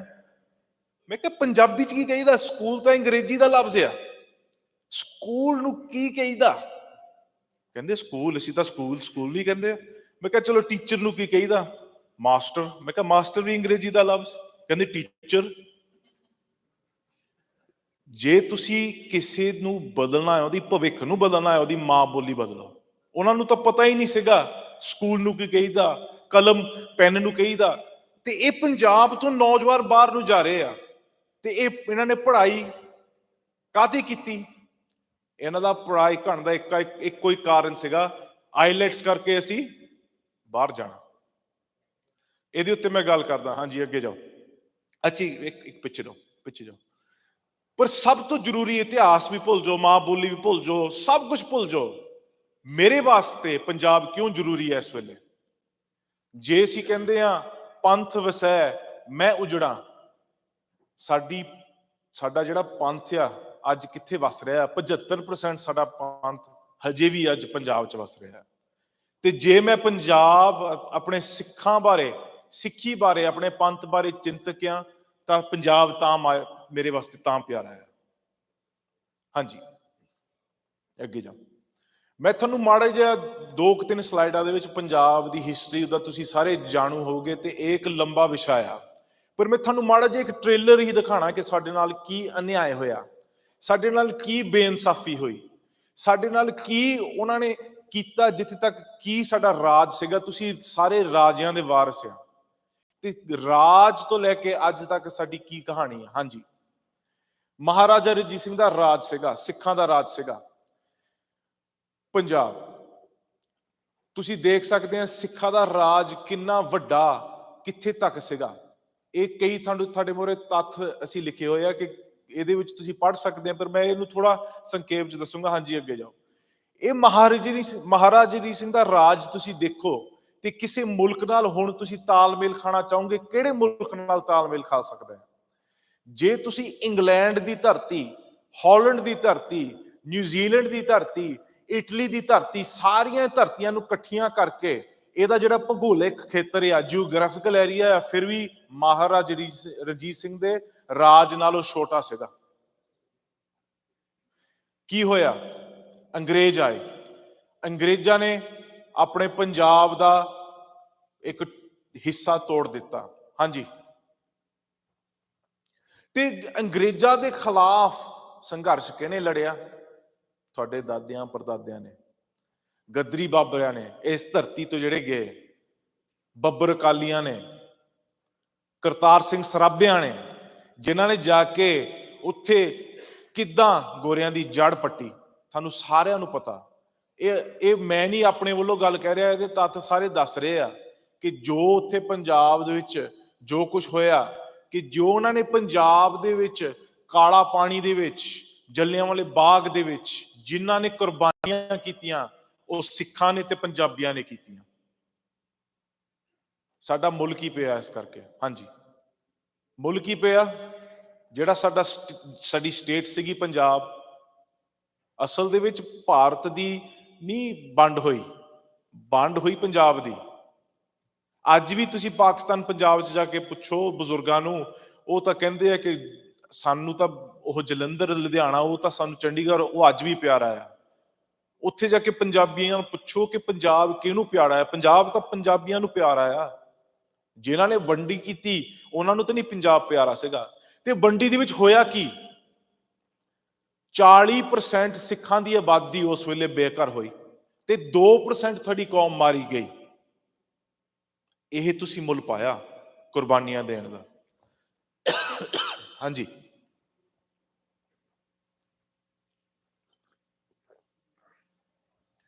ਇਸ ਤੋਂ ਬਾਅਦ ਰੀਆਰਗਨਾਈਜੇਸ਼ਨ ਹੁੰਦੀ ਆ ਪੂਰੇ ਭਾਰਤ ਦੀ। ਕਾਤੇ ਹੁੰਦੀ ਆ? ਆਪਣੀ ਭਾਸ਼ਾ ਦੇ ਆਧਾਰਕ। ਜਿੱਥੇ ਗੁਜਰਾਤੀ ਬੋਲਦੇ ਸੀਗੇ ਉੱਥੇ ਗੁਜਰਾਤ ਬਣਾਇਆ ਗਿਆ, ਜਿੱਥੇ ਬਿਹਾਰੀ ਬੋਲਦੇ ਸੀਗੇ ਉੱਥੇ ਬਿਹਾਰ ਬਣਾਇਆ ਗਿਆ। ਤੇ ਇੱਕ ਸੂਬਾ ਸੀਗਾ ਜਿੱਥੇ ਉਹਨਾਂ ਨੇ ਨਈ ਭਾਸ਼ਾ ਲਾਗੂ ਕੀਤੀ। ਕਿਹੜਾ ਸੀਗਾ? ਪੰਜਾਬ। ਤੁਹਾਡੇ ਨਾਲ ਫਿਰ ਅਨਿਆਏ ਜਿਹੜੇ ਕਹਿੰਦੇ ਸੀਗੇ ਕਿ ਸਿੱਖ ਵੀ ਆਪਣੇ ਰਾਜ ਦਾ ਨਿੱਘ ਮਾਣੂਗੇ, ਉਹੀ ਤੁਹਾਡੀ ਮਾਂ ਬੋਲੀ ਦੇ ਉੱਤੇ ਬਾਅਦ ਵਿੱਚ ਹਮਲਾ ਕਰ ਰਹੇ ਆ ਕਿ ਨਹੀਂ, ਇਹ ਤਾਂ ਤੁਹਾਡੀ ਭਾਸ਼ਾ, ਇਹ ਤਾਂ ਤੁਹਾਡੀ ਘੱਟ ਗਿਣਤੀ ਹੈ ਜਿਹੜੀ ਤੁਹਾਡੀ ਆ ਭਾਸ਼ਾ ਬੋਲਦੇ ਆ। ਉਸ ਤੋਂ ਬਾਅਦ ਇੱਕ ਲਹਿਰ ਚੱਲਦੀ ਆ, ਪੰਜਾਬੀ ਸੁਭਾ ਲਹਿਰ। ਇਸ ਸੁਭਾ ਲਹਿਰ ਦੇ ਵਿੱਚੋਂ ਸਾਡੇ ਕਈ ਸ਼ਹੀਦ ਹੋ ਜਾਂਦੇ ਆ, ਕਈਆਂ ਨੇ ਕਈ ਸਾਲ ਜੇਲਾਂ ਕੱਟੀਆਂ। ਕਿਉਂ? ਕਿਉਂਕਿ ਉਹ ਚਾਹੁੰਦੇ ਆ ਕਿ ਸਾਡੀ ਮਾਂ ਬੋਲੀ ਮੁੱਖ ਹੋਣ, ਪੰਜਾਬੀ ਸੁਭਾ ਲਹਿਰ। ਤੇ ਉਹ ਬਣਾ ਦਿੰਦੇ ਆ ਇੱਕ ਤੁਹਾਡੇ ਨਾਲ ਇੱਕ ਡੀਲ ਬਣਾਉਂਦੇ ਆ ਕਿ ਕਿ ਤੁਹਾਡਾ ਇੱਕ ਸੂਬਾ ਦੇ ਦਿੰਦੇ ਆ ਜਿਹੜਾ ਨਾਂ ਅਸੀਂ ਪੰਜਾਬ ਰੱਖਦੇ ਆ, ਪਰ ਉਹ ਛੋਟਾ ਕਰਕੇ 30% ਕਰਕੇ। ਤੇ ਉਸ ਵੇਲੇ ਦੇ ਲੀਡਰ ਕੀ ਸੋਚਦੇ ਆ, ਸਾਨੂੰ ਆਪਣਾ ਰਾਜ ਪਿਆਰਾ ਜਿਹੜਾ ਹਿਮਾਚਲ ਹਰਿਆਣਾ ਪਿਆਰਾ ਆ, ਜਾਂ ਸਾਨੂੰ ਆਪਣੀ ਮਾਂ ਬੋਲੀ ਪਿਆਰੀ ਆ। ਤੇ ਉਹਨਾਂ ਨੇ ਮਾਂ ਬੋਲੀ ਨੂੰ ਚੁਣ ਕੇ ਪੰਜਾਬ ਛੋਟਾ ਸੂਬਾ ਬਣਾ ਕੇ ਉਹ ਕਬੂਲ ਕਰ ਦਿੱਤਾ। ਹਾਂਜੀ, ਪਰ ਇਸ ਤੋਂ ਇਲਾਵਾ ਉਹਨਾਂ ਨੇ ਜਦੋਂ ਆਹ ਵੰਡੀ ਕੀਤੀ ਹਰਿਆਣੇ ਦੀ, ਜਿਹਨੂੰ ਟ੍ਰਾਈਫਿਕੇਸ਼ਨ ਵੀ ਕਹਿੰਦੇ ਆ, ਉਸ ਦੇ ਵਿੱਚ ਜਿਹੜੇ ਹਿਮਾਚਲ ਦੇ ਵਿੱਚ ਪੰਜਾਬ ਦੇ ਡੈਮ ਸੀਗੇ ਉਹ ਪੰਜਾਬ ਤੋਂ ਬਾਹਰ ਰੱਖੇ ਗਏ। ਤੇ 1966 ਰੀਆਰਗੇਨਾਈਜੇਸ਼ਨ ਐਕਟ ਦੇ ਵਿੱਚ ਉਹਨਾਂ ਨੇ 3 ਕਲੌਜ਼ ਪਾਏ। ਮੈਂ ਇੰਟਰਨੈਸ਼ਨਲ ਰਿਪੇਰੀਅਨ ਲਾਅ ਦੀ ਗੱਲ ਕੀਤੀ, ਸੰਵਿਧਾਨ ਦੀ ਗੱਲ ਕੀਤੀ, ਪਾਣੀ ਦੀ ਗੱਲ ਕੀਤੀ ਆ। 3 ਲਾਅ ਪਾਏ। ਇਹ 3 ਲਾਅ ਪਾਉਣ ਦਾ ਕਾਰਨ ਕੀ ਸੀਗਾ? ਇਹ ਕਨਸਟੀਟਿਊਸ਼ਨਲੀ ਚੇਂਜ ਕੀਤੀ ਪਹਿਲੀ ਵਾਰੀ ਇੰਡੀਆ ਦੇ ਵਿੱਚ, ਕਿ ਜਿਹੜਾ ਇੱਕ ਸਟੇਟ ਦਾ ਸਬਜੈਕਟ ਜਿਹੜਾ ਹੁੰਦਾ ਆ, ਪਾਣੀ ਸਟੇਟ ਦਾ ਸਬਜੈਕਟ ਆ। ਮੈਂ ਤੁਹਾਨੂੰ ਐਗਜ਼ਾਮਪਲ ਦਿੰਦਾ, ਸਾਰੀਆਂ ਸਟੇਟਾਂ ਦੇ ਵਿੱਚ ਜੇ ਉਹਨਾਂ ਨੇ ਕੋਈ ਨਹਿਰ ਪਟਣੀ ਆ, ਕੋਈ ਖੂਹ ਪਟਣਾ ਆ, ਉਹ ਸਟੇਟ ਦੀ ਜ਼ਿੰਮੇਵਾਰੀ ਹੁੰਦੀ ਆ। ਸਟੇਟ ਦਾ ਫੈਸਲਾ ਹੁੰਦਾ ਹੈ ਕਿ ਆਹ ਕਰਨ ਲੱਗਿਆ। ਪੰਜਾਬ ਤੋਂ ਇਲਾਵਾ ਕਨਸਟੀਟਿਊਸ਼ਨ ਦੇ ਵਿੱਚ ਇੱਕ ਚੇਂਜ ਕੀਤੀ ਗਈ ਕਿ ਪੰਜਾਬ ਦਾ ਦਰਿਆਵੀ ਪਾਣੀ ਪੰਜਾਬ ਦੇ ਅਧਿਕਾਰ ਦਾ ਨਹੀਂ ਹੈਗਾ, ਸੈਂਟਰਲ ਸਰਕਾਰ ਕੰਟਰੋਲ ਕਰਦੀ ਆ। ਪੰਜਾਬ ਦੇ ਜਿਹੜੇ ਹੈਡਵਰਕਸ ਆ, ਭਾਖੜਾ, ਹਰੀਕੇ, ਉਹ ਪੰਜਾਬ ਦਾ ਅਧਿਕਾਰ ਨਹੀਂ ਹੈਗਾ, ਉਹ ਹੈਗਾ ਸੈਂਟਰਲ ਸਰਕਾਰ ਦੇ। ਇਹ ਤੁਹਾਡੇ ਨਾਲ ਪਹਿਲਾ ਬੇਇਨਸਾਫੀ ਹੋਈ, ਮਨੁੱਖੀ ਅਧਿਕਾਰਾਂ ਦੀ ਉਲੰਘਣਾ। ਤੇ ਉਹਨੂੰ ਉਸ ਵੇਲੇ ਦੇ ਜਿਹੜੇ ਆਪਣੇ ਮਾਰ ਸੀਗੇ, ਪੜ੍ਹੇ ਲਿਖੇ ਸੀਗੇ, ਉਹਨਾਂ ਨੇ ਇਹ ਕਿਹਾ ਕਿ ਇਹ ਅਨਕਨਸਟੀਟਿਊਸ਼ਨਲ ਆ, ਇਲੀਗਲ ਆ ਅਤੇ ਅਗੇਂਸਟ ਇੰਟਰਨੈਸ਼ਨਲ ਰਿਪੇਰੀਅਨ ਲਾਜ਼ ਆ। ਇਹ ਉਸ ਵੇਲੇ ਦੀ ਵਰਲਡ ਬੈਂਕ ਨੇ ਇਹ ਗੱਲ ਕਹੀ ਸੀਗੀ ਕਿ ਇਹ ਬਹੁਤ ਗੈਰ ਕਾਨੂੰਨੀ ਆ। ਹਾਂਜੀ, ਉਸ ਤੋਂ ਬਾਅਦ ਕੀ ਹੁੰਦਾ? ਇੱਥੇ ਆਪਣੇ ਭਾਈ ਸਾਹਿਬ ਨੇ ਸੰਤ ਜੀ ਬਾਰੇ ਕਾਫੀ ਕੁਝ ਕਿਹਾ ਕਿ ਇਹ ਇੱਕ ਮਨੁੱਖੀ ਅਧਿਕਾਰਾਂ ਦੇ ਇੱਕ ਐਕਟਿਵਿਸਟ ਸੀਗੇ, ਸੇਵਕ ਸੀਗੇ। ਗੱਲ ਬਿਲਕੁਲ ਸਹੀ ਆ। ਕਿਉਂ ਸੀਗੇ? ਉਹਨਾਂ ਦੀ ਸਾਰੀ ਕਹਾਣੀ ਕਿੱਥੋਂ ਸ਼ੁਰੂ ਹੁੰਦੀ ਆ? ਉਹ ਕਹਿੰਦੇ ਕਿੱਥੋਂ ਸ਼ੁਰੂ ਕਰਦੇ ਆ ਕਿ ਪੰਜਾਬ ਦਾ ਜਿਹੜਾ ਪਾਣੀ ਆ ਪੰਜਾਬ ਵੱਲ ਲਿਆਇਆ ਜਾਵੇ, ਪੰਜਾਬ ਦੀ ਮਾਂ ਬੋਲੀ ਮੁੱਖ ਰੱਖੀ ਜਾਣ। ਆਨੰਦਪੁਰ ਮਤਾ ਇਕੱਲਾ ਸਿੱਖਾਂ ਵਾਸਤੇ ਨਹੀਂ ਸੀਗਾ। ਜੇ ਪੰਜਾਬ ਦਾ ਪਾਣੀ ਪੰਜਾਬ ਨੂੰ ਆਉਂਦਾ ਸੀ, ਮੁੜ ਕੇ ਇਕੱਲੇ ਸਿੱਖਾਂ ਨੇ ਨਹੀਂ ਪੀਣਾ ਸੀਗਾ। ਜੇ ਭਾਸ਼ਾ ਬਚਦੀ ਆ, ਇਕੱਲੇ ਪੰਜਾਬੀ ਇਕੱਲੇ ਸਿੱਖ ਨਹੀਂ ਬੋਲਦੇ ਪੰਜਾਬੀ। ਪਰ ਇਹ ਜਿਹੜੀ ਗੱਲ ਉਹ ਕਿੱਥੋਂ ਜਾਂਦੀ? ਧਰਮ ਯੁੱਧ ਮੋਰਚੇ ਤੋਂ ਬਾਅਦ 78 ਦਾ ਸਾਕਾ ਹੁੰਦਾ ਆ, ਉਸ ਤੋਂ ਬਾਅਦ ਧਰਮ ਯੁੱਧ ਮੋਰਚਾ ਮੁੱਖ ਰੱਖਦਾ ਆ। ਤੇ ਧਰਮ ਯੁੱਧ ਮੋਰਚਾ ਕਿੱਥੋਂ ਸ਼ੁਰੂ ਹੁੰਦਾ ਆ? ਕਿਸ ਨੂੰ ਪਤਾ? ਕਿਹੜੇ ਮੋਰਚੇ ਤੋਂ? ਕਪੂਰੀ ਦੀ ਮੋਰਚੇ ਤੋਂ। ਤੇ ਕਪੂਰੀ ਦਾ ਮੋਰਚਾ ਕੀ ਸੀਗਾ? SYL, ਸਤਲੁਜ ਯਮੁਨਾ ਲਿੰਕ ਕਨਾਲ ਦੀ ਜਿਹੜੀ ਉੱਥੋਂ ਸ਼ੁਰੂਆਤ ਹੋਣੀ ਸੀਗੀ ਕਿ ਪੰਜਾਬ ਦਾ ਪਾਣੀ ਹੋਰ ਬਾਹਰ ਲਿਜਾਇਆ ਜਾਵੇ। ਪਰ ਇੱਥੇ ਮੈਂ ਇੱਕ ਸਵਾਲ ਪੁੱਛਦਾ ਮੇਰੀ ਆਪਣੀ ਕੌਮ ਨੂੰ। ਤੁਸੀਂ ਮੇਰੀ ਕੌਮ ਆ, ਤੁਸੀਂ ਮੇਰਾ ਪੰਥ ਆ। ਜੇ ਮੈਨੂੰ ਅੱਜ ਕੋਈ ਆ ਕੇ ਇੱਥੇ ਇੱਕ ਚਪੇੜ ਮਾਰ ਦੇਵੇ ਪੱਟ ਕੇ, ਤੇ ਮੈਂ ਇੱਥੇ ਖੜ ਕੇ ਕਵਾਂ 40 ਸਾਲ ਕਿ ਮੈਂ ਕਦੀ ਨਾ ਭੁੱਲੂੰਗਾ ਮੇਰੇ ਚਪੇੜ ਪਈ, ਪਰ ਮੈਂ ਪੁੱਛਾਂ ਹੀ ਨਾ ਕਿ ਮੈਨੂੰ ਮਾਰਿਆ ਕਿਉਂ, ਇਹ ਤਾਂ ਹੁਣ ਮੇਰੀ ਗਲਤੀ ਹੋਊਗੀ। ਜਿਹੜਾ ਮੁੱਦਾ ਸੀਗਾ ਪੰਜਾਬ ਦੇ ਪਾਣੀਆਂ ਦਾ, ਆਨੰਦਪੁਰ ਮਤੇ ਦਾ, ਧਰਮ ਯੁੱਧ ਮੋਰਚੇ ਦਾ, ਉਹ ਅੱਗੇ ਗਿਆ। ਉਹ ਤਾਂ ਉੱਥੇ ਦਾ ਉੱਥੇ ਆ। ਮੈਂ ਤਾਂ ਕਿ ਇਹਦੇ ਨਾਲੋਂ ਵੀ ਪਿੱਛੇ ਚਲੇ ਗਿਆ ਹੈ। ਉਹ ਤਾਂ ਅਸੀਂ ਭੁੱਲ ਗਏ। ਪੰਜਾਬ ਦੇ ਜਿਹੜੇ ਮਨੁੱਖੀ ਅਧਿਕਾਰਾਂ ਦੀ ਗੱਲ ਹੋ ਰਹੀ ਸੀਗੀ ਉਸ ਵੇਲੇ, ਉਹ ਤਾਂ ਭੁੱਲ ਗਏ। ਹਾਂ, 84 ਨੂੰ ਤਾਂ ਅਸੀਂ ਜ਼ਰੂਰ ਯਾਦ ਕਰਦੇ, ਤਾਂ ਕਰਨਾ ਸਾਡਾ ਹੱਕ ਹੈ, ਸਾਨੂੰ ਕਰਨਾ ਵੀ ਚਾਹੀਦਾ। ਪਰ ਸਾਨੂੰ ਇਹ ਗੱਲ ਨਹੀਂ ਭੁੱਲਣੀ ਚਾਹੀਦੀ ਕਿ ਅਸੀਂ 84 ਸਾਡੇ ਨਾਲ ਹੋਈ ਕਿਉਂ। ਹੋਈ ਸਾਡੇ ਨਾਲ ਤਾਂ ਸੀਗੀ ਕਿਉਂਕਿ ਅਸੀਂ ਆਪਣਾ ਪਾਣੀ ਮੰਗਦੇ ਸੀਗੇ, ਤੇ ਉਹਨਾਂ ਨੇ ਕਿਹਾ ਕਿ ਇਹਨਾਂ ਨੂੰ ਦਬਾ ਦਿਓ, ਇਹਨਾਂ ਦਾ ਧਿਆਨ ਉਧਰਲੇ ਪਾਸੇ ਪਾ ਦਿਓ। ਇਹਨਾਂ ਨੇ ਆਪਣਾ ਪਾਣੀ ਦਾ ਕੀ ਮੰਗਣਾ, ਇਹਨਾਂ ਤੋਂ ਉਦਾਂ ਹੀ ਨਹੀਂ ਇਹ ਇਸ ਪੱਖੋਂ ਨਿਕਲ ਸਕਦੇ। ਹਾਂਜੀ, ਤੇ ਅੱਜ ਜਿਹੜਾ ਪੰਜਾਬ ਆ 6% ਰਹਿ ਗਿਆ। 50,000 ਸਕੁਆਇਰ ਕਿਲੋਮੀਟਰ 6% ਰਹਿ ਗਿਆ, ਜਿਹੜਾ ਮਹਾਰਾਜਾ ਰਣਜੀਤ ਸਿੰਘ ਦਾ ਰਾਜ ਸੀਗਾ। 6%। ਹਾਂਜੀ, ਅੱਜ ਦਾ ਪੰਜਾਬ ਉਹ ਹੈਗਾ ਇੱਕ, ਤੁਸੀਂ ਕਿ ਇਹਦਾ ਭੂਗੋਲਿਕ ਖੇਤਰ। ਜਦੋਂ ਮੈਂ ਹੁਣ ਤੁਹਾਨੂੰ ਆਹ ਤੱਤ ਦਿਖਾਉਣ ਜਾ ਰਿਹਾ ਪੰਜਾਬ ਦੇ ਅੱਜ ਮੌਜੂਦਾ ਹਾਲਾਤ ਦੇ, ਇਹ ਤੁਸੀਂ ਮੁੱਖ ਰੱਖਣਾ। ਇਹ ਤੁਸੀਂ ਯਾਦ ਰੱਖਣਾ ਕਿ ਜਿਹੜੀਆਂ ਮੈਂ ਤੁਹਾਨੂੰ ਚੀਜ਼ਾਂ ਦੱਸਣ ਜਾ ਰਿਹਾ ਆ, ਇਹ ਇੱਕ ਛੋਟੇ ਜਿਹੇ ਸੂਬੇ ਦੀ ਗੱਲ ਹੋ ਰਹੀ ਆ ਜਿੱਥੇ 75% ਤੁਹਾਡੀ ਕੌਮ ਰਹਿੰਦੀ ਆ, ਜਿਹੜੀ ਆਬਾਦੀ ਕੱਲੀ 2% ਆ ਪੂਰੇ ਭਾਰਤ ਵਿੱਚੋਂ, ਕੱਲੀ 2%, ਅਤੇ ਇੱਕ 1.5% ਭੂਗੋਲਿਕ ਖੇਤਰ ਦੀ ਗੱਲ ਹੋ ਰਹੀ ਆ, ਬਹੁਤ ਛੋਟਾ ਜਿਹਾ ਸੂਬਾ। ਹਾਂਜੀ, ਤੇ ਪੰਜਾਬ ਦੇ ਵਿੱਚ ਜਿੰਨੇ ਵੀ ਮੁੱਦੇ ਆ, ਉਹ ਇੱਕ ਇੱਕ ਮੁੱਦਾ ਤੁਸੀਂ ਸੋਚ ਸਕਦੇ ਆ ਉਹ ਇੱਕ ਹੋਰ ਮੁੱਦੇ ਨਾਲ ਜੁੜਦਾ ਆ। ਮੈਂ ਤੁਹਾਨੂੰ ਇੱਕ ਇੱਥੇ ਐਗਜ਼ਾਮਪਲ ਦਿੰਦਾ। ਤੁਸੀਂ ਪਾਣੀ ਦੇ ਮੁੱਦੇ ਨੂੰ ਸੋਚ ਲਓ। ਪਾਣੀ ਨਹੀਂ ਹੈਗਾ ਤੇ ਸਿਹਤ ਦੀਆਂ ਬਿਮਾਰੀਆਂ, ਪਾਣੀ ਨਹੀਂ ਹੈਗਾ ਤਾਂ ਕਰਜ਼ਾ, ਪਾਣੀ ਨਹੀਂ ਹੈਗਾ ਤੇ ਕਿਸਾਨੀ ਖੁਦਕੁਸ਼ੀ, ਪਾਣੀ ਨਹੀਂ ਹੈਗਾ ਤੇ ਮਾਨਸਿਕ ਰੋਗਤਾ। ਇਕੱਲਾ ਇਕੱਲਾ ਮੁੱਦਾ ਹੋਰ ਮੁੱਦਿਆਂ ਨਾਲ ਜੁੜਦਾ ਆ, ਤੇ ਇਹਦਾ ਇੱਕੋ ਇੱਕ ਹੱਲ ਅੱਜ ਨੌਜਵਾਨਾਂ ਨੂੰ ਮਿਲ ਰਿਹਾ ਹੈ, ਅੱਜ ਲੋਕਾਂ ਨੂੰ ਮਿਲ ਰਿਹਾ ਹੈ ਕਿ ਇਹਦਾ ਇੱਕੋ ਇੱਕ ਹੱਲ ਆ ਪ੍ਰਵਾਸ। ਕਿ ਮੈਂ ਪੰਜਾਬ 'ਚ ਰਹਿ ਕੇ ਮੈਂ ਨਹੀਂ ਇੱਥੇ ਜਿਉ ਸਕਦਾ, ਮੈਂ ਬਾਹਰ ਜਾਣਾ। ਉਹੀ ਆ ਕਿ ਅਸੀਂ ਬਾਹਰ ਚੱਲੀਏ। ਹਾਂਜੀ, ਪਰ ਅਸੀਂ ਪੰਜਾਬ ਦੇ ਮੁੱਦਿਆਂ ਨੂੰ 5 ਹਿੱਸਿਆਂ 'ਚ ਵੰਡ ਕੇ ਇਹਦੀ ਉੱਤੇ ਗੱਲਬਾਤ ਕਰ ਰਹੇ ਹਾਂ। ਮੈਂ ਇਹਦੇ ਉੱਤੇ ਜ਼ਿਆਦਾ ਧਿਆਨ ਨਹੀਂ ਦੇਣਾ। ਹਾਂਜੀ, ਅੱਗੇ ਜਾਓ। ਪਹਿਲੇ 2 ਮੁੱਦਿਆਂ ਤੇ ਅਸੀਂ ਗੱਲ ਸ਼ੁਰੂਆਤ ਕੀਤੀ ਹੋਈ, ਇੱਥੋਂ ਅਸੀਂ ਕੰਟੀਨਿਊ ਕਰਦੇ ਹਾਂ। ਪੰਜਾਬ ਦੇ ਪਾਣੀਆਂ ਦੀ ਗੱਲ। ਹਾਂਜੀ, ਪੰਜਾਬ ਦਾ ਪਾਣੀ ਵੰਡਿਆ ਗਿਆ, ਕੀ ਹੋਇਆ ਫਿਰ? ਕੀ ਹੋ ਗਿਆ? ਹੋਰ ਸਟੇਟਾਂ ਨੂੰ ਵੀ ਹੋਰ ਸਟੇਟਾਂ ਨੂੰ ਵੀ ਪਾਣੀ ਦੀ ਲੋੜ ਆ, ਪੰਜਾਬ ਨੂੰ ਤਾਂ ਨਹੀਂ ਇਕੱਲਾ ਅਧਿਕਾਰ ਹੈਗਾ ਆਪਣੇ ਪਾਣੀਆਂ ਦਾ। ਚਲੋ, ਮੈਂ ਗੱਲ ਮੰਨਦਾ ਤੁਹਾਡੀ, ਪਰ ਜੇ ਪੰਜਾਬ ਦੀ ਲੋੜ ਪੂਰੀ ਹੁੰਦੀ ਸੀਗੀ ਤਾਂ ਜਾਇਜ਼ ਸੀਗਾ ਪਾਣੀ ਬਾਹਰ ਭੇਜਣਾ। ਪੰਜਾਬ ਦੀ ਲੋੜ ਨਹੀਂ ਪੂਰੀ ਹੁੰਦੀ। ਹਾਂਜੀ, ਕੀ ਹੋਇਆ? ਜਿਹਨੂੰ ਭਾਰਤ ਦਾ ਅੰਨਦਾਤਾ ਤੁਸੀਂ ਆਖਦੇ ਆ, ਉਹਨੂੰ ਲੋੜ ਕਿਉਂ ਸੀਗੀ? ਕਿਉਂਕਿ ਉਹ ਕਿਸਾਨੀ ਕਰ ਰਿਹਾ ਹੈ, ਉਹਨੇ ਆਪਣੇ ਫਸਲਾਂ ਨੂੰ ਪਾਣੀ ਦੇਣਾ ਸੀਗਾ। ਤੇ ਜਿਹੜੀ ਨਹਿਰੀ ਸਿੰਚਾਈ ਹੁੰਦੀ ਸੀਗੀ ਪੰਜਾਬ ਦੇ ਵਿੱਚ, ਤੁਸੀਂ ਦੇਖ ਸਕਦੇ ਆ ਨਹਿਰੀ ਸਿੰਚਾਈ ਘਟਦੀ ਗਈ। ਤੇ ਕੀ ਉਹਨਾਂ ਨੇ ਲਿਆਂਦਾ ਪੰਜਾਬ ਦੇ ਵਿੱਚ? ਟਿਊਬਵੈਲਾਂ ਕੀ ਹੁੰਦੀਆਂ? ਸਬਮਰਸੀਬਲ, ਹੇਠੋਂ ਪਾਣੀ ਖਿੱਚਿਓ ਤੇ ਉਹੀ ਵਰਤੀ ਜਾਓ। ਕਿਉਂਕਿ ਨਹਿਰਾਂ ਤਾਂ ਸੁੱਕ ਗਈਆਂ, ਦਰਿਆ ਸੁੱਕ ਗਏ, ਨਹਿਰਾਂ ਸੁੱਕ ਗਈਆਂ, ਖੱਲ ਸੁੱਕ ਗਏ, ਤੇ ਤੁਹਾਡੇ ਪਾਣੀ ਆਣਾ ਕਿੱਥੋਂ ਆ? ਫਿਰ ਪਾਣੀ ਤਾਂ ਤੁਸੀਂ ਫਿਰ ਹੇਠੋਂ ਕੱਢੋ। ਅੱਜ ਮੈਨੂੰ ਇੱਕ ਗੱਲ ਕੱਲ ਪਤਾ ਲੱਗੀ ਕਿ ਜਿਹੜੀ ਇੰਦਰਾ ਗਾਂਧੀ ਫੀਡਰ ਕਨਾਲ ਆ, ਜਿਹੜਾ ਇੱਕ ਪੂਰੇ ਭਾਰਤ ਦਾ ਸਭ ਤੋਂ ਲੰਬਾ ਸਿੰਚਾਈ ਦਾ ਪ੍ਰੋਜੈਕਟ ਆ, ਜਿਹੜਾ ਹਰੀਕੇ ਤੋਂ ਲੈ ਕੇ ਜਸਲ ਨਹਿਰ ਤੱਕ ਨਹਿਰ ਜਾਂਦੀ ਆ ਪੰਜਾਬ ਦਾ ਪਾਣੀ ਲੈ ਕੇ। ਜਿੱਥੇ ਇੱਕ ਰੇਗਿਸਤਾਨ ਮਾਰੂਥਲ ਵਰਗੀ ਜਗ੍ਹਾ ਸੀਗੀ, ਅੱਜ ਜੰਗਲ ਲੱਗਾ ਪਿਆ ਉੱਥੇ ਪੰਜਾਬ ਦੇ ਪਾਣੀਆਂ ਦੇ ਨਾਲ। ਤੇ ਉਹ ਕਿੱਦਾਂ ਪਾਣੀ ਲਿਗੇ?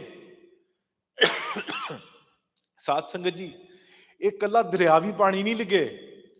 ਜੇ ਸ਼ਾਇਦ ਜਿਹੜੇ ਪੰਜਾਬ ਦੇ ਜੰਮੇ ਪਲੇ ਆ, ਜੇ ਉਹਨਾਂ ਨੇ ਦੇਖਿਆ, ਉਹਨਾਂ ਨੂੰ ਇਸ ਗੱਲਬਾਤ ਦਾ ਪਤਾ ਹੋਊਗਾ। ਜਿਹੜਾ ਹਰੀਕੇ ਤੋਂ ਜਿਹੜੀ ਨਹਿਰ ਜਾਂਦੀ ਆ ਇੰਦਰਾ ਗਾਂਧੀ ਵਾਲੀ, ਉਹਦੇ ਨਾਲ ਉਹਨਾਂ ਨੇ ਟਿਊਬਵੈਲਾਂ ਲਾਈਆਂ ਵੱਡੀਆਂ ਮੋਟੀਆਂ। ਉਹ ਪਾਣੀ ਥੱਲੋਂ ਖਿੱਚ ਕੇ ਉਹ ਨਹਿਰ ਚ ਪਾਉਂਦੇ ਆ, ਤੇ ਉਹ ਜਿਹੜਾ ਜ਼ਮੀਨੋਂ ਪਾਣੀ ਵੀ ਖਿੱਚ ਕੇ ਬਾਹਰ ਜਾ ਰਿਹਾ ਹੈ ਤੁਹਾਡਾ। ਕੱਲਾ ਦਰਿਆਵੀ ਪਾਣੀ ਨਹੀਂ ਤੁਹਾਡਾ ਬਣ ਰਿਹਾ, ਜ਼ਮੀਨੋਂ ਹੇਠੋਂ ਖਿੱਚ ਕੇ ਪਾਣੀ, ਉਹ ਵੀ ਦਰਿਆ ਭਰ ਕੇ, ਨਹਿਰ ਭਰ ਕੇ, ਉਹ ਵੀ ਰਾਜਸਥਾਨ ਨੂੰ ਭੇਜ ਰਹੇ। ਇਸ ਤੋਂ ਕੀ ਹੋਇਆ? ਉਹਨਾਂ ਨੇ ਪਹਿਲਾਂ ਇੱਕ ਪਾਲਿਸੀ ਲਾਗੂ ਕੀਤੀ, ਫ੍ਰੀ ਇਲੈਕਟ੍ਰਿਸਿਟੀ ਪਾਲਿਸੀ, ਕਿ ਜਿਹੜਾ ਬਿਜਲੀ ਤੁਹਾਡੀ ਟਿਊਬਵੈਲਾਂ ਦੀ ਮੁਫਤ ਕੀਤੀ ਜਾਣ, ਕਿ ਦਿਨ ਰਾਤ ਕੋਈ ਨਾ ਲਾਈ ਰੱਖੋ, ਖਿੱਚੀ ਜਾਓ ਪਾਣੀ, ਜਿੰਨਾ ਵੀ ਖਿੱਚ ਸਕਦੇ ਆ ਪਾਣੀ ਖਿੱਚੀ ਜਾਓ। ਤੇ ਤੁਸੀਂ ਜੇ ਪਾਣੀ ਖਿੱਚਣਾ ਹੇਠਲਾ, ਤੁਹਾਡੇ ਪਾਣੀ ਦੇ ਟੇਬਲ ਨੂੰ ਕੀ ਹੋਣਾ? ਹਾਂਜੀ, ਥੱਲੇ ਗਿਆ। ਤੁਸੀਂ ਸਾਰੇ ਜਾਣੂ ਹੋ 20 ਸਾਲ ਪਿੱਛੇ ਕਿੱਥੇ ਤੱਕ ਪਾਣੀ ਸੀਗਾ, ਕਿੰਨਾ ਹੋਰ ਡੂੰਘਾ ਕਰਨਾ ਪਿਆ ਬੋਰ, ਹੋਰ ਡੂੰਘਾ ਕਰਨਾ ਪਿਆ ਬੋਰ। ਇਹ ਤੁਹਾਨੂੰ ਪਤਾ ਹੀ ਆ, ਆਪਣੇ ਪਿੰਡਾਂ ਦੇ ਹਾਲਤ ਤੁਹਾਨੂੰ ਪਤਾ ਹੀ ਆ। ਹਾਂਜੀ, ਤੇ ਪਾਣੀ ਦਾ ਗ੍ਰਾਫ ਡਿੱਗਦਾ ਗਿਆ, ਕਿੱਥੇ ਤੱਕ ਅੱਜ ਪਹੁੰਚ ਗਿਆ। ਹਾਂਜੀ, ਉਹ ਜਾਂਦਾ। ਹਾਂਜੀ, ਅੱਗੇ ਜਾਓ। ਇਹ ਜਿਹੜੀ ਟ੍ਰੈਜੈਕਟਰੀ ਆ, ਇਹ ਦਿਖਾ ਰਹੀ ਆ ਕਿ ਪੰਜਾਬ ਕਿੱਧਰ ਨੂੰ ਜਾ ਰਿਹਾ ਹੈ। 2037 ਦੀ ਇਹਨਾਂ ਨੇ ਰਿਪੋਰਟ ਦੱਸੀ ਹੋਈ ਆ ਕਿ ਪੰਜਾਬ 80% ਤੋਂ ਜ਼ਿਆਦਾ ਪੰਜਾਬ ਦੇ ਪਿੰਡਾਂ ਦੇ ਵਿੱਚੋਂ ਪਾਣੀ ਨਹੀਂ ਰਹਿਣਾ। ਅੱਜ ਮੇਰੀ ਗੱਲ ਤੁਸੀਂ ਯਾਦ ਰੱਖ ਲਿਓ। ਇਹ ਅੱਜ ਦਾ ਜਿਹੜਾ ਸਾਨੂੰ ਸ਼ਾਇਦ ਨਲਕਾ ਮਾਰਦੇ ਆ ਤੇ ਪਾਣੀ ਆ ਰਿਹਾ, ਟਿਊਬਵੈਲ ਆਨ ਕਰਦੇ ਤੇ ਪਾਣੀ ਆ ਰਿਹਾ ਆ, ਪਰ ਕੱਲ ਉਹ ਇੱਕ ਦਮੀ ਬੰਦ ਹੋਣਾ। ਇੱਕ ਪਿੰਡ ਆ ਹੀਰਪੁਰ, ਰੋਪੜ, ਪਾ ਕੇ ਦੇਖ ਲਿਓ, 70 ਟਿਊਬਵੈੱਲਾਂ ਇੱਕੋ ਹੀ ਰਾਤ ਬੰਦ ਹੋਈਆਂ। 70 ਟਿਊਬਾਂ ਇੱਕੋ ਰਾਤ ਦੇ ਵਿੱਚ। ਪੂਰੇ ਦਾ ਪੂਰਾ ਪਿੰਡ ਮੋਰਚੇ ਦੇ ਵਿੱਚ ਆ ਕਿ ਸਾਨੂੰ ਪਾਣੀ ਦਿਓ, ਅਸੀਂ ਫਸਲਾਂ ਨੂੰ ਕਿੱਦਾਂ ਪਾਣੀ ਪਾਉਣਾ, ਅਸੀਂ ਪਸ਼ੂਆਂ ਨੂੰ ਕੀ ਪਾਣੀ ਪਾਉਣਾ। ਉਹਨਾਂ ਕੋਲ ਪਾਣੀ ਨਹੀਂ ਹੈਗਾ, ਕੀ ਕਰਨ। ਉੱਥੇ ਤਾਂ ਫਿਰ ਉਹ ਪਿੰਡ ਹੀ ਉੱਜੜ ਜਾਣਾ, ਉਹਨਾਂ ਨੇ ਤਾਂ ਹੋਰ ਕਿਤੇ ਜਾ ਕੇ ਰਹਿਣ, ਆਪਣਾ ਪ੍ਰਵਾਸ ਹੋ ਜਾਣਾ ਉਸ ਪਿੰਡ ਦਾ ਪਿੰਡ ਹੀ ਖਾਲੀ ਹੋ ਜਾਣਾ। ਏਦਾਂ ਕਈ ਪਿੰਡਾਂ ਨਾਲ ਇਹ ਕੁਝ ਹੋਣਾ। ਹਜੇ ਤਾਂ ਸ਼ੁਰੂਆਤ ਆ। ਹਾਂਜੀ, ਅੱਗੇ ਜਾਓ ਜੀ। ਨਾਸਾ ਦੀ ਰਿਪੋਰਟ, ਮੇਰੀ ਕਹੀ ਹੋਈ ਗੱਲ ਨਾ ਮੰਨਿਓ, ਨਾਸਾ ਦੀ ਰਿਪੋਰਟ ਆ ਇਹ, ਜਿਹੜੀ ਸਾਨੂੰ ਦੱਸ ਰਹੀ ਹੈ ਕਿ ਪੰਜਾਬ ਕਿਸ ਹਾਲਤ ਤੱਕ ਪਹੁੰਚਿਆ ਹੋਇਆ ਆ। ਜਿਓਥਰਮਲ ਇਮੇਜਿੰਗ ਗਰਾਊਂਡ ਦੀ ਦੇਖ ਕੇ ਕਿ ਕਿੰਨਾ ਡੂੰਘਾ ਜਾ ਰਿਹਾ ਪਾਣੀ। ਹਾਂਜੀ, ਇਸ ਤੋਂ ਬਾਅਦ ਆ ਇੱਕ ਤੱਤ ਥੋੜਾ ਪੜ੍ਹਨ ਵਾਲਾ ਆ। 2002 ਤੋਂ ਲੈ ਕੇ 2006 ਤੱਕ ਇੰਨਾ ਜ਼ਮੀਨ ਹੇਠੋਂ ਪਾਣੀ ਕੱਢਿਆ। ਇਜ਼ਰਾਈਲ ਦੇ ਨਾਲ ਇੱਕ ਡੈਡ ਸੀ ਪੈਂਦਾ, ਉਹ ਪੂਰਾ ਡੈਡ ਸੀ ਤੁਸੀਂ ਭਰ ਸਕਦੇ ਸੀਗੇ ਪੰਜਾਬ ਦੇ ਪਾਣੀ ਨਾਲ, ਜ਼ਮੀਨ ਹੇਠੋਂ ਪਾਣੀ ਨਾਲ। ਇੰਨਾ ਪਾਣੀ ਨਿਕਲਿਆ ਅੱਜ 10 ਸਾਲਾਂ ਦੇ ਵਿੱਚ। ਤੇ ਉਹ ਪੰਜਾਬ ਪਹਿਲੇ ਨੰਬਰ ਤੇ ਆ ਪਿਛਲੇ ਸਾਲ ਦੀ ਗਰਾਊਂਡ ਵਾਟਰ ਰਿਪੋਰਟ ਦੇ ਵਿੱਚ, ਆਰਸਨਿਕ ਤੇ ਦੂਜੇ ਨੰਬਰ ਤੇ ਫਲੋਰਾਈਡ ਦੇ ਵਿੱਚ। ਇਹ ਦੋ ਕੈਮੀਕਲ ਦੇ ਉੱਤੇ ਤੁਸੀਂ ਆਪ ਖੋਜ ਕਰਕੇ ਦੇਖਿਓ, ਆਰਸਨਿਕ ਤੇ ਫਲੋਰਾਈਡ, ਇਹਦੇ ਉੱਤੇ ਸਿਹਤ ਦੇ ਉੱਤੇ ਕੀ ਨੁਕਸਾਨ ਆ।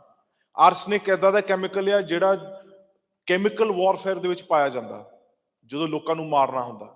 ਫਲੋਰਾਈਡ ਇੱਕ ਉਹ ਚੀਜ਼ ਆ ਜਿਹੜੀ ਬਲੀਚ ਦੇ ਵਿੱਚ ਜਾਂ ਪਾਣੀ ਸਾਫ਼ ਕਰਨ ਦੇ ਵਿੱਚ ਇੱਕ ਚੀਜ਼ ਪਾਈ ਜਾਂਦੀ ਆ ਜਿਹੜੇ ਜਰਮਸ ਮਾਰਨ ਨੂੰ। ਤੇ ਲੋਕ, ਸਾਨੂੰ ਇੰਗਲੈਂਡ ਦੀ ਗੱਲ ਹੈ, ਉੱਥੇ ਲੋਕ ਟੁੱਟੀ ਦਾ ਪਾਣੀ ਪੀਣੋਂ ਬਿਲਕੁਲ ਹਟ ਗਏ, ਕਹਿੰਦੇ ਕਿਉਂਕਿ ਇਹਦੇ ਵਿੱਚ ਫਲੋਰਾਈਡ ਹੋਣ ਕਰਕੇ ਜਿਹੜੀ ਤੁਹਾਡੀ ਬ੍ਰੇਨ ਡਿਵੈਲਪਮੈਂਟ, ਤੁਹਾਡੀ ਦਿਮਾਗ ਮਾਨਸਿਕ ਜਿਹੜੀ ਉਹਦੇ ਨਾਲ ਬਹੁਤ ਜ਼ਿਆਦਾ ਤੁਸੀਂ ਪਿੱਛੇ ਜਾਂਦੇ ਆ। ਤੇ ਪੰਜਾਬ ਦੂਜੇ ਨੰਬਰ ਤੇ ਪੂਰੇ ਭਾਰਤ 'ਚ। ਹਾਂਜੀ, ਯੂਰੇਨੀਅਮ ਤੇ ਹਾਈਸਟ। ਮੈਂ ਯੂਰੇਨੀਅਮ ਤੇ ਮੁੜ ਕੇ ਆਉਂਦਾ, ਅਗਲੀ ਸਲਾਈਡ ਯੂਰੇਨੀਅਮ ਵਾਲੀ ਹੈ। ਹਾਂਜੀ, ਆ ਯੂਰੇਨੀਅਮ ਦਾ ਦੇਖੋ ਪੰਜਾਬ 'ਚ ਕਿੱਥੋਂ ਆ ਰਿਹਾ ਯੂਰੇਨੀਅਮ, ਸਮਝ ਨਹੀਂ ਪੈ ਰਹੀ।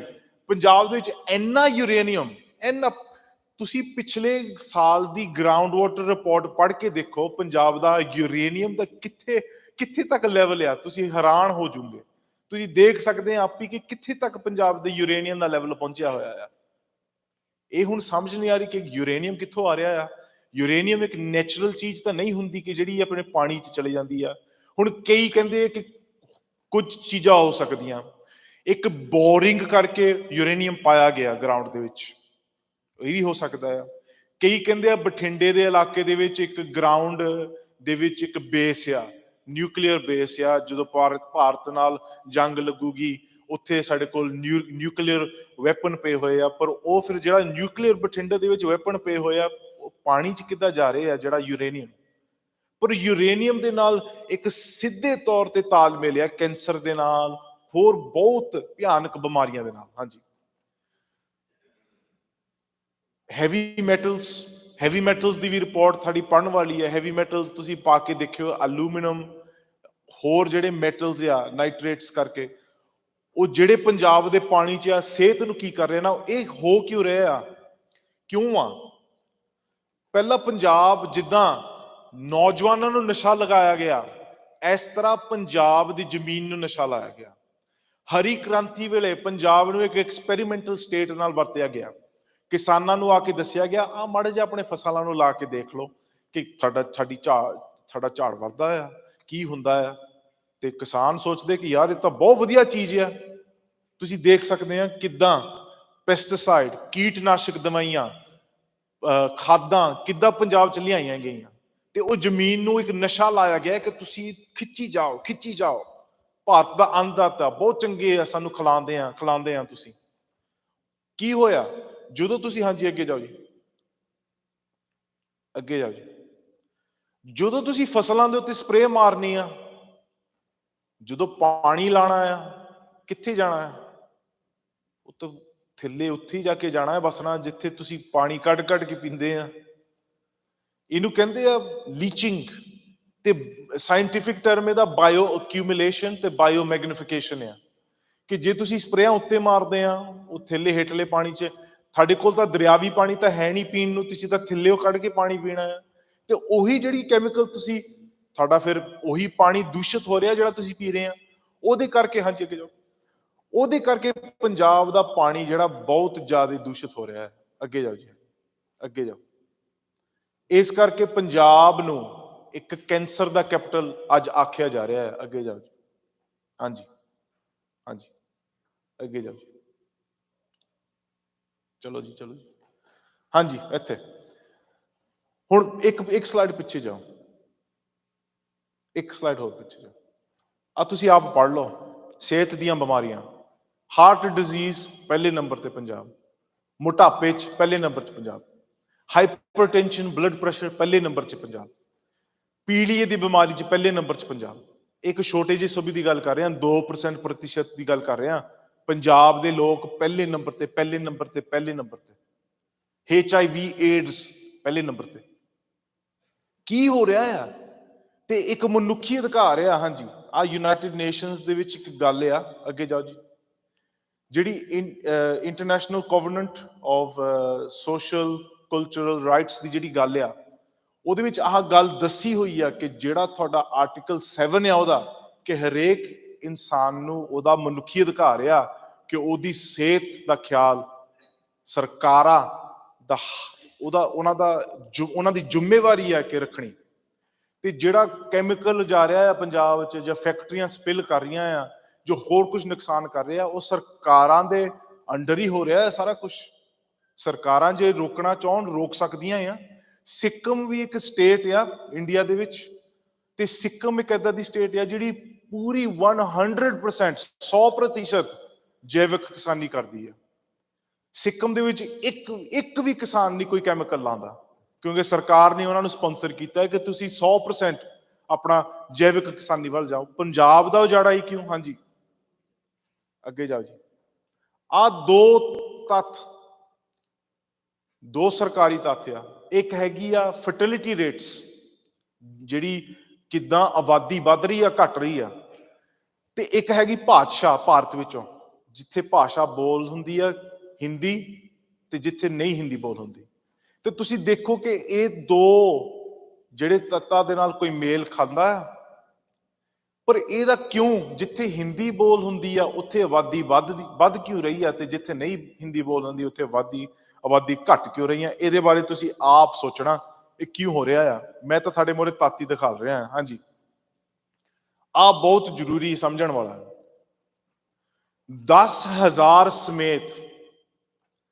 10,000 ਸਮੇਤ ਪੂਰੇ ਭਾਰਤ ਦਾ ਜਿਹੜਾ ਐਵਰੇਜ ਆ, 132 ਬੰਦਾ ਬਾਹਰ ਜਾ ਰਿਹਾ ਹੈ ਭਾਰਤ ਵਿੱਚੋਂ। ਭਾਰਤ ਦਾ ਐਵਰੇਜ 10,000 ਦੇ ਵਿੱਚੋਂ 132 ਬੰਦਾ ਬਾਹਰ ਜਾ ਰਿਹਾ ਹੈ। ਪੰਜਾਬ ਪਹਿਲੇ ਨੰਬਰ ਤੇ ਆ। ਤੁਸੀਂ ਦੇਖੋ ਕਿੰਨਾ ਡਿਫਰੈਂਸ ਆ। ਪੰਜਾਬ 10,000 ਸਮੇਤ 1,060 ਬੰਦਾ ਬਾਹਰ ਜਾ ਰਿਹਾ ਹੈ। ਕਿੱਥੇ? ਭਾਰਤ ਦਾ ਜਿਹੜਾ ਐਵਰੇਜ ਆ 132 ਆ, ਤੇ ਪੰਜਾਬ ਦਾ 10,000 ਸਮੇਤ 1,060। ਤੇ ਜੇ ਪੰਜਾਬ ਖਾਲੀ ਹੋ ਰਿਹਾ ਆ, ਤੇ ਫਿਰ ਪੰਜਾਬ ਦਾ ਤੁਹਾਨੂੰ ਪਤਾ ਕਿ ਭਵਿੱਖ ਕੀ ਆ। ਇਹਦੇ ਉੱਤੇ ਬਾਅਦ ਚ ਥੋੜੀ ਜਿਹੀ ਗੱਲ ਕਰਦੇ ਹਾਂ ਜੀ। ਇਹਦੇ ਤੇ ਵੀ ਅੱਗੇ ਜਾਓ, ਅੱਗੇ ਜਾਓ ਜੀ, ਅੱਗੇ ਜਾਓ। ਡੇਟਾ ਬਹੁਤ ਜ਼ਿਆਦਾ ਆ। ਇੱਕ ਘੰਟੇ ਦਾ ਵਿਸ਼ਾ ਆ, ਘੰਟੇ ਤੋਂ ਵੀ ਜ਼ਿਆਦਾ। CIA ਦੀ ਡਾਕੂਮੈਂਟ ਜਿਨ੍ਹਾਂ ਨੇ ਪੰਜਾਬ ਦੇ ਉੱਤੇ ਇੱਕ ਨਕਸ਼ਾ ਬਣਾ ਕੇ ਦੱਸਿਆ ਆ, ਇਹਨੂੰ ਗੋਲਡਨ ਕ੍ਰੈਸੈਂਟ ਦਾ ਨਾਂ ਦੱਸਿਆ ਗਿਆ ਹੈ। CIA ਦੀ United Nations war on drugs ਦੀ ਰਿਪੋਰਟ ਆ ਇਹ। ਤੇ ਇਹਦੇ ਉੱਤੇ ਤੁਸੀਂ ਜੇ ਕੱਲ ਨੂੰ ਜ਼ਰੂਰ ਆਇਓ ਗੁਰਦੁਆਰਾ ਸਾਹਿਬ, ਇਹਦੇ ਉੱਤੇ ਮੈਂ ਥੋੜਾ ਡਿਟੇਲ ਦੇ ਵਿੱਚ ਤੁਹਾਨੂੰ ਸਾਰਾ ਕੁਝ ਦੱਸੂਗਾ। ਪਰ ਇਹ ਜਿਹੜੀਆਂ ਰਿਪੋਰਟਾਂ ਆ, ਅੱਗੇ ਜਾਓ ਜੀ, ਜਿਹੜੀਆਂ ਦੱਸ ਰਹੀਆਂ ਕਿ ਨਸ਼ਾ ਕਿੱਦਾਂ ਆ ਰਿਹਾ ਹੈ, ਕਿੱਦਾਂ ਲਿਜਾਇਆ ਜਾਂਦਾ ਪੰਜਾਬ 'ਚ, ਕਿੱਦਾਂ ਵੇਚਿਆ ਜਾਂਦਾ ਆ। ਅੱਗੇ ਜਾਓ ਜੀ, ਤੇ ਅੱਗੇ ਜਾਓ। ਆਹ ਤੁਸੀਂ ਡੇਟਾ ਦੇਖੋ, ਇਹਦੇ ਵਿੱਚ ਤੁਹਾਨੂੰ ਸਾਰਾ ਕੁਝ ਪਤਾ ਲੱਗ ਜੂ। 2011 ਤੋਂ ਲੈ ਕੇ 2014 ਤੱਕ 13,800 ਟਨ ਪੂਰੇ ਭਾਰਤ ਵਿੱਚੋਂ ਫੜਿਆ ਗਿਆ, ਜਿਹਦੇ ਵਿੱਚੋਂ 50% ਇੱਕ ਛੋਟੇ ਜਿਹੇ ਸੂਬੇ ਤੋਂ ਫੜਿਆ ਗਿਆ। 50%। ਅੱਗੇ ਜਾਓ ਜੀ। ਆਹ ਦੋ ਡੇਟਾ ਦੇਖੋ। ਪੂਰੇ ਭਾਰਤ ਵਿੱਚੋਂ ਪੰਜਾਬ ਦੀ ਕੀ ਆਬਾਦੀ ਆ? 2%। ਪਰ ਜਿੰਨੇ ਲੋਕ ਜੇਲ੍ਹਾਂ 'ਚ ਬੈਠੇ ਆ ਨਸ਼ਿਆਂ ਕਰਕੇ, 40% ਪੰਜਾਬ ਤੋਂ। 2% ਤੋਂ ਸਾਡੀ ਆਬਾਦੀ ਤੋਂ 44.5% ਜਿਹੜੇ ਲੋਕ ਅੱਜ ਜੇਲ੍ਹਾਂ 'ਚ ਬੈਠੇ ਆ ਨਸ਼ਿਆਂ ਕਰਕੇ, ਪੰਜਾਬ ਤੋਂ। ਹਾਂਜੀ, ਅੱਗੇ ਜਾਓ, ਅੱਗੇ ਜਾਓ ਜੀ। ਅੱਗੇ ਪਹਿਲੇ ਨੰਬਰ ਤੇ ਉਹ ਤੁਸੀਂ ਦੇਖ ਸਕਦੇ ਹੋ। ਪਹਿਲੇ ਨੰਬਰ ਤੇ ਸ਼ਰਾਬ, ਬੱਚੇ ਜਿਹੜੇ ਸ਼ਰਾਬ ਪੀਂਦੇ ਆ, ਪਹਿਲੇ ਨੰਬਰ ਤੇ ਪੰਜਾਬ। NDPD ਐਕਟਸ ਰਿਪੋਰਟ ਪਿਛਲੇ ਸਾਲ 222 ਦੀ ਰਿਪੋਰਟ, ਪੰਜਾਬ ਪਹਿਲੇ ਨੰਬਰ ਤੇ। ਤੀਜੇ ਨੰਬਰ ਤੇ ਓਵਰਡੋਸ ਦੇ ਵਿੱਚ, ਤੇ ਦੂਜੇ ਨੰਬਰ ਦੇ ਵਿੱਚ ਸ਼ਰਾਬ ਪੀ ਕੇ ਜਿਹੜੀਆਂ ਮੌਤਾਂ ਹੋ ਰਹੀਆਂ ਸ਼ਰਾਬ ਪੀ ਕੇ, ਪੰਜਾਬ ਪਹਿਲੇ ਨੰਬਰ ਤੇ। ਪੰਜਾਬ ਦੇ ਵਿੱਚ 12,000 ਪ੍ਰਾਇਮਰੀ ਸਕੂਲ ਆ ਤੇ 14,000 ਸ਼ਰਾਬ ਦੇ ਠੇਕੇ ਆ। ਹਾਂਜੀ, ਅੱਗੇ ਜਾਓ ਜੀ, ਅੱਗੇ ਜਾਓ ਜੀ, ਅੱਗੇ ਜਾਓ ਜੀ। ਹਾਂਜੀ, ਅੱਗੇ ਜਾਓ, ਇੱਥੇ ਪਿੱਛੇ ਜਾਓ ਇੱਕ ਮਿੰਟ। ਇੱਥੇ ਮੈਂ ਤਾਂ ਰੁਕਿਆ, ਅੱਗੇ ਪਿਛਲੀਆਂ ਸਲਾਈਡਾਂ ਵੀ ਬਹੁਤ ਜ਼ਰੂਰੀਆਂ ਸੀਗੀਆਂ, ਪਰ ਇਹ ਇੱਕ ਬਹੁਤ ਜ਼ਿਆਦਾ ਜ਼ਰੂਰੀ ਗੱਲ ਆ। ਜਿਹੜੇ ਸਾਡੇ ਨੌਜਵਾਨ ਬਾਹਰ ਜਾ ਰਹੇ ਆ, ਉਹਨਾਂ ਨੂੰ ਉਹ ਜਿਹੜੀਆਂ ਆਸਾਂ ਨਾਲ ਬਾਹਰ ਭੇਜ ਰਿਹਾ ਮਾਪੇ, ਉਹ ਨਹੀਂ ਪੂਰੀਆਂ ਹੁੰਦੀਆਂ। ਸਾਨੂੰ ਆਪ ਇੰਗਲੈਂਡ ਦੇ ਵਿੱਚ ਪਤਾ ਹੈ, ਜਿਹੜੇ ਨੌਜਵਾਨ ਆ ਕੇ ਸੜਕਾਂ ਦੇ ਉੱਤੇ ਸੁੱਤੇ ਪਏ ਆ, ਕਈ ਦਰਖਤਾਂ 'ਚ ਜਾ ਕੇ ਉਹਨਾਂ ਨੇ ਤੰਬੂ ਲਾਏ ਹੋਏ ਆ, ਉੱਥੇ ਸੁੱਤੇ ਪਏ ਆ। ਆਹ 5-6 ਰਿਪੋਰਟਾਂ ਆ ਪਿਛਲੇ ਸਾਲ ਦੀਆਂ 70 ਕੁੜੀਆਂ UAE ਦੇ ਵਿੱਚ ਜਿਨ੍ਹਾਂ ਦੇ ਨਾਲ ਧੰਦਾ ਹੋ ਰਿਹਾ ਸੀਗਾ, ਪੰਜਾਬ ਤੋਂ ਗਈਆਂ, ਆਪਣੀਆਂ ਬੱਚੀਆਂ, ਉਹਨਾਂ ਨਾਲ ਧੰਦਾ ਹੋ ਰਿਹਾ ਸੀਗਾ UAE, ਓਮਾਨ, ਸਾਊਦੀ ਦੇ ਵਿੱਚ। 400 ਬੱਚੀ ਸੀਗੀ ਉੱਥੇ, ਅੱਜ ਵੀ ਉੱਥੇ ਬਹੁਤ ਬੱਚੀਆਂ ਆ। ਸਾਈਪਰਸ ਦੀ ਇੱਕ ਰਿਪੋਰਟ ਹੈ, ਉੱਥੇ ਬੱਚੀਆਂ ਦੇ ਨਾਲ ਧੰਦਾ ਹੋ ਰਿਹਾ। ਸਮੈਦਿਕ ਬਰਮਿੰਗਮ UK ਦੇ ਵਿੱਚ ਕੁੜੀ ਨੇ ਗਰਭ ਹੋ ਕੇ ਆਤਮ ਹੱਤਿਆ ਕੀਤੀ। ਕਿਉਂ? ਮਾਪਿਆਂ ਤੋਂ ਕਰਜ਼ਾ ਚੱਕ ਲਿਆ, ਜ਼ਮੀਨਾਂ ਵੇਚਤੀਆਂ, ਗਹਿਣੇ ਵੇਚਤੇ, ਬਾਹਰ ਜਾਣਾ, ਬਾਹਰ ਆਏ, ਬਾਹਰ ਨਹੀਂ ਕੰਮ ਮਿਲਿਆ, ਬਾਹਰ ਔਖਾ ਆ, ਤੇ ਕੀ ਜਵਾਬ ਕੀ ਦੇਣਾ ਮਾਪਿਆਂ ਨੂੰ? ਕਿਸ ਤਰ੍ਹਾਂ ਮੈਂ ਫੋਨ ਕਰਕੇ ਕਹਾਂ ਕਿ ਨਹੀਂ ਮੈਂ ਹੁਣ ਮੁੜ ਕੇ ਆਵਾਂ? ਕਿਹੜੇ ਮੂੰਹ ਨਾਲ ਮੈਂ ਮੁੜ ਕੇ ਜਾਊਂਗੀ? ਉੱਥੇ ਫਿਰ ਜੋ ਹਾਲਾਤ ਬਣੇ ਹੋਏ ਅੱਜ ਕੱਲ੍ਹ ਪੰਜਾਬੀਆਂ ਦੇ, ਸਾਨੂੰ ਸਾਰਿਆਂ ਨੂੰ ਪਤਾ। ਹਾਂਜੀ, ਅੱਗੇ ਜਾਓ ਜੀ, ਅੱਗੇ ਜਾਓ ਜੀ, ਅੱਗੇ ਜਾਓ ਜੀ। ਹਾਂਜੀ, ਹਾਂਜੀ, ਪੜ੍ਹਾਈ ਦੇ ਵਿੱਚ ਇਹਦੇ ਉੱਤੇ ਬਹੁਤ ਹੋਰ ਲੰਮਾ ਵਿਸ਼ਾ ਵੀ ਆ, ਪਰ ਮੈਂ ਤੁਹਾਨੂੰ ਇਹੀ ਜਿਹੜੀ ਗੱਲ ਇੱਥੇ ਰੁਕਿਓ ਜੀ। ਜਿਹੜੀ ਭਾਸ਼ਾ ਦੀ ਗੱਲ ਆ ਕਰਤਾਰਪੁਰ ਦੀ ਉਲੰਘਣਾ ਦੀ ਇੱਕ ਫੋਟੋ ਆ, ਜਿੱਥੇ ਪਲੈਕ ਦੇ ਉੱਤੇ ਹਿੰਦੀ ਲਾਈ ਆ ਤੇ ਇੰਗਲਿਸ਼ ਲਾਈ ਆ। ਜਿੱਥੇ ਗੁਰੂ ਨਾਨਕ ਮਹਾਰਾਜ ਕਰਤਾਰਪੁਰ, ਸਿੱਖਾਂ ਦੀ ਜਿਹੜੀ ਗੱਲ ਆ ਪੰਜਾਬ ਦੇ ਵਿੱਚ, ਤੇ ਪੰਜਾਬੀ ਨਹੀਂ ਲਾਗੂ। ਕਿਉਂ? ਉਹਨਾਂ ਨੂੰ ਪਤਾ ਹੈ ਕਿ ਪੰਜਾਬੀ ਭਾਸ਼ਾ ਅਸੀਂ ਇੱਕ ਕਿਸਮ ਦੇ ਵਿੱਚ ਇਹਨੂੰ ਰੱਦ ਕਰਨਾ ਚਾਹੁੰਦੇ ਆ। ਤੁਸੀਂ ਸਾਰਿਆਂ ਨੇ ਦੇਖੇ ਹੋਣਾ ਲੱਖੇ ਸਿਧਾਣੀ ਦੀ ਵੀਡੀਓ, ਸਕੂਲ ਦੇ ਵਿੱਚ ਜਿੱਥੇ ਬੱਚਿਆਂ ਨੂੰ ਜੁਰਮਾਨਾ ਆ 500 ਰੁਪਇਆ, ਉੱਥੇ ਪੰਜਾਬੀ ਬੋਲਣ ਦੇ ਵਿੱਚ। ਜਿੱਥੇ ਉਹਦਾ ਹੈੱਡ ਟੀਚਰ, ਉਹਨੂੰ ਆਪ ਨੂੰ ਨਹੀਂ ਪੰਜਾਬੀ ਆਉਂਦੀ, ਤੇ ਉਹ ਸਕੂਲ ਦਾ ਹੈੱਡ ਬਣਿਆ ਹੋਇਆ ਹੈ। ਹਾਂਜੀ, ਅੱਗੇ ਜਾਓ ਜੀ, ਅੱਗੇ ਜਾਓ ਜੀ। ਇੱਥੇ ਪਿੱਛੇ ਜਾਓ। ਪੰਜਾਬ ਪਹਿਲੇ ਨੰਬਰ ਤੇ ਆ। ਇਹ ਹੁਣ ਕੋਈ ਸਰਕਾਰ ਦੀ ਕੋਈ ਗੱਲਬਾਤ ਨਹੀਂ ਹੈਗੀ, ਇਹ ਆਪ ਸਾਡੇ ਵਿੱਚ ਇਹ ਸੁਧਾਰ ਲਿਆਉਣੀ ਪੈਣੀ ਆ ਕਿ ਜਿਹੜੀ ਫੀਮੇਲ ਫੀਟਸਾਈਡ, ਜਿੱਥੇ ਬੱਚੀ ਹੋਣ ਕਰਕੇ ਗਰਭ ਦੇ ਵਿੱਚ ਮਾਰ ਦਿੱਤੀ ਜਾਂਦੀ ਆ ਬੱਚੀ, ਕਿਉਂਕਿ ਇਹ ਪਤਾ ਨਹੀਂ ਪੰਜਾਬੀਆਂ ਦੇ ਵਿੱਚ ਕੀ ਦਿਮਾਗ 'ਚ ਪਾ ਦਿੱਤਾ ਆ ਕਿ ਬੱਚੀਆਂ ਕੋਈ ਮਾੜੀ ਚੀਜ਼ ਹੁੰਦੀ ਹੈ। ਮਹਾਰਾਜ ਨੇ ਜਿੱਥੇ ਕਿਹਾ ਸੀਗਾ, ਸੋ ਕਿਉ ਮੰਦਾ ਆਖੀਐ ਜਿੱਤ ਜੰਮੈ ਰਾਜਾਨ, ਤੇ ਉਹ ਪੰਜਾਬ ਦੇ ਵਿੱਚ ਅੱਜ ਉਹੀ ਗੱਲ ਹੋ ਰਹੀ ਆ ਕਿ ਪੰਜਾਬ ਪਹਿਲੇ ਨੰਬਰ ਤੇ ਆ। ਇਹਨੂੰ ਆਪਣਾ ਬਦਲਣਾ ਪੈਣਾ ਹੈ। ਖਾਸ ਕਰਕੇ ਮੈਂ ਆਪਣੇ ਸਿੰਘਾਂ ਨੂੰ ਨਹੀਂ ਇਹ ਗੱਲ ਕਹਿ ਰਿਹਾ, ਇਹ ਜਿਹੜੀ ਗੱਲ ਆ ਮੈਂ ਆਪ ਖੁਦ ਦੇਖੀ ਹੋਈ ਆ। ਬਜ਼ੁਰਗ ਬੀਬੀਆਂ ਜ਼ਿਆਦਾ ਕਰਦੀਆਂ ਆ। ਕਿਸੇ ਦੇ ਕੁੜੀ ਹੋ ਜੂਗੀ, ਕਹਿੰਦੇ ਉਹ ਕੋਈ ਨਾ, ਠੀਕ ਆ, ਕੋਈ ਨਾ, ਜਿੱਦਾਂ ਕੋਈ ਅਫਸੋਸ ਦੀ ਗੱਲ ਹੁੰਦੀ ਆ। ਇਹ ਤੁਸੀਂ ਹੀ ਕਹੋ ਕੋਈ ਨਾ, ਕੀ ਹੋਇਆ ਜੇ ਕੁੜੀ ਹੋ ਗਈ? ਇਹਦੇ ਵਿੱਚ ਸਾਨੂੰ ਆਪ ਬਦਲਾਅ ਲਿਆਉਣਾ ਪੈਣਾ ਹੈ। ਇਹ ਤਾਂ ਹੁਣ ਕੁਦਰਤੀ ਹੁੰਦਾ ਹੈ, ਕੀ ਕਿਸੇ ਦੇ ਹੁੰਦਾ ਕੀ ਨਹੀਂ ਹੁੰਦਾ, ਪਰ ਇਹ ਅਫਸੋਸ ਦੀ ਗੱਲ ਬਣਾਉਣੀ ਕਿ ਕਿਸੇ ਦੇ ਘਰ ਕੁੜੀ ਹੋਈ, ਇਹ ਸਾਨੂੰ ਬਿਲਕੁਲ ਸਿੱਖੀ ਦੇ ਗਲਤ ਆ। ਤੇ ਇਹ ਸਾਨੂੰ ਹੁਣ ਇਹਦੇ ਉੱਤੇ ਸਾਨੂੰ ਸੋਚਣਾ ਪਵੇਗਾ ਕਿਸ ਤਰ੍ਹਾਂ ਇਸ ਸੋਚ ਨੂੰ ਅਸੀਂ ਬਦਲਣਾ ਹੈ। ਹਾਂਜੀ, ਅੱਗੇ ਜਾਓ ਜੀ, ਅੱਗੇ ਜਾਓ। ਇੱਥੇ ਇੱਕ ਮਿੰਟ, ਆ 5 ਕਿਤਾਬਾਂ ਆ 5 ਕਿਤਾਬਾਂ ਤੁਸੀਂ ਫੋਟੋ ਇਹਦੀ ਖਿੱਚ ਲਿਓ, ਜਾ ਕੇ ਆਪ ਤੁਸੀਂ ਇਹਦੇ ਉੱਤੇ ਰਿਸਰਚ ਕਰਿਓ, ਇਹਦੇ ਉੱਤੇ ਖੋਜ ਕਰਿਓ। ਆ 5 ਕਿਤਾਬਾਂ ਦੇ ਵਿੱਚੋਂ ਪੰਜਾਬ ਦੇ ਵਿੱਚ 12ਵੀਂ +2 ਦੀਆਂ ਬੁੱਕਾਂ ਦੇ ਵਿੱਚੋਂ ਕੁਛ ਲਿਖਿਆ ਹੋਇਆ। ਗੁਰੂ ਨਾਨਕ ਇੱਕ ਗਊ ਭਗਤ ਸੀਗੇ, ਗੁਰੂ ਨਾਨਕ ਇੱਕ ਹਿੰਦੂ ਦਾ ਪ੍ਰਚਾਰਕ ਸੀਗਾ। ਗੁਰੂ ਨਾਨਕ ਮਹਾਰਾਜ ਨੇ ਕਦੀ ਜਨੇਊ ਨੂੰ ਇਨਕਾਰ ਨਹੀਂ ਕੀਤਾ, ਤੇ ਉਹ ਕਾਸਟ ਸਿਸਟਮ ਨੂੰ ਮੰਨਦੇ ਸੀਗੇ। ਗੁਰੂ ਅਰਜਨ ਦੇਵ ਜੀ ਨੇ ਆਤਮ ਹੱਤਿਆ ਕੀਤੀ। ਉਹਨਾਂ ਲਈ ਲਿਖਿਆ ਹੈ ਕਿ ਗੁਰੂ ਹਰਿਰਾਏ ਸਾਹਿਬ ਦੇ ਪੇਟੋਂ 2 ਬੱਚੇ ਹੋਏ। ਪਹਿਲਾ ਬੇਟਾ 15 ਸਾਲ ਦਾ ਸੀਗਾ, ਉਹ ਇੱਕ ਨੌਕਰਾਣੀ ਪੇਟੋਂ ਸੀਗਾ, ਛੋਟਾ 6 ਸਾਲਾਂ ਦਾ ਸੀਗਾ, ਉਹਨੂੰ ਤਾਂ ਗੁਰਗੱਦੀ ਦਿੱਤੀ ਕਿਉਂਕਿ ਉਹ ਨੌਕਰਾਣੀ ਪੇਟੋਂ ਨਹੀਂ ਸੀਗਾ। ਗੁਰੂ ਤੇਗ ਬਹਾਦਰ ਜੀ ਗਵਾਲੀ ਦੇ ਜ਼ਿਲ੍ਹੇ 'ਚ ਕਿਉਂ ਗਏ? ਕਿਉਂਕਿ ਉਹ ਇੱਕ ਲੁੱਟਾਂ ਖੋਹਾਂ ਠਗੇਰੀਆਂ ਕਰਦੇ ਸੀਗੇ। ਗੁਰੂ ਗੋਬਿੰਦ ਸਿੰਘ ਜੀ ਮਹਾਰਾਜ ਨੇ ਵੀ ਆਤਮ ਹੱਤਿਆ ਕੀਤੀ। ਇਹ ਤੁਹਾਡਾ ਇਤਿਹਾਸ ਤੁਹਾਡੇ ਸਟੇਟ ਦੇ ਵਿੱਚ ਤੁਹਾਨੂੰ ਪੜ੍ਹਾਇਆ ਜਾ ਰਿਹਾ ਹੈ ਇਹ ਕਿਤਾਬਾਂ ਦੇ ਵਿੱਚ। ਬਲਦੇਵ ਸਿੰਘ ਸਿਰਸਾ ਨੇ ਅੱਜ ਤੱਕ ਵੀ ਮੋਰਚਾ ਲਾਇਆ ਹੋਇਆ ਆ ਇਹ ਕਿਤਾਬਾਂ ਰੱਦ ਕਰਨ ਵਾਸਤੇ। ਤੇ ਤੁਸੀਂ ਦੇਖ ਸਕਦੇ ਆ ਸਾਰੀਆਂ ਪੰਜਾਬ ਦੀਆਂ ਕਿਤਾਬਾਂ ਦੀਆਂ ਫੋਟੋਆਂ ਆ ਸਕੂਲਾਂ ਦੇ ਵਿੱਚੋਂ। ਕੋਈ ਮੇਲ ਖਾਂਦਾ ਜਾਂ ਇੰਦਰਾ ਗਾਂਧੀ ਦੀ ਫੋਟੋ ਗੁਰੂ ਨਾਨਕ ਮਹਾਰਾਜ ਦੇ ਨਾਲ ਲਾਉਣੀ? ਕੋਈ ਮੇਲ ਖਾਂਦਾ ਆ? ਕਿ ਤੁਸੀਂ ਆਪ ਹੀ ਦੇਖ ਸਕਦੇ ਹੋ ਕਿ ਕਿੱਥੋਂ ਇਹ ਗੱਲਾਂ ਮੇਲ ਖਾਂਦੀਆਂ। ਤੇ ਜਿੱਥੇ ਸਾਡੀਆਂ ਹੋਰ ਪੱਖੋਂ ਵੀ ਵੰਡੀਆਂ ਆ, ਜਾਤ ਪਾਤ ਦੀ ਕਿੱਦਾਂ ਵੰਡੀ ਲਿਆਈ ਜਾਂਦੀ ਆ ਪੰਜਾਬ ਦੇ ਵਿੱਚੋਂ, ਜਿਹਦੇ ਕਰਕੇ ਜੇ ਤੁਸੀਂ ਕਾਸਟ ਸਿਸਟਮ ਨੂੰ ਪੂਰੀ ਤਰ੍ਹਾਂ ਸਮਝਦੇ ਹੋਵੋਗੇ ਕਿ ਬ੍ਰਾਹਮਣ, ਕੁਸ਼ਤਰੀ, ਰਾਜਪੂਤ, ਤੇ ਤੁਸੀਂ ਸਾਰੇ ਜਾਣੇ ਇੱਕ ਵੈਸ਼ਨੂ ਦੇ ਵਿੱਚ ਪੈ ਜਾਂਦੇ ਆ। ਤੇ ਵੈਸ਼ਨੂ ਦੇ ਵਿੱਚ ਹੀ ਤੁਹਾਡੀ ਤੁਸੀਂ ਵੰਡੀਆਂ ਪਾਈਆਂ ਕਿ ਮੈਂ ਜੱਟ ਆ, ਮੈਂ ਫਲਾਣਾ ਆ, ਤੂੰ ਮੇਰੇ ਤੋਂ ਵੱਡਾ ਆ, ਤੂੰ।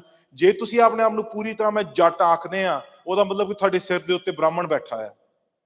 ਮਹਾਰਾਜ ਨੇ 4 ਵਰਨ 1 ਵਰਨ ਕਰਾਏ ਸੀਗੇ। ਮਹਾਰਾਜ ਨੇ ਤੁਹਾਨੂੰ ਖਾਲਸਾ ਬਖਸ਼ਿਆ ਸੀਗਾ, ਤੇ ਉਹ ਖਾਲਸਾ ਮੁੜ ਕੇ ਲਿਆਉਣਾ ਬਹੁਤ ਜ਼ਰੂਰੀ ਆ। ਹਾਂਜੀ। ਤੇ ਜਿੰਨੇ ਇਹ ਜਾਲ ਤੋਂ ਨਿਕਲ ਕੇ ਅੱਗੇ ਵੀ ਤੁਰਿਆ, ਤੁਸੀਂ ਦੇਖ ਸਕਦੇ ਕਿ ਥਾਂ ਤੇ ਪੰਜਾਬ ਦੇ ਵਿੱਚ ਡੇਰੇ ਲੱਗੇ ਹੋਏ ਆ।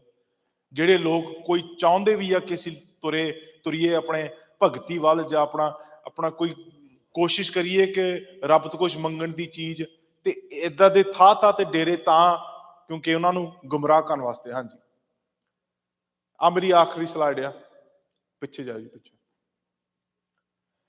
ਅਸੀਂ ਕਹਿੰਦੇ ਜੇ ਜੀਵੇ ਪਥ ਲੱਥੀ ਜਾਏ, ਸਭ ਹਰਾਮ ਜੇਤਾ ਕਿਛ ਖਾਏ।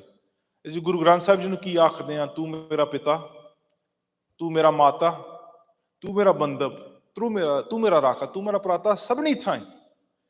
ਹੁਣ ਮੈਂ ਤੁਹਾਨੂੰ ਇੱਕ ਗੱਲ ਪੁੱਛਦਾ, ਜੇ ਤੁਹਾਡਾ ਮਾਂ ਪਿਓ ਹੁੰਦਾ, ਪੜ ਕੇ ਖਿਲਾਰਿਆ ਹੁੰਦਾ ਸੜਕਾਂ ਦੇ ਉੱਤੇ, ਸਾਨੂੰ ਰਾਤ ਨੂੰ ਨੀਂਦ ਆ ਜਾਣੀ ਸੀ? ਇਹ ਗੱਲ ਬਹੁਤ ਜ਼ਰੂਰੀ ਆ। ਇਹ ਕਿਉਂ ਕੀਤਾ ਜਾਂਦਾ ਆ?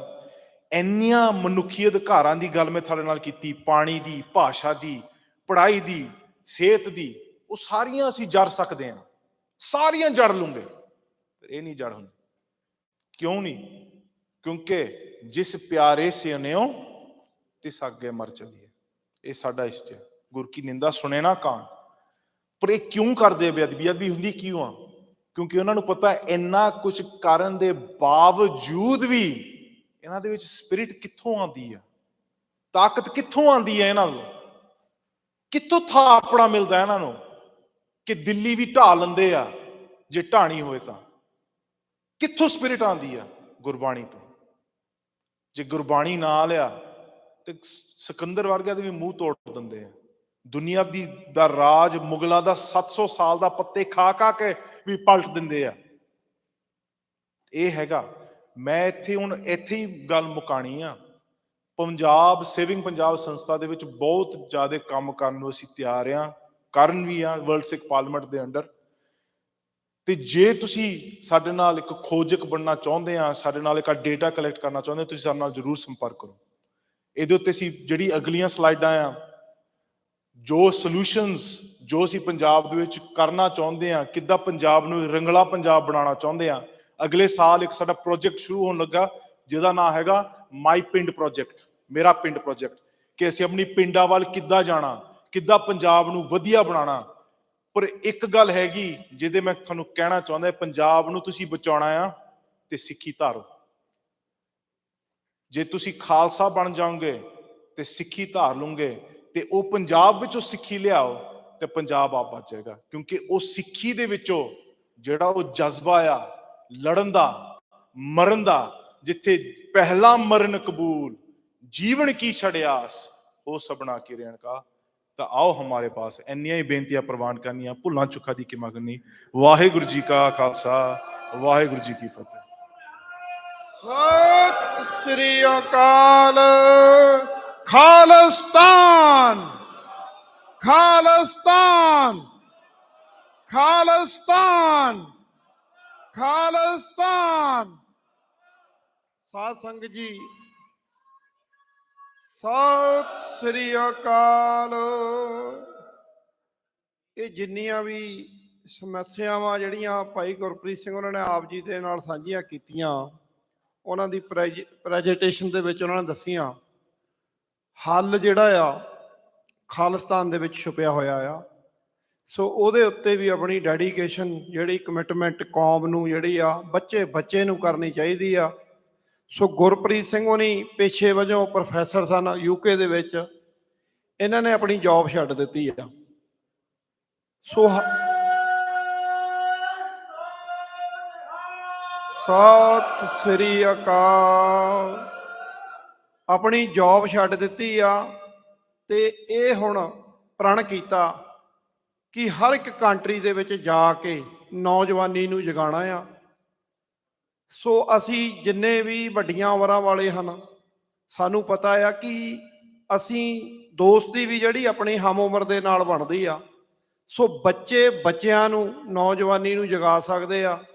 ਸੋ ਸਾਡੇ ਕੌਮ ਦੇ ਜਿਹੜੇ ਨੌਜਵਾਨ ਬੱਚੀਆਂ ਆ, ਉਹ ਪਾਰਲੀਮੈਂਟ ਦਾ ਜਿਹੜਾ ਸੁਪਨਾ ਆ, ਮੈਂ ਅਗੇਨ ਦੁਬਾਰਾ ਫੇਰ ਇਹ ਗੱਲ ਮੈਂ ਤਾਂ ਕਰਦਾ ਆ ਕਿ ਅਸੀਂ ਬੱਚਿਆਂ ਨੂੰ ਇੱਕ ਪਲੇਟਫਾਰਮ ਦਿੰਦੇ ਆ, ਲਿਆਓ ਹੋਰ ਬੱਚਿਆਂ ਨੂੰ ਅੱਗੇ ਲੱਗੋ, ਅਸੀਂ ਤੁਹਾਡੇ ਨਾਲ ਤੁਹਾਡੇ ਪਿੱਛੇ ਜਿਹੜੀ ਆ ਹੋ ਕੇ ਸਪੋਰਟ ਕਰਾਂਗੇ।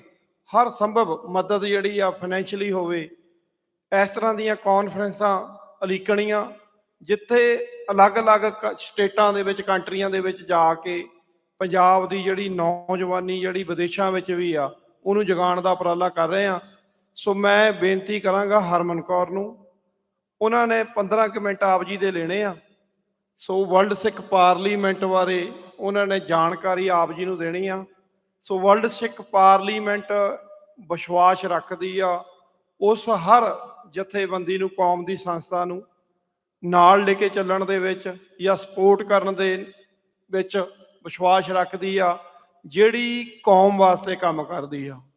ਉਹ ਭਾਵੇਂ ਲੰਗਰਾਂ ਦੀਆਂ ਸੇਵਾਵਾਂ ਕਰਦੇ ਹੋਣ, ਉਹ ਭਾਵੇਂ ਐਜੂਕੇਸ਼ਨ ਦੀਆਂ ਕੋਈ ਸੇਵਾਵਾਂ ਜਿਹੜੀਆਂ ਧਾਰਮਿਕ ਜਿਹੜੀ ਵਿੱਦਿਆ ਦੀ ਗੱਲ ਹੋਵੇ ਜਾਂ ਕੌਮੀ ਘਰ ਖਾਲਿਸਤਾਨ ਦੀ ਗੱਲ ਹੋਵੇ, ਹਰ ਖੇਤਰ ਦੇ ਵਿੱਚ ਇਹ ਸਾਰੀਆਂ ਜਿੰਨਾ ਹੀ ਹੁਣ ਤੁਹਾਨੂੰ ਦੱਸਿਆ ਗਿਆ ਕਿ ਸਾਡੇ ਪਾਣੀਆਂ ਦੇ ਇਸ਼ੂ ਆ, ਡਰੱਗਸ ਦੇ ਇਸ਼ੂਜ਼ ਆ, ਸਾਡੀਆਂ ਬੱਚੀਆਂ ਨਾਲ ਕੀ ਹੋ ਰਿਹਾ, ਸਾਡੀ ਨੌਜਵਾਨੀ ਜਿਹੜੀ ਵਿਦੇਸ਼ਾਂ ਵੱਲ ਨੂੰ ਰੁੱਖ ਕਰ ਰਹੀ ਆ। ਸੋ ਉਸ ਨੌਜਵਾਨੀ ਨੂੰ ਕਿਵੇਂ ਪਿੱਛੇ ਆਪਾਂ ਦੇਖਿਆ ਵੀ ਆ, ਭਾਈ ਅੰਮ੍ਰਿਤਪਾਲ ਸਿੰਘ ਉਹਨਾਂ ਨੇ ਜਿਹੜਾ ਉਹ ਉੱਥੇ ਨੌਜਵਾਨੀ ਨੂੰ ਜਿਹੜਾ ਜਗਾਉਣ ਦਾ ਉਹਨਾਂ ਨੇ ਖਾਲਸਾ ਵਹੀਰ ਚਲਾਈ, ਗੁਰਭਾਈ ਲਹਿਰ ਚਲਾਈ, ਜਿਹਦੇ ਵਿੱਚ ਨੌਜਵਾਨ ਜੋ ਪੰਜਾਬ ਦੀ ਧਰਤੀ ਤੇ ਡਰੱਗਸ ਦੇ ਵਿੱਚ ਗਲਤਾਨ ਆ ਕਿ ਭਾਈ ਇਸ ਪਾਸੇ ਤੋਂ ਹਟੋ, ਗੁਰੂ ਵਾਲੇ ਪਾਸੇ ਲੱਗੋ, ਗੁਰੂ ਵਾਲੇ ਬਣੋ।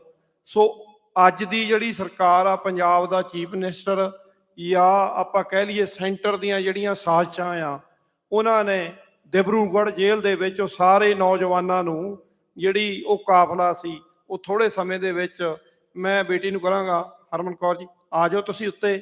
ਸੋ ਉਹ ਥੋੜ੍ਹੇ ਸਮੇਂ ਦੇ ਵਿੱਚ ਹੀ ਉਹਨਾਂ ਨੂੰ ਜੇਲ੍ਹਾਂ ਦੇ ਵਿੱਚ ਡੱਕ ਦਿੱਤਾ। ਕਿੰਨੇ ਹੀ ਨੌਜਵਾਨ ਪੰਜਾਬ ਦੀਆਂ ਜੇਲ੍ਹਾਂ ਵਿੱਚ ਡੱਕੇ ਹੋਏ ਆ, ਜਿਹੜੇ ਦੇਸ਼ ਕੌਮ ਦੀ ਪੰਜਾਬ ਦੀ ਧਰਤੀ ਨੂੰ ਜਿਹੜਾ ਆ ਉਹ ਭਾਰਤੀ ਕਬਜ਼ੇ ਦੇ ਵਿੱਚੋਂ ਛੁਡਾਉਣ ਲਈ ਉਪਰਾਲੇ ਕਰ ਰਹੇ ਸਨ। ਸੋ ਮੈਂ ਬੇਨਤੀ ਕਰਾਂਗਾ ਬੇਟਾ ਹਰਮਨ ਕੌਰ ਨੂੰ ਜੀ ਆਪ ਜੀ ਦੇ ਨਾਲ ਵਰਲਡ ਸਿੱਖ ਪਾਰਲੀਮੈਂਟ ਬਾਰੇ ਉਹ ਜਾਣਕਾਰੀ ਸਾਂਝੀ ਕਰਨਗੇ। ਇਹ ਕੀ ਆ, ਇਹ ਕਿਵੇਂ ਕੰਮ ਕਰਦੀ ਆ ਤੇ ਆਪ ਜੀ ਦੇ ਨਾਲ ਕਿਵੇਂ ਜੁੜ ਸਕਦੇ ਆ। ਸੋ Harman Kaur ji.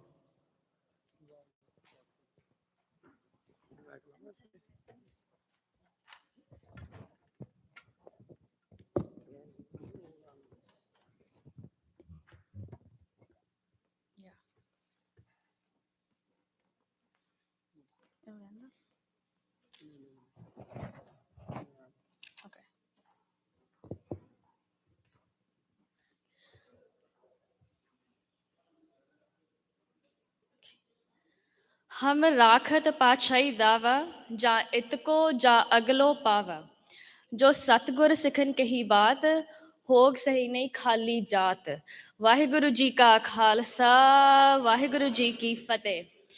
So today we gather here to delve into a concept that resonates deeply within our hearts. That's the World Sikh Parliament. So it's just not an organization, but it's a beacon of sovereignty. an embodiment of our collective identity and a testament to the strength of our unity. Established with the blessing of Akal Takht Jathedar, its core principle revolves around the idea of sovereignty, with its Sikh community advocating for self-governance empowerment.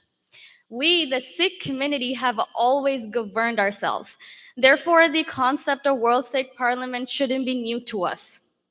Self-governance is in our bloodstream.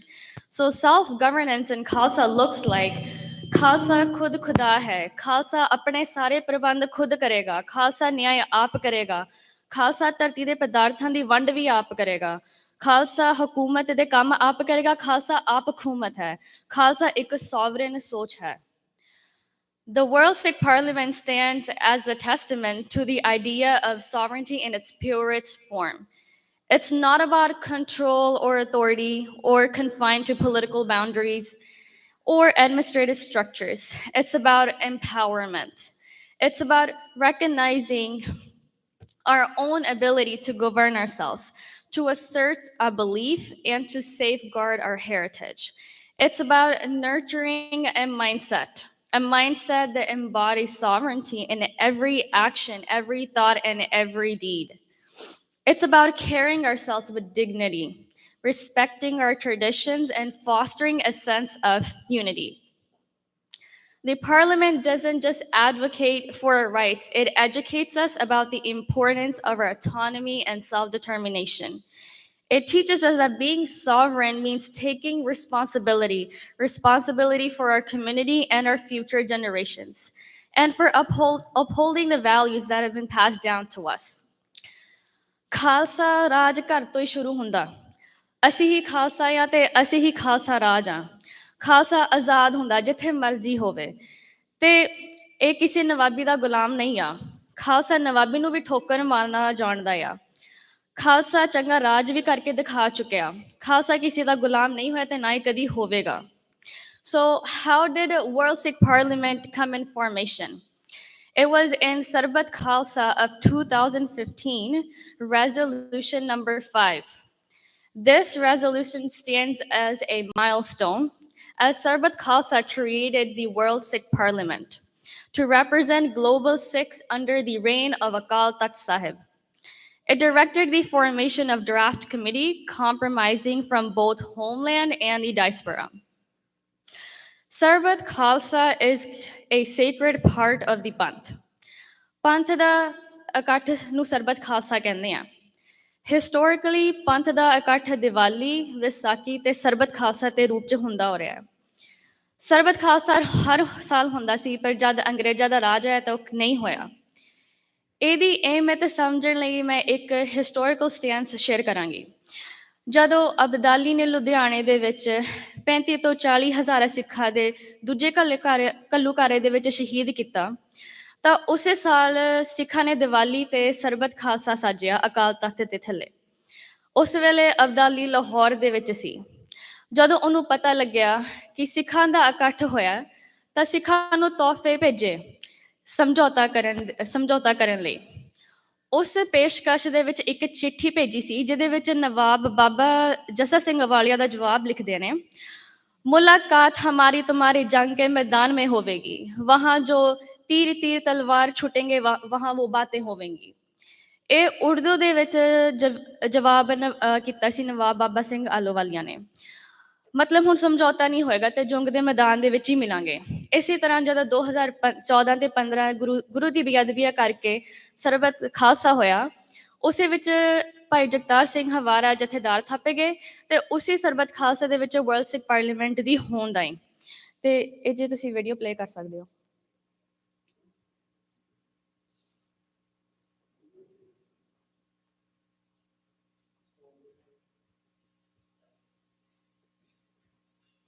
ਆ ਚਾਹੀਦਾ this one.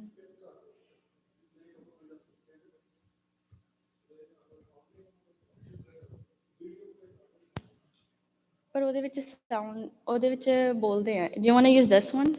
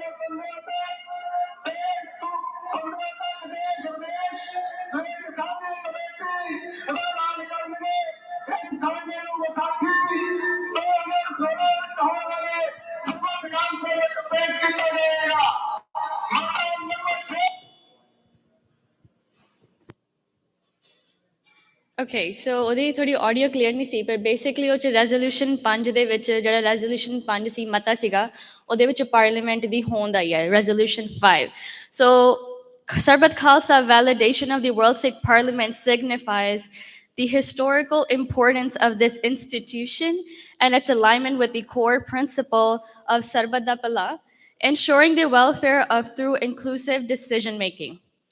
The parliament is a platform that unites us, not just in a word, but in action, a platform that empowers us to stand as a nation with a global community. And we have many organizations that are connected to us, like we have today, Saving Punjab, United Sikh, Basic of Sikhi. They have all collaborated with us and made amazing projects. So as we continue to embrace the ideals of World Sikh Parliament, let us remember that's not merely an institution. It's a philosophy, it's a way of thinking, a way of life. It's a beacon that illuminates our path, guiding us towards the future where the spirit of sovereignty enriches us, just not our community, but the world at large. Deg teg fateh raj karega khalsa, chulte nishan rahe fateh maharaj ke. Waheguru ji ka khalsa, Waheguru ji ki fateh.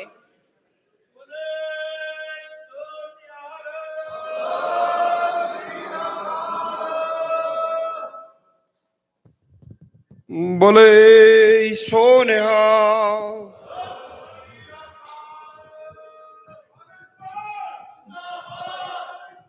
ਜਿੰਦਾਬਾਦ ਜਿੰਦਾਬਾਦ। ਖਾਲਿਸਤਾਨ ਖਾਲਿਸਤਾਨ।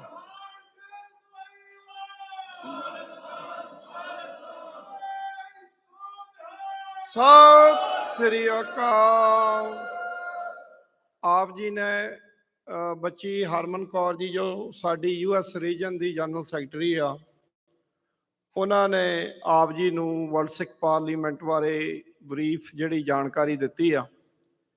ਸੋ ਚੱਬੇ ਦੀ ਧਰਤੀ ਤੇ 2015 ਦੇ ਵਿੱਚ ਸਰਬੱਤ ਖਾਲਸਾ ਜੋ ਹੋਇਆ ਕੌਮ ਨੂੰ ਬੱਚੇ ਨੂੰ ਪਤਾ ਆ।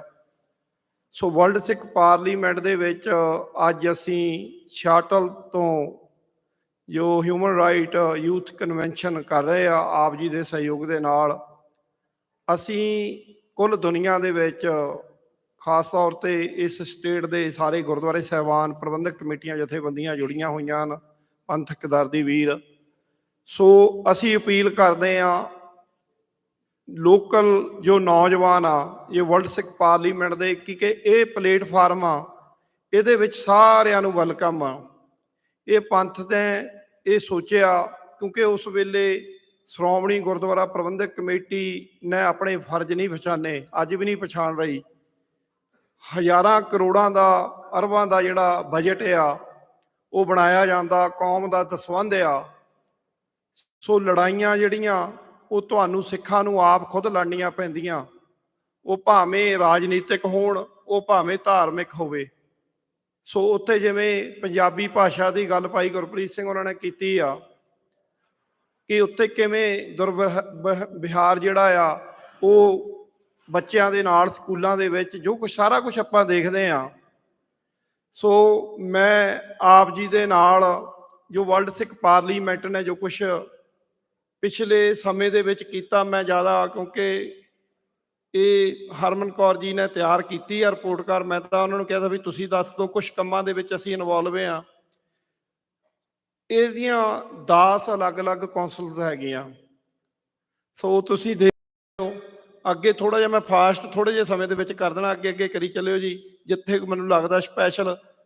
ਅਸੀਂ ਜੋ ਵਰਲਡ ਸਿੱਖ ਪਾਰਲੀਮੈਂਟ ਵੱਲੋਂ ਹਾਲੇ ਜੋ ਕੁਛ ਕੀਤਾ ਆ, ਬੰਦੀ ਸਿੰਘਾਂ ਦੀ ਗੱਲ ਆ, ਗੱਲ ਹੈਗੀ ਸਮੇਂ ਭਾਈ ਗੁਰਬਖਸ਼ ਸਿੰਘ ਖਾਲਸਾ ਜੀ ਨੂੰ ਆਪਾਂ ਜਾਣਦੇ ਹਾਂ, ਬਾਪੂ ਸੂਰ ਸਿੰਘ ਉਹਨਾਂ ਨੇ ਇਹ ਸੰਘਰਸ਼ ਵੰਡਿਆ ਸੀ ਬੰਦੀ ਸਿੰਘਾਂ ਵਾਲਾ। ਸੋ ਹੁਣ ਵੀ ਮੋਰਚਾ ਚੱਲਦਾ, ਪਰ ਕੌਮ ਅਵੇਸਲੀ ਆ। ਉਹ ਜਿਵੇਂ ਕਹਿੰਦੇ ਘੇਸਲ ਵੱਟ ਕੇ ਸੌਂ ਗਈ, ਉਹਨੂੰ ਜਗਾਇਆ ਨਹੀਂ ਜਾ ਸਕਦਾ। ਸਾਡੇ ਜਿਹੜੇ ਬੰਦੀ ਸਿੰਘ ਆ, ਉਹ ਜਿਹੜੇ ਪੁਰਾਤਨ ਆਪਾਂ ਪਿਛਲੇ ਸਮਿਆਂ ਦੇ ਜਿਹੜੇ ਹਥਿਆਰਬੰਦ ਸੰਘਰਸ਼ ਦੇ ਵਿੱਚ ਸਨ, ਉਹਨਾਂ ਦੀ ਗੱਲ ਤਾਂ ਦੂਰ ਦੀ ਆ, ਉਹਨਾਂ ਨੂੰ ਛੱਡਣ ਦੀ। ਹੋਰ ਵੀ ਨਵੇਂ ਜਿਹੜੇ ਅੱਜ ਦੇ ਸਮੇਂ ਦੇ ਵਿੱਚ ਵੀ ਜਿਹੜੀਆਂ ਉਹ ਬੰਦੀ ਬਣਾਏ ਜਾ ਰਹੇ ਆ। ਸੋ ਅੱਗੇ ਚੱਲਿਓ। ਇਸ ਕੰਪੇਨ ਨੂੰ ਅਸੀਂ ਜਿੱਥੇ ਵਾਈਟ ਹਾਊਸ ਦੇ ਅੱਗੇ ਖੜ ਕੇ ਸਟੇਟ ਅਸੈਂਬਲੀਆਂ, ਉਹ ਭਾਵੇਂ ਸਾਲਟ ਲੇਕ ਸਿਟੀ ਯੂਟਾ ਦੀਆਂ ਹੋਣ, ਭਾਵੇਂ ਟਾਈਮ ਸਕੁਏਅਰ ਦੇ ਉੱਤੇ, ਅਸੀਂ ਦੂਜੇ ਲੋਕਾਂ ਨੂੰ ਦੱਸਦੇ ਹਾਂ ਵੀ ਭਾਈ ਸਾਡੇ ਨੌਜਵਾਨ ਜਿਹੜੇ ਭਾਰਤੀ ਕਾਨੂੰਨ ਦੇ ਤਹਿਤ ਸਜ਼ਾਵਾਂ ਪੂਰੀਆਂ ਕਰ ਚੁੱਕੇ ਆ, ਉਹ ਅੱਜ ਵੀ ਨਹੀਂ ਛੱਡੇ ਜਾ ਰਹੇ। ਸੋ ਅੱਗੇ ਚੱਲਿਓ ਜੀ, ਥੋੜਾ ਉਸ ਕੰਪੇਨ ਦਾ ਹੀ ਹਿੱਸਾ ਆ। ਸੋ ਆ ਜਿਹੜੀ ਆ ਜਿਵੇਂ ਪਿਛਲੇ ਸਮਿਆਂ ਦੇ ਵਿੱਚ ਫਰਾਈਡੇ ਵੀ, ਕੱਲ ਦਾ ਜਿਹੜਾ ਦਿਨ ਸੀ, ਅਸੀਂ ਸਟੇਟ ਡਿਪਾਰਟਮੈਂਟ ਦੇ ਵਿੱਚ ਇੰਟਰਨੈਸ਼ਨਲ ਰਿਲੀਜੀਅਸ ਫਰੀडम ਦੇ ਇਵੈਂਟ ਹੁੰਦੇ ਆ। ਦੁਨੀਆ ਦੇ ਜਿਹੜੇ ਅਲੱਗ-ਅਲੱਗ ਕੰਟਰੀਆਂ ਤੋਂ ਸਾਰੇ ਧਰਮਾਂ ਦੇ ਲੋਕ ਆਉਂਦੇ ਆ। ਤੁਹਾਡੀ ਧਾਰਮਿਕ ਆਜ਼ਾਦੀ ਜਿਹੜੀ ਆ, ਉਹ ਜਿਵੇਂ ਤੁਹਾਨੂੰ ਇੰਡੀਆ ਦੇ ਵਿੱਚ ਉਹ ਹੈ ਨਹੀਂ ਆ, ਪੰਜਾਬ ਦੇ ਵਿੱਚ ਤੁਹਾਨੂੰ ਜੇ ਆਪਾਂ ਦੇਖਿਆ ਜਾਵੇ। ਸੋ ਉਸ ਗੱਲ ਨੂੰ ਲੈ ਕੇ ਆਪਾਂ ਉਸ ਇੰਟਰਨੈਸ਼ਨਲ ਰਿਲੀਜੀਅਸ ਫਰੀडम ਦੇ ਵਿੱਚ ਜਾਂਦੇ ਆ। ਜਿਹੜਾ ਸਟੇਟ ਡਿਪਾਰਟਮੈਂਟ ਉੱਤੇ ਅੰਬੈਸਡਰ ਜਿਹੜੇ ਮੌਜੂਦਾ ਆ, ਮਿਸਟਰ ਹੁਸੈਨ, ਥੱਲੇ ਬਰੌਮਬੈਕ ਜਿਹੜੇ ਸਾਬਕਾ ਅੰਬੈਸਡਰ ਆ, ਅਸੀਂ ਇੱਕ ਮੈਮੋਰੰਡਮ ਲੈ ਜਾਂਦੇ ਆ। ਜਦੋਂ ਅੰਮ੍ਰਿਤਪਾਲ ਸਿੰਘ ਉਹਨਾਂ ਨੂੰ ਫੜਿਆ, ਉਦੋਂ ਵੀ ਜਾ ਕੇ ਗੱਲ ਕਰੀਦੀ, ਹਰ ਉਸ ਵੇਲੇ ਜਾ ਕੇ ਤੁਹਾਡਾ ਸਬਮਿਟ ਕਰੀਦਾ ਜਾ ਕੇ ਕਿ ਭਾਈ ਸਾਡੇ ਨਾਲ ਹੋ ਕੀ ਰਿਹਾ, ਤੁਸੀਂ ਸਾਡੇ ਨਾਲ ਸਟੈਂਡ ਕਰੋ। ਅੱਗੇ ਚੱਲਿਓ ਜੀ। ਇਹ ਕਨੈਕਟੀਕਟ ਸਟੇਟ ਦੀਆਂ ਐਕਟੀਵਿਟੀਜ਼ ਹੈਗੀਆਂ। ਅਸੀਂ ਉੱਥੇ ਜੈਨੋਸਾਈਡ ਬਿੱਲ ਪਾਸ ਕਰਾਇਆ। ਭਾਈ ਸਵਰਨਜੀਤ ਸਿੰਘ ਖਾਲਸਾ, ਉਹ ਹੁਣ ਦੂਸਰੀ ਵਾਰ ਡੈਮੋਕ੍ਰੇਟ ਪਾਰਟੀ ਦੇ ਵਿੱਚ ਸਭ ਤੋਂ ਵੱਧ ਵੋਟਾਂ ਲੈ ਕੇ ਸਿਟੀ ਕੌਂਸਲ ਬਣੇ ਆ। ਆਉਣ ਵਾਲੇ ਸਮੇਂ ਦੇ ਵਿੱਚ ਹੋਰ ਵੀ ਉੱਤੇ ਜਾਣਗੇ। ਉਹਨਾਂ ਦੇ ਸਹਿਯੋਗ ਦੇ ਨਾਲ ਕਨੈਕਟੀਕਟ ਸਟੇਟ ਦੇ ਵਿੱਚ ਜੈਨੋਸਾਈਡ ਦੇ ਜਿਹੜੇ 6 ਜੈਨੋਸਾਈਡ ਜਿਹੜੀ ਆ ਉਹ ਬਿੱਲ ਪਾਸ ਕਰਵਾਏ ਆ। ਇਹ ਫੋਟੋ ਹੈਗੀ ਆ ਓਕਲਾਹੋਮਾ ਸਟੇਟ ਦੀ। ਉੱਥੇ ਵੀ ਅਸੀਂ, ਸਾਡਾ ਜਿਹੜਾ ਮਕਸਦ ਆ ਵਰਲਡ ਸਿੱਖ ਪਾਰਲੀਮੈਂਟ ਦਾ ਜਿਹੜਾ ਢੰਗ ਤਰੀਕਾ ਕੰਮ ਕਰਨ ਦਾ, ਉਹ ਹੈਗਾ ਦੂਜੀਆਂ ਕੰਟਰੀਆਂ ਦੇ ਨਾਲ ਰਾਬਤਾ ਕਾਇਮ ਕਰਨਾ। ਤੁਹਾਡੀਆਂ ਜਿਹੜੀਆਂ ਤੁਹਾਡਾ ਲੈਵਲ ਵਰਲਡ ਸਿੱਖ ਪਾਰਲੀਮੈਂਟ ਦਾ ਉਸ ਲੈਵਲ ਦਾ ਹੋਵੇ ਕਿ ਤੁਸੀਂ ਪਾਵਰਫੁਲ ਕੰਟਰੀਆਂ ਦੇ ਨਾਲ ਵੱਡੇ ਜਿਹੜੇ ਅਹੁਦੇਦਾਰ, ਜਿਹੜੇ ਇਲੈਕਟਡ ਅਫੀਸ਼ੀਅਲ ਆ, ਉਹਨਾਂ ਨੂੰ ਜਾ ਕੇ ਆਪਣੀ ਗੱਲ ਸਮਝਾਉਣੀ ਕਿ ਭਾਈ ਸਾਡੇ ਨਾਲ ਹੋ ਕੀ ਰਿਹਾ, ਮੈਮੋਰੰਡਮ ਜਾਣੇ। ਓਕਲਾਹੋਮਾ ਸਟੇਟ ਦੇ ਵਿੱਚ ਵੀ ਜਿਹੜਾ ਨੈਸ਼ਨਲ ਸਿੱਖ ਡੇ ਤੇ ਸਿੱਖ ਅਵੇਅਰਨੈਸ ਮੰਥ, ਇਹ ਜਿਹੜੇ ਆ ਅਪ੍ਰੈਲ ਦੇ ਮਹੀਨੇ ਇਹ ਜਾ ਕੇ ਉੱਥੇ ਬਿੱਲ ਪਾਸ ਕਰਾਇਆ ਸੀ। ਇਹ ਵੀ ਕਨੈਕਟੀਕਟ ਸਟੇਟ ਦਾ ਹੈ ਜੀ। ਅੱਗੇ ਚੱਲਿਓ ਜੀ। ਜਦੋਂ ਉੱਥੇ ਬਿੱਲ ਪਾਸ ਹੋ ਗਿਆ ਤਾਂ ਅਸੀਂ ਨਵੰਬਰ ਦੇ ਮਹੀਨੇ ਜਾ ਕੇ ਅਸੈਂਬਲੀ ਦੇ ਵਿੱਚ ਸਾਨੂੰ ਜਗ੍ਹਾ ਮਿਲਦੀ ਆ, ਅਸੀਂ ਇਵੈਂਟ ਕਰਦੇ ਆ, ਤਾਂ ਇਲੈਕਟਡ ਅਫੀਸ਼ੀਅਲ ਆ ਕੇ ਉਹ ਬੋਲ ਕੇ ਜਾਂਦੇ ਆ, ਉਹ ਤੁਹਾਡੀ ਗੱਲ ਕਰਦੇ ਆ, ਉਹ ਗੱਲ ਤੁਹਾਡੇ ਮੁੱਦੇ ਨੂੰ ਉਠਾਉਂਦੇ ਆ ਵੀ ਤੁਹਾਡੀ ਸਿੱਖਾਂ ਦੀ ਜੈਨੋਸਾਈਡ ਹੋਈ ਆ, ਤੁਹਾਨੂੰ ਇਨਸਾਫ ਨਹੀਂ ਮਿਲਿਆ, ਤੇ ਅੱਗੇ ਤੁਹਾਡੇ ਕਦਮ ਜਿਹੜੇ ਉਹ ਕੌਮੀ ਘਰ ਵੱਲ ਨੂੰ ਇਹ ਵੱਧਦੇ ਆ ਕੁੱਲ ਮਿਲਾ ਕੇ। ਇਹ ਵੀ ਸਟੇਟ ਡਿਪਾਰਟਮੈਂਟ ਦੇ ਵਿੱਚ ਇਹ ਉਸ ਵੇਲੇ ਦੀ ਪਿਕਚਰ, ਜਦੋਂ ਅਸੀਂ ਅੰਮ੍ਰਿਤਪਾਲ ਸਿੰਘ ਉਹਨਾਂ ਦਾ ਜਾ ਕੇ ਜਿਹੜਾ ਮੈਮੋਰੰਡਮ ਬਣਾ ਕੇ ਲੈ ਕੇ ਗਏ, ਸਾਰਾ ਐਕਸਪਲੇਨ ਕੀਤਾ ਬੰਦੀ ਸਿੰਘਾਂ ਦਾ ਤੇ ਨਵੇਂ ਜਿਹੜੇ ਨੌਜਵਾਨਾਂ ਨੂੰ। ਅੱਗੇ ਇਹ ਸਵਰਨਜੀਤ ਸਿੰਘ ਹੋਣੀ ਜਿਹੜੀਆਂ ਐਕਟੀਵਿਟੀਜ਼ ਕਰਦੇ ਆ। ਅੱਗੇ ਚੱਲਿਓ ਜੀ। ਇਹ ਐਜੂਕੇਸ਼ਨ ਕੌਂਸਲ, ਜਿਵੇਂ ਹੁਣ ਮੈਂ 10 ਕੌਂਸਲਾਂ ਦੀ ਗੱਲ ਕੀਤੀ ਸੀ, ਮੈਂ ਇੱਕ ਬੇਨਤੀ ਕਰ ਦਵਾਂ, ਪਿੱਛੇ ਜੇ ਕੋਈ ਵੀਰ ਜਾ ਕੇ ਨਾ ਲੰਗਰ ਵਾਲੇ ਬੇਨਤੀ ਕਰ ਦੇਵੇ, ਉਹ ਲਾ ਦੇਵੇ, ਤੇ ਫਿਰ ਆਪਾਂ ਛਕਣਾ ਵੀ ਸ਼ੁਰੂ ਕਰ ਦਿਆਂਗੇ ਜਲਦੀ।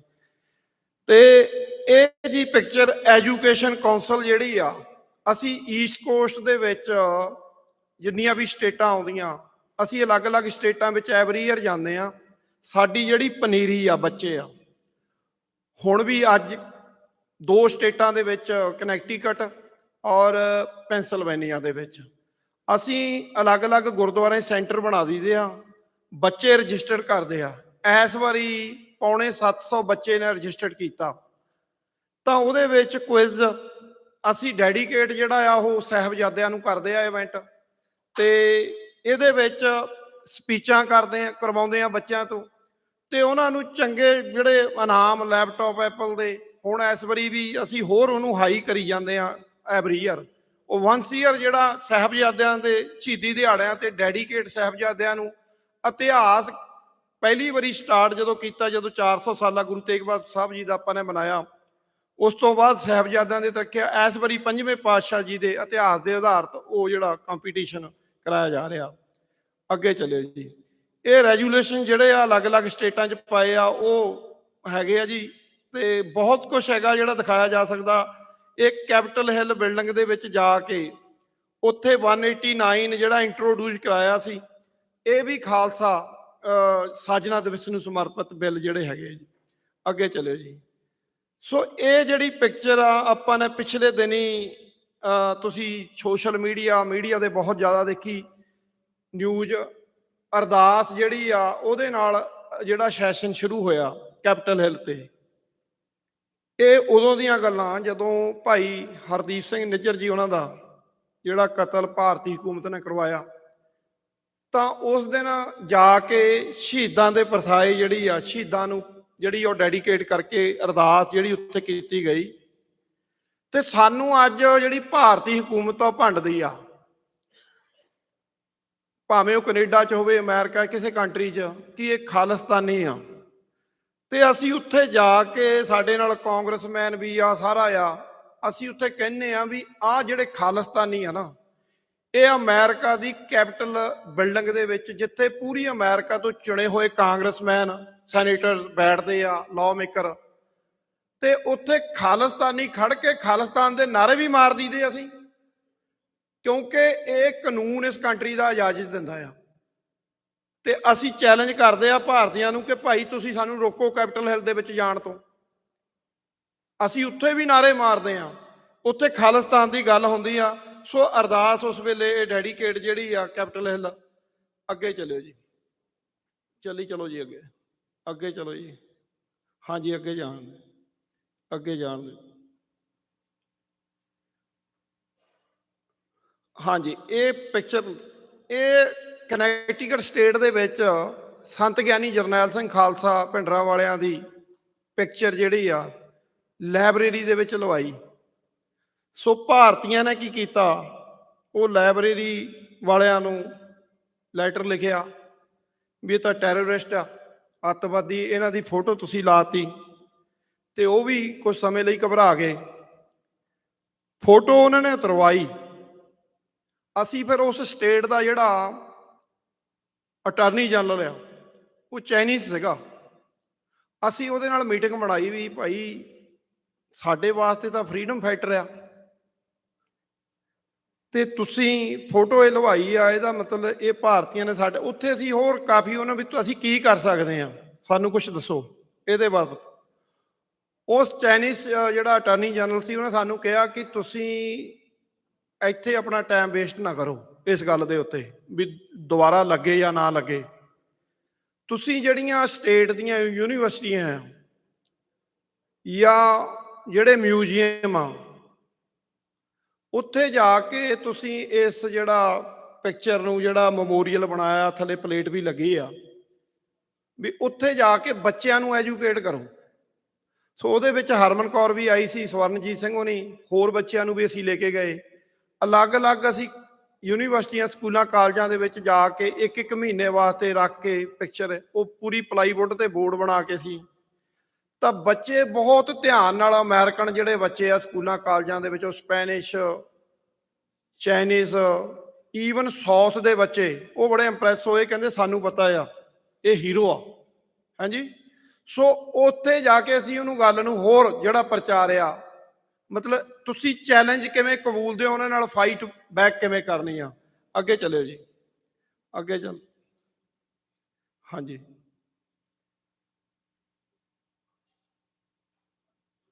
ਇੱਥੇ ਰੁਕਿਓ ਜੀ। ਇਹ ਜੀ ਪਿਕਚਰ ਜਿਹੜੀ ਹੈ ਨਾ ਪਿੱਛੇ, ਜਿਹੜੀ ਅੱਗੇ ਪਿੱਛੇ ਜਾਣ। ਹਾਂਜੀ, ਇਹ ਜਦੋਂ ਆਪਣੇ 2020 ਦੇ ਵਿੱਚ ਕੋਵਿਡ ਦੀ ਫਸਟ ਵੇਵ ਆਈ, ਸੋ ਯੂਨਾਈਟਿਡ ਸਿੱਖ ਸਾਡੀ ਅਮਰੀਕਨ ਵੇਸ ਸਾਨੂੰ ਅਸੀਂ ਪ੍ਰਾਊਡ ਫੀਲ ਕਰਦੇ ਹਾਂ, ਲੰਗਰਾਂ ਦੀਆਂ ਸੇਵਾਵਾਂ ਕਰਦੇ ਆ। ਸੋ ਹਰਦਿਆਲ ਸਿੰਘ ਹੋਣੀ ਸਾਡੇ ਵਰਲਡ ਸਿੱਖ ਪਾਰਲੀਮੈਂਟ ਦੇ ਜਨਰਲ ਸੈਕਟਰੀ ਵੀ ਆ, ਮਨਪ੍ਰੀਤ ਸਿੰਘ ਜੀ ਵੀ ਉਹਨੇ ਵੀ ਜਨਰਲ ਸੈਕਟਰੀ, ਕਿਉਂਕਿ ਦਾਇਰਾਕਾਰ ਵੱਡਾ ਆ। ਸੋ ਇਸ ਖਿੱਤੇ ਦੇ ਵਿੱਚ ਉਹ ਸੇਵਾ ਨਿਭਾਉਂਦੇ ਆ ਹਰਦਿਆਲ ਸਿੰਘ ਹੋਣੀ। ਉਹਨਾਂ ਨੂੰ ਨਿਊਯਾਰਕ ਮੇਅਰ ਦੀ ਜਿਹੜੀ ਆ ਉਸ ਵੇਲੇ ਕਾਲ ਆਈ ਕਿ ਲੋਕੀ ਆਪਣਾ ਗਰੋਸਰੀ ਜਮ੍ਹਾਂ ਕਰਨ ਲੱਗ ਗਏ, ਫੂਡ ਦੀਆਂ ਮਤਲਬ ਜਿਹੜੀਆਂ ਕਿੱਲਤਾਂ ਆਈਆਂ ਜਿਹੜੀਆਂ ਬਿਲਡਿੰਗਾਂ ਦੇ ਵਿੱਚ। ਇੱਥੇ ਅਸੀਂ ਤਾਂ ਪੰਜਾਬ ਦੇ ਜਿਹੜੇ ਜੰਮੇ ਜਾਏ ਆ, ਉੱਥੇ ਜਿਹੜਾ ਸਟੋਰੇਜ ਕਰਕੇ ਰੱਖਦੇ ਹੁੰਦੇ ਸੀ ਦਾਣੇ, ਸੋ ਆਪਣੇ ਕੋਲ ਇੰਤਜ਼ਾਮ ਹੁੰਦੇ ਸੀ, ਕਿਉਂਕਿ ਇੱਥੇ ਲੋਕਾਂ ਨੂੰ ਉਸ ਵੇਲੇ ਲੰਗਰਾਂ ਦੀ ਜਿਹੜੀ ਜ਼ਰੂਰਤ ਪਈ। ਸੋ ਅਸੀਂ ਇੱਕ ਵੀਕ ਦੇ ਵਿੱਚ ਸਾਡੇ ਗੁਰਦੁਆਰਾ ਸਾਹਿਬਾਨਾਂ ਦੇ ਵਿੱਚ ਵੀ ਜ਼ਿਆਦਾਤਰ ਲੰਗਰ ਜਿਹੜੇ ਆ ਕਿਚਨਾਂ ਬੰਦ ਕਰ ਦਿੱਤੀਆਂ ਗਈਆਂ। ਸੋ ਮੇਰਾ ਜਿਹੜਾ ਰਾਬਤਾ ਆ ਉਹ ਗੁਰਦੁਆਰਾ ਸਾਹਿਬ ਸਿੱਖ ਸੈਂਟਰ ਆਫ ਨਿਊਯਾਰਕ ਇੰਕ ਫਲਸ਼ਿੰਗ ਔਰ ਕੁਈਨ ਵਿਲੇਜ, ਅਸੀਂ ਕੁਈਨ ਵਿਲੇਜ ਦੇ ਲੰਗਰ ਹਾਲ ਨੂੰ ਓਪਨ ਰੱਖਿਆ, ਬੰਦ ਨਹੀਂ ਕੀਤਾ, ਉੱਥੇ ਲੰਗਰ ਬਣਾਉਣਾ ਸ਼ੁਰੂ ਕੀਤਾ। ਸੋ ਲੰਗਰ ਬਣਾਉਣ ਦਾ ਜਿਹੜਾ ਅਲੱਗ-ਅਲੱਗ ਮੀਡੀਆ ਨੇ ਲਿਆ ਕੇ ਤੇ ਨਿਊਯਾਰਕ ਟਾਈਮ ਦੇ ਵਿੱਚ ਅਸੀਂ 1 ਮਹੀਨੇ ਦੇ ਵਿੱਚ 1,40,45,000 ਤੁਸੀਂ ਦੇਖਦੇ ਹੋ ਹੌਟ ਮੀਲ ਜਿਹੜੇ ਪੈਕ ਕਰਕੇ ਨਾ ਅਸੀਂ ਅਲੱਗ-ਅਲੱਗ ਹਸਪੀਟਲਾਂ ਦੇ ਵਿੱਚ, ਚਰਚਾਂ ਦੇ ਵਿੱਚ ਲਾਈਨਾਂ ਲੱਗੀਆਂ ਹੁੰਦੀਆਂ ਦੀਆਂ ਵੱਡੀਆਂ ਵੱਡੀਆਂ ਲੰਮੀਆਂ। ਤੁਸੀਂ ਸਾਡੀ ਵੈਬਸਾਈਟ ਤੇ ਜਾ ਕੇ YouTube ਚੈਨਲ ਤੇ ਜਾ ਕੇ ਵੀ ਦੇਖ ਸਕਦੇ ਹੋ ਵਰਲਡ ਸਿੱਖ ਪਾਰਲੀਮੈਂਟ ਦੇ।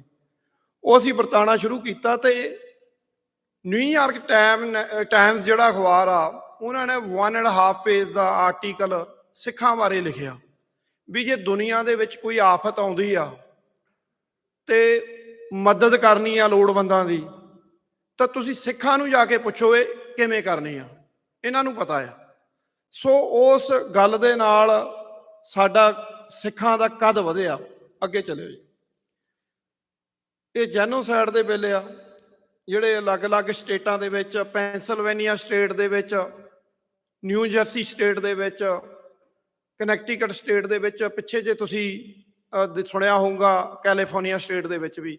ਸੋ ਇਹ ਜਦੋਂ ਬਿੱਲ ਪਾਸ ਕਰਾਉਂਦੇ ਆ, ਸਾਡੇ ਜਿਹੜੀਆਂ ਜਥੇਬੰਦੀਆਂ ਕੰਮ ਕਰਦੀਆਂ ਆ, ਉਹ ਸਿੱਖ ਕੋਆਰਡੀਨੇਸ਼ਨ ਕਮੇਟੀ ਈਸਟ ਕੋਸਟ ਔਰ ਜਿਹੜੀ ਸਿੱਖ ਕਾਕਸ ਡਾਕਟਰ ਪ੍ਰਿਤਪਾਲ ਸਿੰਘ ਹੋਣੀ, ਅਮਰੀਕਨ ਗੁਰਦੁਆਰਾ ਪ੍ਰਬੰਧਕ ਕਮੇਟੀ, ਅਸੀਂ ਸਾਰੇ ਹੀ ਰਲ ਕੇ ਕੰਮ ਕਰਦੇ ਹਾਂ।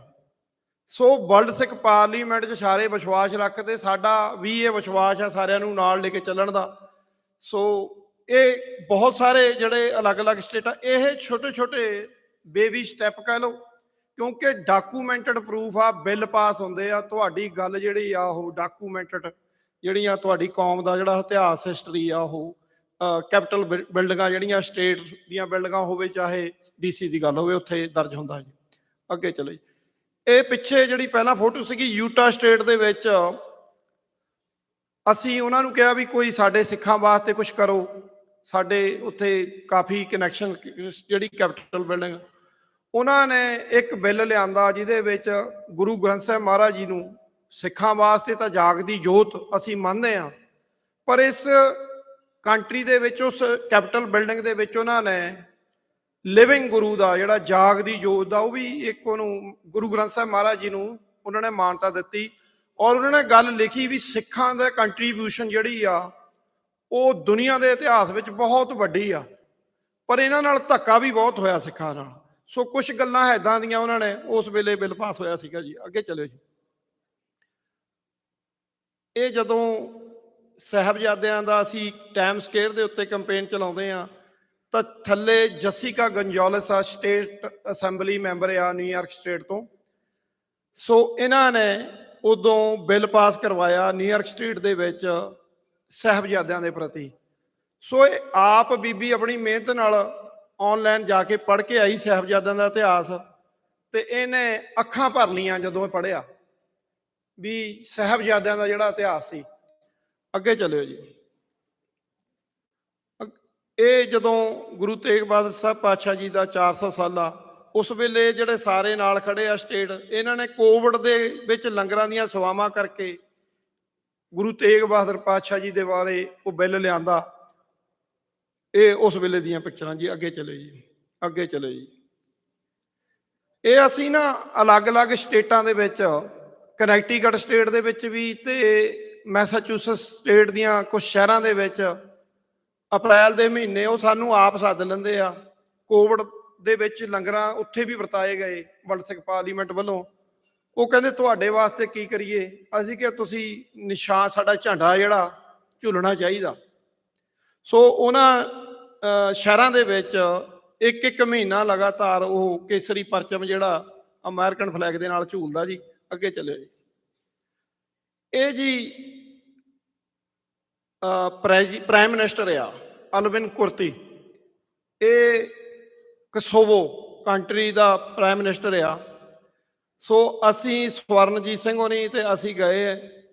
ਇਹਨੂੰ ਕੰਟਰੀ ਨੂੰ ਇੰਡੀਆ ਨੇ ਮਾਨਤਾ ਨਹੀਂ ਦਿੱਤੀ ਜਦੋਂ ਨਵੀਆਂ ਕੰਟਰੀਆਂ ਬਣਦੀਆਂ, ਤੇ ਅਸੀਂ ਜਾ ਕੇ, ਭਾਵੇਂ ਅਸੀਂ ਸਿੱਖ ਨੇਸ਼ਨ ਵੱਲੋਂ ਇਹਨਾਂ ਨੂੰ ਕਿਹਾ ਵੀ ਅਸੀਂ ਤੁਹਾਨੂੰ ਜਿਹੜਾ ਰੈਕੋਗਨਾਈਜ਼ ਕਰਦੇ ਤੁਹਾਡੀ ਕੰਟਰੀ ਨੂੰ, ਬੜੇ ਖੁਸ਼ ਹੋਏ। ਸੋ ਅਸੀਂ ਸਟਿਲ ਕੀਪ ਇਨ ਟੱਚ ਦੇ ਵਿੱਚ, ਸਾਡੇ ਬੰਦੇ ਕੁਛ ਜਿਹੜੇ ਉਹ ਰਾਬਤਾ ਕਾਇਮ ਕਰਦੇ ਆ। ਸਾਡਾ ਇਹ ਮੰਨਣਾ ਆ, ਬਹੁਤ ਸਾਰੀਆਂ ਛੋਟੀਆਂ ਕੰਟਰੀਆਂ ਭਾਵੇਂ, ਪਰ ਇੱਕ ਦਿਨ ਆਣ ਕੇ ਤੁਹਾਡੇ ਸਿੱਖਾਂ ਦੇ ਹੱਕ ਦੇ ਵਿੱਚ ਯੂਨਾਈਟਿਡ ਨੇਸ਼ਨ ਦੇ ਵਿੱਚ ਤੁਹਾਡੇ ਹੱਕ 'ਚ ਬੋਲੇ, ਤੁਹਾਡੇ ਹੱਕ 'ਚ ਵੋਟ ਪਾਵੇ। ਇਹ ਵਰਲਡ ਸਿੱਖ ਪਾਰਲੀਮੈਂਟ ਦਾ ਵਿਜ਼ਨ ਆ ਕਿ ਅਸੀਂ ਉਹਨਾਂ ਛੋਟੀਆਂ ਕੰਟਰੀਆਂ ਨਾਲ ਰਾਬਤਾ ਕਾਇਮ ਕਰੀਏ ਜਿਹੜੇ ਤੁਹਾਡੀ ਗੱਲ ਨੂੰ ਸਮਝ ਸਕਣ, ਤੁਸੀਂ ਸਮਝਾ ਸਕੋ, ਤੇ ਆਉਣ ਵਾਲੇ ਸਮੇਂ ਦੇ ਵਿੱਚ ਤੁਹਾਡੇ ਹੱਕ ਦੇ ਵਿੱਚ ਹਾਂ ਦਾ ਨਾਅਰਾ ਮਾਰ ਸਕਣ। ਸੋ ਇਹ ਸਾਡਾ ਨਿਸ਼ਾਨਾ ਆ। ਇੱਕ ਕਿਸੇ ਕੰਟਰੀ ਦਾ ਅਮਰੀਕਾ ਦੇ ਵਿੱਚ ਹੀ ਬੰਦਾ ਰਹਿੰਦਾ ਆ, ਮੈਂ ਨਾਮ ਮੈਂਸ਼ਨ ਨਹੀਂ ਹਲੇ ਕਰਨਾ। ਉਹ ਕਹਿੰਦਾ ਵੀ ਮੈਨੂੰ ਤੁਸੀਂ ਵਰਲਡ ਸਿੱਖ ਪਾਰਲੀਮੈਂਟ ਵੱਲੋਂ ਤੁਸੀਂ ਮੇਰਾ ਫੰਡ ਮੇਰੇ ਵਾਸਤੇ ਮੁਹੱਈਆ ਕਰੋ, ਮੈਂ ਪ੍ਰੈਜ਼ੀਡੈਂਟ ਦੀ ਇਲੈਕਸ਼ਨ ਲੜਨੀ ਆਪਣੀ ਕੰਟਰੀ ਦੇ ਵਿੱਚ। ਸਾਡੇ ਨਾਲ ਤੁਸੀਂ ਭਾਵੇਂ ਕੰਟਰੈਕਟ ਕਰ ਲਓ ਲਿਖ ਕੇ ਵੀ ਮੈਂ ਜਦੋਂ ਬਣ ਗਿਆ ਫਿਰ ਮੈਂ ਤੁਹਾਨੂੰ ਦੇ ਦਾਂਗਾ, ਮੈਨੂੰ ਮੇਰੀ ਮਦਦ ਕਰੋ। ਸੋ ਅਸੀਂ ਚਾਹੁੰਦੇ ਹਾਂ ਵੀ ਜੇ ਜਿੱਥੇ ਵੀ ਤੁਹਾਡਾ ਕੋਈ ਕਨੈਕਸ਼ਨ ਬਣਦਾ ਆ, ਜਿੱਥੇ ਅਸੀਂ ਜਿਹੜਾ ਗੁੱਡ ਫੇਥ 'ਚ ਰੱਖ ਕੇ ਆਪਣੀ ਕੌਮ ਵਾਸਤੇ ਕੀ ਕਰ ਸਕਦੇ ਹਾਂ। ਸੋ ਇਸ ਤਰ੍ਹਾਂ ਦਾ ਵਿਜ਼ਨ ਲੈ ਕੇ ਅੱਗੇ ਚੱਲਿਆ ਜੀ। ਅੱਗੇ ਚੱਲਿਓ ਜੀ। ਇਹ ਜੀ ਜਦੋਂ ਮੋਦੀ ਆਇਆ ਵਾਈਟ ਹਾਊਸ ਵਿੱਚ ਰੀਸੈਂਟ ਪਿੱਛੇ, ਜਦੋਂ ਉਹਨੂੰ ਸਵਾਲ ਵੀ ਕੀਤਾ ਸੀ, ਇੱਕ ਸਵਾਲ ਹੋਇਆ ਉਹਨੂੰ, ਉਹਦੇ ਚਿਹਰੇ ਤੇ ਪਸੀਨਾ ਆ ਗਿਆ, ਉਹਦਾ ਆਨਸਰ ਨਹੀਂ ਕਰ ਸਕਿਆ ਵਾਈਟ ਹਾਊਸ ਦੇ ਵਿੱਚ। ਉਦੋਂ ਅਸੀਂ ਜਿਹੜੀ ਡਾਕੂਮੈਂਟਰੀ BBC ਨੇ ਤਿਆਰ ਕੀਤੀ ਆ ਗੁਜਰਾਤ ਦੇ ਬਾਰੇ, ਅਸੀਂ ਟਰੱਕ ਹਾਇਰ ਕਰੇ। ਇਹ 2 ਟਰੱਕ ਖੜੇ ਸੀ, ਮਤਲਬ 5 ਟਰੱਕ ਸੀਗੇ ਜਿਹੜੇ ਵਾਸ਼ਿੰਗਟਨ DC ਦੇ ਵਿੱਚ ਵਾਈਟ ਹਾਊਸ ਦੇ ਰਾਉਂਡ ਗੇੜਾ ਕੱਢੀ ਜਾਣਾ, ਕਿਤੇ ਖੜਾ ਲੈਣਾ। ਤੇ ਲੋਕੀ ਜਿਹੜੇ ਅਮਰੀਕਨ ਆ ਉਹ ਸਾਰੀ ਉਸ ਚੀਜ਼ ਨੂੰ ਦੇਖਦੇ। ਤੁਹਾਨੂੰ ਪਤਾ ਹੋਏਗਾ ਜਦੋਂ BBC ਨੇ ਡਾਕੂਮੈਂਟਰੀ ਕੱਢੀ ਤਾਂ ਹੁਣ ਅੱਜ ਦੀ ਡੇਟ ਦੇ ਵਿੱਚ ਸੋਸ਼ਲ ਮੀਡੀਆ ਦੇ ਚੈਲੰਜ ਬਾਰੇ ਸਿੰਘ ਨੇ ਗੱਲ ਕੀਤੀ, ਜਸਵੀਰ ਸਿੰਘ ਉਹਨਾਂ ਨੇ, ਤਾਂ ਉਹਨਾਂ ਨੇ ਇਸ ਡਾਕੂਮੈਂਟਰੀ ਨੂੰ ਭਾਰਤੀਆਂ ਨੇ YouTube ਤੇ ਨਹੀਂ ਜਾਣ, ਸੋਸ਼ਲ ਮੀਡੀਆ ਤੇ ਕਿਤੇ ਪਾਸੇ ਨਹੀਂ ਆਉਣ ਦਿੱਤਾ। ਤੁਸੀਂ ਇਸ ਡਾਕੂਮੈਂਟਰੀ ਨੂੰ ਜ਼ਰੂਰ ਦੇਖੋ। ਕਈ ਵਾਰੀ ਸਾਡੇ ਕੋਲ ਹੈਗੀ ਆ, ਉਹ ਅਸੀਂ WhatsApp ਤੇ ਜਿੱਥੇ ਕਿਤੇ ਸਾਨੂੰ ਲੱਗਦਾ ਵੀ ਨਹੀਂ ਉਹ ਡਿਲੀਟ ਕਰ ਸਕਦੇ, ਅਸੀਂ ਸ਼ੇਅਰ ਕਰੀ ਦੀ ਆ ਵੀ ਗੁਜਰਾਤ ਦੇ ਵਿੱਚ ਜਿਹੜੀ ਆ ਕਿਵੇਂ ਇਹਨਾਂ ਨੇ ਮੁਸਲਮਾਨਾਂ ਦੀ ਜੈਨੋਸਾਈਡ ਕੀਤੀ, ਤੇ ਉਹ ਡਾਕੂਮੈਂਟਰੀ ਉੱਥੇ ਅਸੀਂ ਦਿਖਾ ਲਈ। ਅੱਗੇ ਚਲੇ। ਇਹ ਵਰਲਡ ਸਿੱਖ ਪਾਰਲੀਮੈਂਟ ਦੇ ਅਸੀਂ ਅਲੱਗ-ਅਲੱਗ ਸਟੇਟਾਂ 'ਚ ਜਾ ਕੇ ਦੱਸਣ ਦੀ ਕੋਸ਼ਿਸ਼ ਕਰ ਰਹੇ ਹਾਂ ਵੀ ਕੀ ਆ ਬਈ ਭਾਈ, ਇਹ ਤੁਹਾਡੀ ਆ, ਪੰਥ ਦੀ ਆ, ਪੰਥ ਨੇ ਇਹਨੂੰ ਅੱਗੇ ਤੋਰਨਾ, ਇਹਨੂੰ ਆਪਾਂ ਲੈ ਕੇ ਕਿਵੇਂ ਅੱਗੇ ਚੱਲਣਾ, ਉਹ ਸਾਰਾ ਅੱਗੇ ਦੱਸੀਦਾ ਜੀ। ਅੱਗੇ ਚੱਲਦੇ ਨਹੀਂ। ਇੱਕ ਮੈਂ ਕੁਝ ਚੀਜ਼ਾਂ ਵਿੱਚ ਨਹੀਂ ਆ, ਮੈਂ ਅਖੀਰ ਦੇ ਵਿੱਚ ਇਹ ਗੱਲ ਕਹਿਣੀ ਚਾਹੁੰਦਾ, ਅਸੀਂ ਸਾਰੇ ਜਾਣਦੇ, ਖਾਸ ਕਰਕੇ ਜਿਹੜੇ ਸਾਡੇ ਜਥੇਬੰਦੀਆਂ ਦੇ ਵਿੱਚ ਇਨਵੋਲਵ ਵੀਰ ਆ, 29 ਅਪ੍ਰੈਲ 1986 ਦਾ ਖਾਲਿਸਤਾਨ ਐਲਾਨਨਾਮਾ, ਬਹੁਤ ਚੀਜ਼ਾਂ ਇਹਦੇ 'ਚ ਨਹੀਂ ਹੈਗੀਆਂ ਰਿਪੋਰਟ ਕਾਰਡ ਦੇ ਵਿੱਚ। ਤਾਂ ਅਸੀਂ ਪਿੱਛੇ ਤੁਸੀਂ ਕਾਫੀ ਨਿਊਜ਼ਾਂ ਦੇਖੀਆਂ ਵੀ ਹੋਣੀਆਂ, ਅਸੀਂ ਉਹ ਕਨੈਕਟੀਕਟ ਸਟੇਟ ਦੀ ਜਿਹੜੀ ਸਟੇਟ ਅਸੈਂਬਲੀ ਨੇ 29 ਅਪ੍ਰੈਲ 1986 ਦੇ ਖਾਲਿਸਤਾਨ ਐਲਾਨਨਾਮੇ ਨੂੰ ਉਹਨਾਂ ਨੇ ਰੈਕੋਗਨੇਸ਼ਨ ਦੇ ਦਿੱਤੀ। ਸੋ ਉਹਨਾਂ ਨੇ ਇੱਕ ਸਾਈਟੇਸ਼ਨ, ਪ੍ਰੋਕਲਾਮੇਸ਼ਨ, ਸਾਈਟੇਸ਼ਨ ਜਿਹੜੀਆਂ ਉਹ ਜਾਰੀ ਕੀਤੀਆਂ ਸਟੇਟ ਅਸੈਂਬਲੀ ਵੱਲੋਂ। ਤੇ ਕਾਫੀ ਸ਼ਹਿਰਾਂ ਨੇ ਜਿਹੜੀਆਂ ਉਸ ਵੇਲੇ ਸਾਨੂੰ ਉਹ ਦਿੱਤੀਆਂ ਪ੍ਰੋਕਲੇਮੇਸ਼ਨ ਸਾਈਟੇਸ਼ਨ ਜਿਹੜੀਆਂ ਹੁੰਦੀਆਂ। ਤਾਂ ਜਿਹੜੇ ਭਾਰਤੀਏ ਆ, ਜਿਹੜਾ ਨਿਊਯਾਰਕ ਕੌਂਸਲੇਟ ਆ, ਉਹ ਬਹੁਤ ਜ਼ਿਆਦਾ ਪਿੱਛੇ ਵੀ ਡਿਬੇਟਾਂ ਸ਼ੁਰੂ ਹੋ ਗਈਆਂ ਵੀ ਇਹ ਕੀ ਕੀਤਾ, ਇਹ ਇੰਡੀਆ ਨੂੰ ਤੋੜਨ ਲੱਗੇ ਆ। ਸੋ 29 ਅਪ੍ਰੈਲ 1986 ਦਾ ਖਾਲਿਸਤਾਨ ਐਲਾਨਨਾਮਾ ਉਹ ਆਪਾਂ ਸਾਰੇ ਜਾਣਦੇ ਹਾਂ। ਅਸੀਂ ਉਸ ਦਿਨ ਦੇ ਉੱਤੇ ਅਲੱਗ-ਅਲੱਗ ਗੁਰਦੁਆਰਿਆਂ ਦੇ ਵਿੱਚ ਨਿਸ਼ਾਨ ਸਾਹਿਬ ਨੂੰ ਜਿਹੜੀ ਆ ਸਲਾਮੀ ਦਿੰਦੇ ਆ, ਪੰਜ ਸਿੰਘ ਤਿਆਰ ਪਰ ਤਿਆਰ, ਔਰ ਸਤਿਗੁਰਾਂ ਦੇ ਅੱਗੇ ਪ੍ਰਣ ਦੁਹਰਾਉਂਦੇ ਆ। ਅਮਰੀਕਾ ਦੇ ਵਿੱਚ ਵੀ ਜਿਹੜਾ ਉਹ ਐਲਾਨ ਜਿਹੜਾ ਆ ਇਹਦੇ ਇਸ ਕੰਟਰੀ ਦਾ 4 ਜੁਲਾਈ ਦਾ, ਉਹ ਫਿਲਾਡੈਲਫੀਆ ਕਿਸੇ ਵੇਲੇ ਰਾਜਧਾਨੀ ਹੁੰਦਾ ਸੀ, ਉੱਥੇ ਹੋ ਚੁੱਕਿਆ ਸੀ, ਪਰ ਇਹ ਆਜ਼ਾਦ ਬਾਅਦ ਵਿੱਚ ਹੁੰਦਾ ਆ। ਸੋ ਸਾਡੇ ਸਿੰਘਾਂ ਨੇ 29 ਅਪ੍ਰੈਲ 1986 ਖਾਲਿਸਤਾਨ ਐਲਾਨਨਾਮਾ ਜਿਹੜਾ ਡੈਕਲੇਰੇਸ਼ਨ ਉਹ ਕਰ ਦਿੱਤੀ ਆ। ਹੁਣ ਕੌਮ ਨੂੰ ਚਾਹੀਦਾ ਵੀ ਅਸੀਂ ਕਿਵੇਂ ਆਪਣੇ ਪੰਜਾਬ ਨੂੰ ਆਜ਼ਾਦ ਕਰਾਉਣਾ, ਕਿੰਨੀ ਛੇਤੀ ਇਹ ਹੋਂਦ ਵਿੱਚ ਆਵੇ। ਸੋ ਉਸ ਗੱਲ ਦੇ ਉੱਤੇ ਜਦੋਂ ਮਾਨਤਾ ਮਿਲੀ ਤੇ ਬਹੁਤ ਜਿਹੜੇ ਨਿਊਯਾਰਕ ਤੋਂ ਕੌਂਸਲੇਟ ਅੰਬੈਸਡਰ ਉਹ ਜਾ ਕੇ ਸਪੀਕਰ ਜਿਹੜਾ ਕਨੈਕਟੀਕਟ ਸਟੇਟ ਦਾ ਉਹਨਾਂ ਕੋਲ ਜਾ ਕੇ ਮੀਟਿੰਗਾਂ ਕਰਨ, ਤੇ ਅਸੀਂ ਵੀ ਜਾਂਦੇ ਸੀ, ਅਸੀਂ ਵੀ ਨਾਲ ਬਰਾਬਰ ਜਾ ਕੇ ਖੜ ਜਾਣਾ, ਸਾਡੇ ਵੀ ਬਰਾਬਰ ਸਵਾਲ ਹੁੰਦੇ ਸੀ। ਤਾਂ ਇਹ ਢੰਗ ਤਰੀਕਾ ਜਿਹੜਾ ਆ ਵਰਲਡ ਸਿੱਖ ਪਾਰਲੀਮੈਂਟ ਦਾ ਹੈਗਾ। ਬਹੁਤ ਸਾਰੀਆਂ ਸਟੇਟਾਂ ਦੇ ਵਿੱਚ ਨੈਸ਼ਨਲ ਸਿੱਖ ਡੇ ਜਿਹੜੇ ਆ ਵਿਸਾਖੀ ਦੇ ਦਿਹਾੜੇ ਨੂੰ ਮੇਨ ਰੱਖ ਕੇ, ਕਿ ਇਸ ਕੰਟਰੀ ਦੇ ਵਿੱਚ ਸਾਨੂੰ ਸਾਰਿਆਂ ਨੂੰ ਪਤਾ ਵੀ ਅਸੀਂ 25 ਦੀ ਤਰੀਕ ਜਿਹੜੀ ਆਉਣੀ ਆ, ਹੁਣ ਕ੍ਰਿਸਮਸ ਆ, ਸਾਡੇ ਬੱਚਿਆਂ ਨੂੰ ਪਤਾ ਆ। ਸੋ ਮੁਸਲਮਾਨ ਈਦ ਮਨਾਉਂਦੇ ਆ, ਉਹ ਵੀ ਆਪਣੀ ਕਮਿਊਨਿਟੀ 'ਚ ਸਾਨੂੰ ਭੈਣ ਭਰਾਵਾਂ ਨੂੰ ਪਤਾ ਲੱਗ ਜਾਂਦਾ ਵੀ ਅੱਜ ਭਾਈ ਜਿਹੜੇ ਮੁਸਲਮਾਨ ਭੈਣ ਭਰਾ ਆ ਉਹ ਮਸਜਿਦਾਂ ਦੇ ਵਿੱਚ ਜਾਂਦੇ ਆ ਤਿਆਰ ਤਿਉਰ ਹੋ ਕੇ। ਤੇ ਸਾਡਾ ਜਿਹੜਾ ਦੁਨੀਆ ਭਰ ਦੇ ਵਿੱਚ ਵੱਡੇ ਰੂਪ ਦੇ ਵਿੱਚ ਨਗਰ ਕੀਰਤਨ ਨਿਕਲਦੇ ਆ, ਉਹ ਖਾਲਸਾ ਸਾਜਨਾ ਦਿਵਸ ਆ। ਕਮ ਸੇ ਕਮ ਉਹਨੂੰ ਅਸੀਂ ਇਸ ਲੈਵਲ ਤੇ ਲੈ ਕੇ ਜਾਈਏ, ਇਹਨਾਂ ਕੰਟਰੀਆਂ ਦੇ ਵਿੱਚ ਦੂਜੇ ਧਰਮਾਂ ਨੂੰ ਵੀ ਪਤਾ ਲੱਗੇ ਵੀ ਇਹ ਕੀ ਆ ਦਿਨ, ਇਹ ਕਿਉਂ ਮਨਾ ਰਹੇ ਆ, ਕਿਉਂ ਸੜਕਾਂ ਤੇ ਨਿਕਲੇ ਆ, ਕਿਉਂ ਨਗਰ ਕੀਰਤਨ ਕੱਢ ਰਹੇ ਆ। ਤਾਂ ਅਸੀਂ ਸਟੇਟ ਅਸੈਂਬਲੀਆਂ ਦੇ ਵਿੱਚ ਜਾ ਕੇ, DC ਦੇ ਵਿੱਚ ਵੀ ਅਸੀਂ ਕੋਸ਼ਿਸ਼ ਕਰਦੇ ਅਗੇਨ ਐਂਡ ਅਗੇਨ ਉਹਨੂੰ ਇੰਟਰੋਡਿਊਸ ਕਰਾਉਂਦੇ ਵੀ ਛੇਤੀ ਜਿਹੜਾ ਕੈਪੀਟਲ ਹਿੱਲ ਬਿਲਡਿੰਗ ਦੇ ਵਿੱਚ ਵੀ ਉਹ ਬਿੱਲ ਪਾਸ ਹੋਵੇ। ਉਹ ਹੈਗਾ ਨੈਸ਼ਨਲ ਸਿੱਖ ਡੇ, ਸਿੱਖਾਂ ਦਾ। ਅਸੀਂ ਇਸ ਕੰਟਰੀ ਦੇ ਵਾਸ਼ਨੀਕ ਸਿਟੀਜ਼ਨ ਵੀ ਹੋ ਰਹੇ ਹਾਂ, ਸਾਡੀਆਂ ਪੀੜ੍ਹੀਆਂ ਜਿਹੜੀਆਂ ਬੱਚੇ ਵੱਧ ਫੁੱਲ ਰਹੇ ਅੱਗੇ। ਸੋ ਇਹ ਕੰਮਕਾਰ ਜਿਹੜੇ ਅਮਰੀਕਾ ਦੇ ਵਿੱਚ ਕੀਤੇ ਆ, ਯੂਨਾਈਟਿਡ ਨੇਸ਼ਨ ਦੇ ਵਿੱਚ ਵੀ ਜਾਂਦੇ ਆ, ਸਟੇਟ ਡਿਪਾਰਟਮੈਂਟ ਤੇ ਜਨੇਵਾ ਦੇ ਵਿੱਚ ਗੁਰਪ੍ਰੀਤ ਸਿੰਘ ਹੋਣੀ ਸਾਰੇ ਜਿਹੜਾ ਹੈੱਡਕੁਆਰਟਰ ਹੈਗਾ। ਸੋ ਅਸੀਂ ਦੁਨੀਆ ਦੀਆਂ ਦੂਜੀਆਂ ਕੰਟਰੀਆਂ ਨਾਲ ਵੀ ਰਾਬਤਾ ਬਣਾਉਣ ਦੇ ਵਿੱਚ ਸਾਡੀਆਂ ਟੀਮਾਂ ਜਿਹੜੀਆਂ ਸਾਡੇ ਕੋਲ ਜਿਹੜੇ ਅਟਾਰਨੀ ਆ ਜਿਹੜੇ ਵਰਲਡ ਸਿੱਖ ਪਾਰਲੀਮੈਂਟ ਦੇ, ਉਹ ਕੋਸ਼ਿਸ਼ਾਂ ਕਰ ਰਹੇ ਆ। ਤੇ ਅਸੀਂ ਉਸ ਹਰ ਜਥੇਬੰਦੀ ਦਾ ਸਹਿਯੋਗ ਕਰਦੇ ਆ ਤੇ ਜਿਹੜੀ ਕੌਮੀ ਕਰ ਖਾਲਿਸਤਾਨ ਵਾਸਤੇ ਜੂਝਦੀ ਆ, ਕੰਮ ਕਰਦੀ ਆ।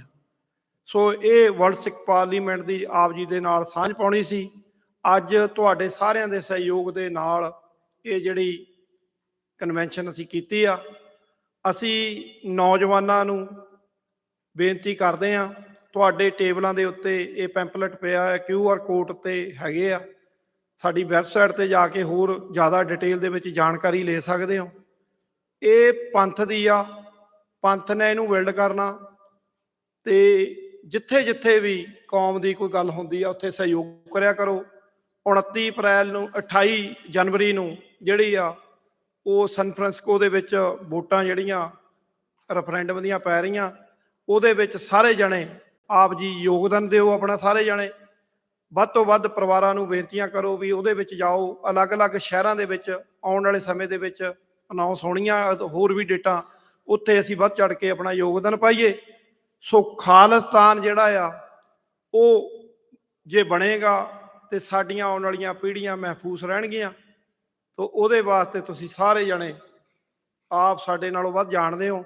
ਸੋ ਮੈਂ ਇੱਥੇ ਹੀ ਆਪਣੇ ਵਿਚਾਰਾਂ ਨੂੰ ਸੀਮਿਤ ਰੱਖਦਾ ਜੀ। ਸੋ ਕਿਸੇ ਵੀ ਸਾਡੀ ਕੋਈ ਭੁੱਲ ਚੁੱਕ ਲਈ ਜੇ ਕੋਈ ਹੋਈ ਹੋਵੇ, ਅਸੀਂ ਮਾਫੀ ਚਾਹੁੰਦੇ ਹਾਂ। ਤੁਸੀਂ ਜਿੰਨੇ ਵੀ ਵੀਰ ਆਏ ਹੋ, ਗੁਰਦੁਆਰਿਆਂ ਦੇ ਪ੍ਰਬੰਧਕ ਸਹਿਯੋਗ ਦਿੱਤਾ, ਦਿਲ ਦੀਆਂ ਗਹਿਰਾਈਆਂ ਤੋਂ ਧੰਨਵਾਦ। ਤੇ ਇੱਥੇ ਹੀ ਮੈਂ ਆਪਣੇ ਵਿਚਾਰਾਂ ਦੀ ਸਹਿਮਤੀ ਕਰਦਾ। ਸੋ ਹਰਪਾਲ ਸਿੰਘ ਜੀ ਉਹ ਨਹੀਂ ਦੇਖਦੇ ਆ, ਮੇਰੇ ਪੁਰਾਣੇ ਮਿੱਤਰ ਆ ਨਿਊਯਾਰਕ ਤੋਂ, ਕਹਿਣਾ ਚਾਹੁੰਦੇ ਜੀ ਕੁਛ? ਆ ਜਾਓ। ਹਾਂਜੀ ਸੋ ਧੰਨਵਾਦ ਜੀ। ਤੁਸੀਂ 1 ਮਿੰਟ ਆ ਜਾਓ ਜਰਨੈਲ ਸਿੰਘ ਜੀ, ਧੰਨਵਾਦ ਕਰ ਦਿਓ ਮੇਰੇ ਸਾਡੇ ਗੁਰਦੁਆਰਾ ਸਾਹਿਬ ਦੇ ਸੈਕਟਰੀ ਸਾਹਿਬ, ਉਹਨਾਂ ਨੂੰ ਮੈਂ ਬੇਨਤੀ ਕਰੂੰਗਾ 1 ਮਿੰਟ ਆ ਜਾਓ ਤੁਸੀਂ ਵੀ। ਸੋ ਤੁਸੀਂ ਕੱਲ੍ਹ ਨੂੰ ਜ਼ਰੂਰ ਗੁਰਦੁਆਰਾ ਸਾਹਿਬ ਵਿਖੇ ਰੈਂਟਨ ਸਿੰਘ ਸਭਾ ਵਿਖੇ 11:45 ਵਜੇ ਤੋਂ ਲੈ ਕੇ 1:30 ਵਜੇ ਤੱਕ ਜਿਹੜੀ ਆ ਉਹ ਉੱਥੇ ਸਾਡੇ ਬੁਲਾਰੇ ਕੁਛ ਹੋਰ ਨਵੀਆਂ ਗੱਲਾਂ ਦੀ ਸਾਂਝ ਆਪ ਜੀ ਦੇ ਨਾਲ ਪਾਉਣਗੇ। ਸੋ ਉੱਥੇ ਆਪ ਜੀ ਨੇ ਸਾਰਿਆਂ ਨੇ ਦਰਸ਼ਨ ਦੇਣ ਦੀ ਕਿਰਪਾਲਤਾ ਕਰਨੀ ਜੀ। ਵਾਹਿਗੁਰੂ ਜੀ ਕਾ ਖਾਲਸਾ, ਵਾਹਿਗੁਰੂ ਜੀ ਕੀ ਫਤਿਹ।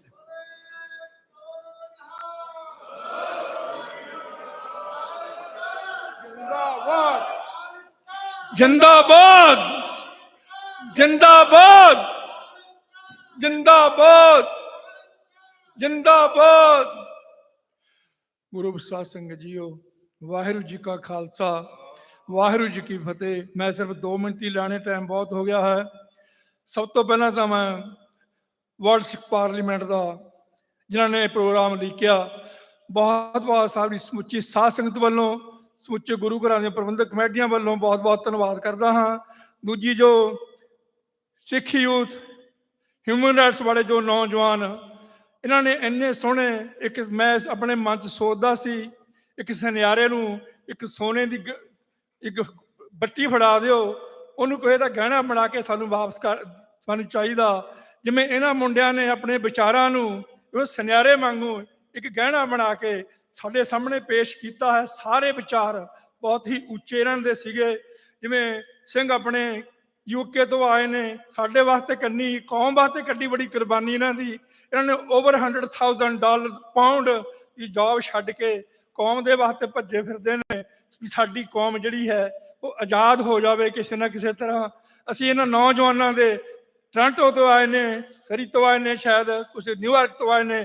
ਅਸੀਂ ਇਹਨਾਂ ਦਾ ਬਹੁਤ ਆਪਣੇ ਦਿਲਾਂ ਦੇ ਵਿੱਚੋਂ ਤਹਿ ਦਿਲੋਂ ਬਹੁਤ ਬਹੁਤ ਧੰਨਵਾਦ ਕਰਦੇ ਹਾਂ। ਮੈਨੂੰ ਚਾਂਸ ਮਿਲਿਆ ਮੇਰੀ ਬੱਚੀ, ਮੇਰੀ ਧੀ ਹਰਮਨ ਕੌਰ ਨੂੰ ਚੱਕਣ ਦਾ ਏਅਰਪੋਰਟ ਤੋਂ 10-15 ਮਿੰਟ ਦੀ ਜੋ ਮੇਰੀ ਡਰਾਈਵ ਸੀ, ਮੈਨੂੰ ਇਹਨਾਂ ਦੇ ਨਾਲ ਗੱਲ ਵਿਚਾਰ ਕਰਨ ਦੀ ਥੋੜ੍ਹਾ ਜਿਹਾ ਟਾਈਮ ਮਿਲਿਆ। ਇੰਨੇ ਉੱਚੇ ਵਿਚਾਰ। 20-21 ਸਾਲ ਦੀ ਬੇਟੀ ਸਾਡੀ, ਇੱਕੋ ਇੱਕ ਬੁਲਾਰੀ ਸਾਰੇ ਬੁਲਾਰਿਆਂ ਦੇ ਵਿੱਚ। ਔਰਤ ਨੂੰ ਅਸੀਂ ਕਿੱਥੇ ਤੱਕ, ਸਾਡੀ ਜਿਹੜੀ ਔਰਤ ਸਮਾਜ ਹੈ ਸਾਡਾ ਕਿਤਨੇ ਤੱਕ ਉੱਚਾ ਜਾ ਸਕਦਾ ਹੈ, ਆਪਾਂ ਸੋਚ ਵੀ ਨਹੀਂ ਸਕਦੇ। ਅਸੀਂ ਇਹਨਾਂ ਨੂੰ ਨੀਵਾਂ ਸੋਚਣ ਦੀ ਕੋਸ਼ਿਸ਼ ਕਰਦੀ ਸਾਡੀ ਕੌਮ ਦਾ ਸਮਾਜ, ਲੇਕਿਨ ਇਹਨਾਂ ਵਰਗਾ ਉੱਚਾ ਕੋਈ ਨਹੀਂ।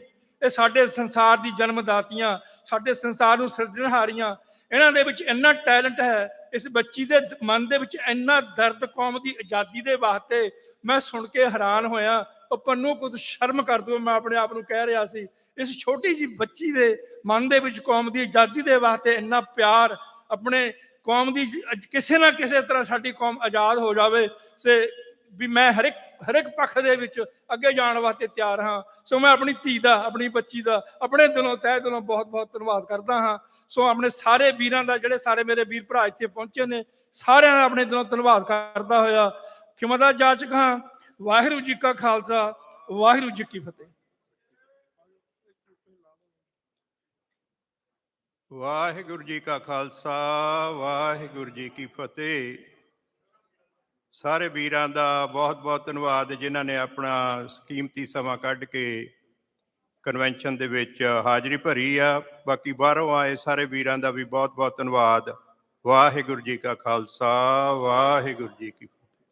ਖਾਲਿਸਤਾਨ ਖਾਲਿਸਤਾਨ। ਸਿੰਘੋ ਤੁਹਾਡੀ ਸੋਚ ਤੇ, ਸ਼ਹੀਦੋ ਤੁਹਾਡੀ ਸੋਚ ਤੇ, ਨਜ਼ਰਾਂ ਤੇਰੇ ਕਾਤਲ ਕੌਣ?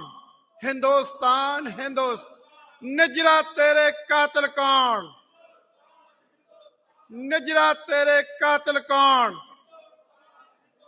ਰਾਜ ਕਰੇਗਾ, ਰਾਜ ਕਰੇਗਾ। ਦੇਖ ਦੇਖ ਦੇਖ ਦੇਖ, पंत की झूल ते निशान रहे, झूल ते निशान रहे, सज दे दीवान रहे। बले सोनिया। सो समाप्ति है जी। धन्नवाद ਤੁਹਾਡਾ ਸਾਰਿਆਂ ਦਾ। ਵਾਹਿਗੁਰੂ ਜੀ ਕਾ ਖਾਲਸਾ ਵਾਹਿਗੁਰੂ ਜੀ ਕੀ ਫਤਿਹ। ਹਾਂਜੀ, ਬੇਨਤੀ ਆ ਜੀ ਸਾਰਿਆਂ ਨੂੰ, ਪ੍ਰਸ਼ਾਦਾ ਲੱਗ ਚੁੱਕਿਆ, ਸਾਰੇ ਜਣੇ ਛਕ ਕੇ ਜਾਣ ਦੀ ਕਿਰਪਾਲਤਾ ਕਰਨੀ ਜੀ। ਸੋ ਆਪ ਜੀ ਨੇ ਛਕ ਕੇ ਨਾ, ਸਾਰਿਆਂ ਨੇ ਬੇਨਤੀ ਆ ਸਾਰਾ ਹੀ ਪੰਥ ਪ੍ਰਸਤ ਪਰਿਵਾਰ ਜਿਹੜਾ ਆ ਉਹ ਛਕ ਕੇ ਇੱਕ ਵਾਰੀ ਸਟੇਜ ਤੇ ਸਾਰੇ ਜਣੇ ਆ ਜਿਓ। ਤੁਹਾਡੇ ਨਾਲ ਸਾਰਿਆਂ ਨਾਲ ਇੱਕ ਯਾਦਗਾਰੀ ਪਿਕਚਰ ਬਣਾਉਣੀ ਹੈ ਜੀ। ਸਾਰਿਆਂ ਨੂੰ ਬੇਨਤੀ ਆ। ਵਾਹਿਗੁਰੂ ਜੀ ਕਾ ਖਾਲਸਾ ਵਾਹਿਗੁਰੂ ਜੀ ਕੀ ਫਤਿਹ।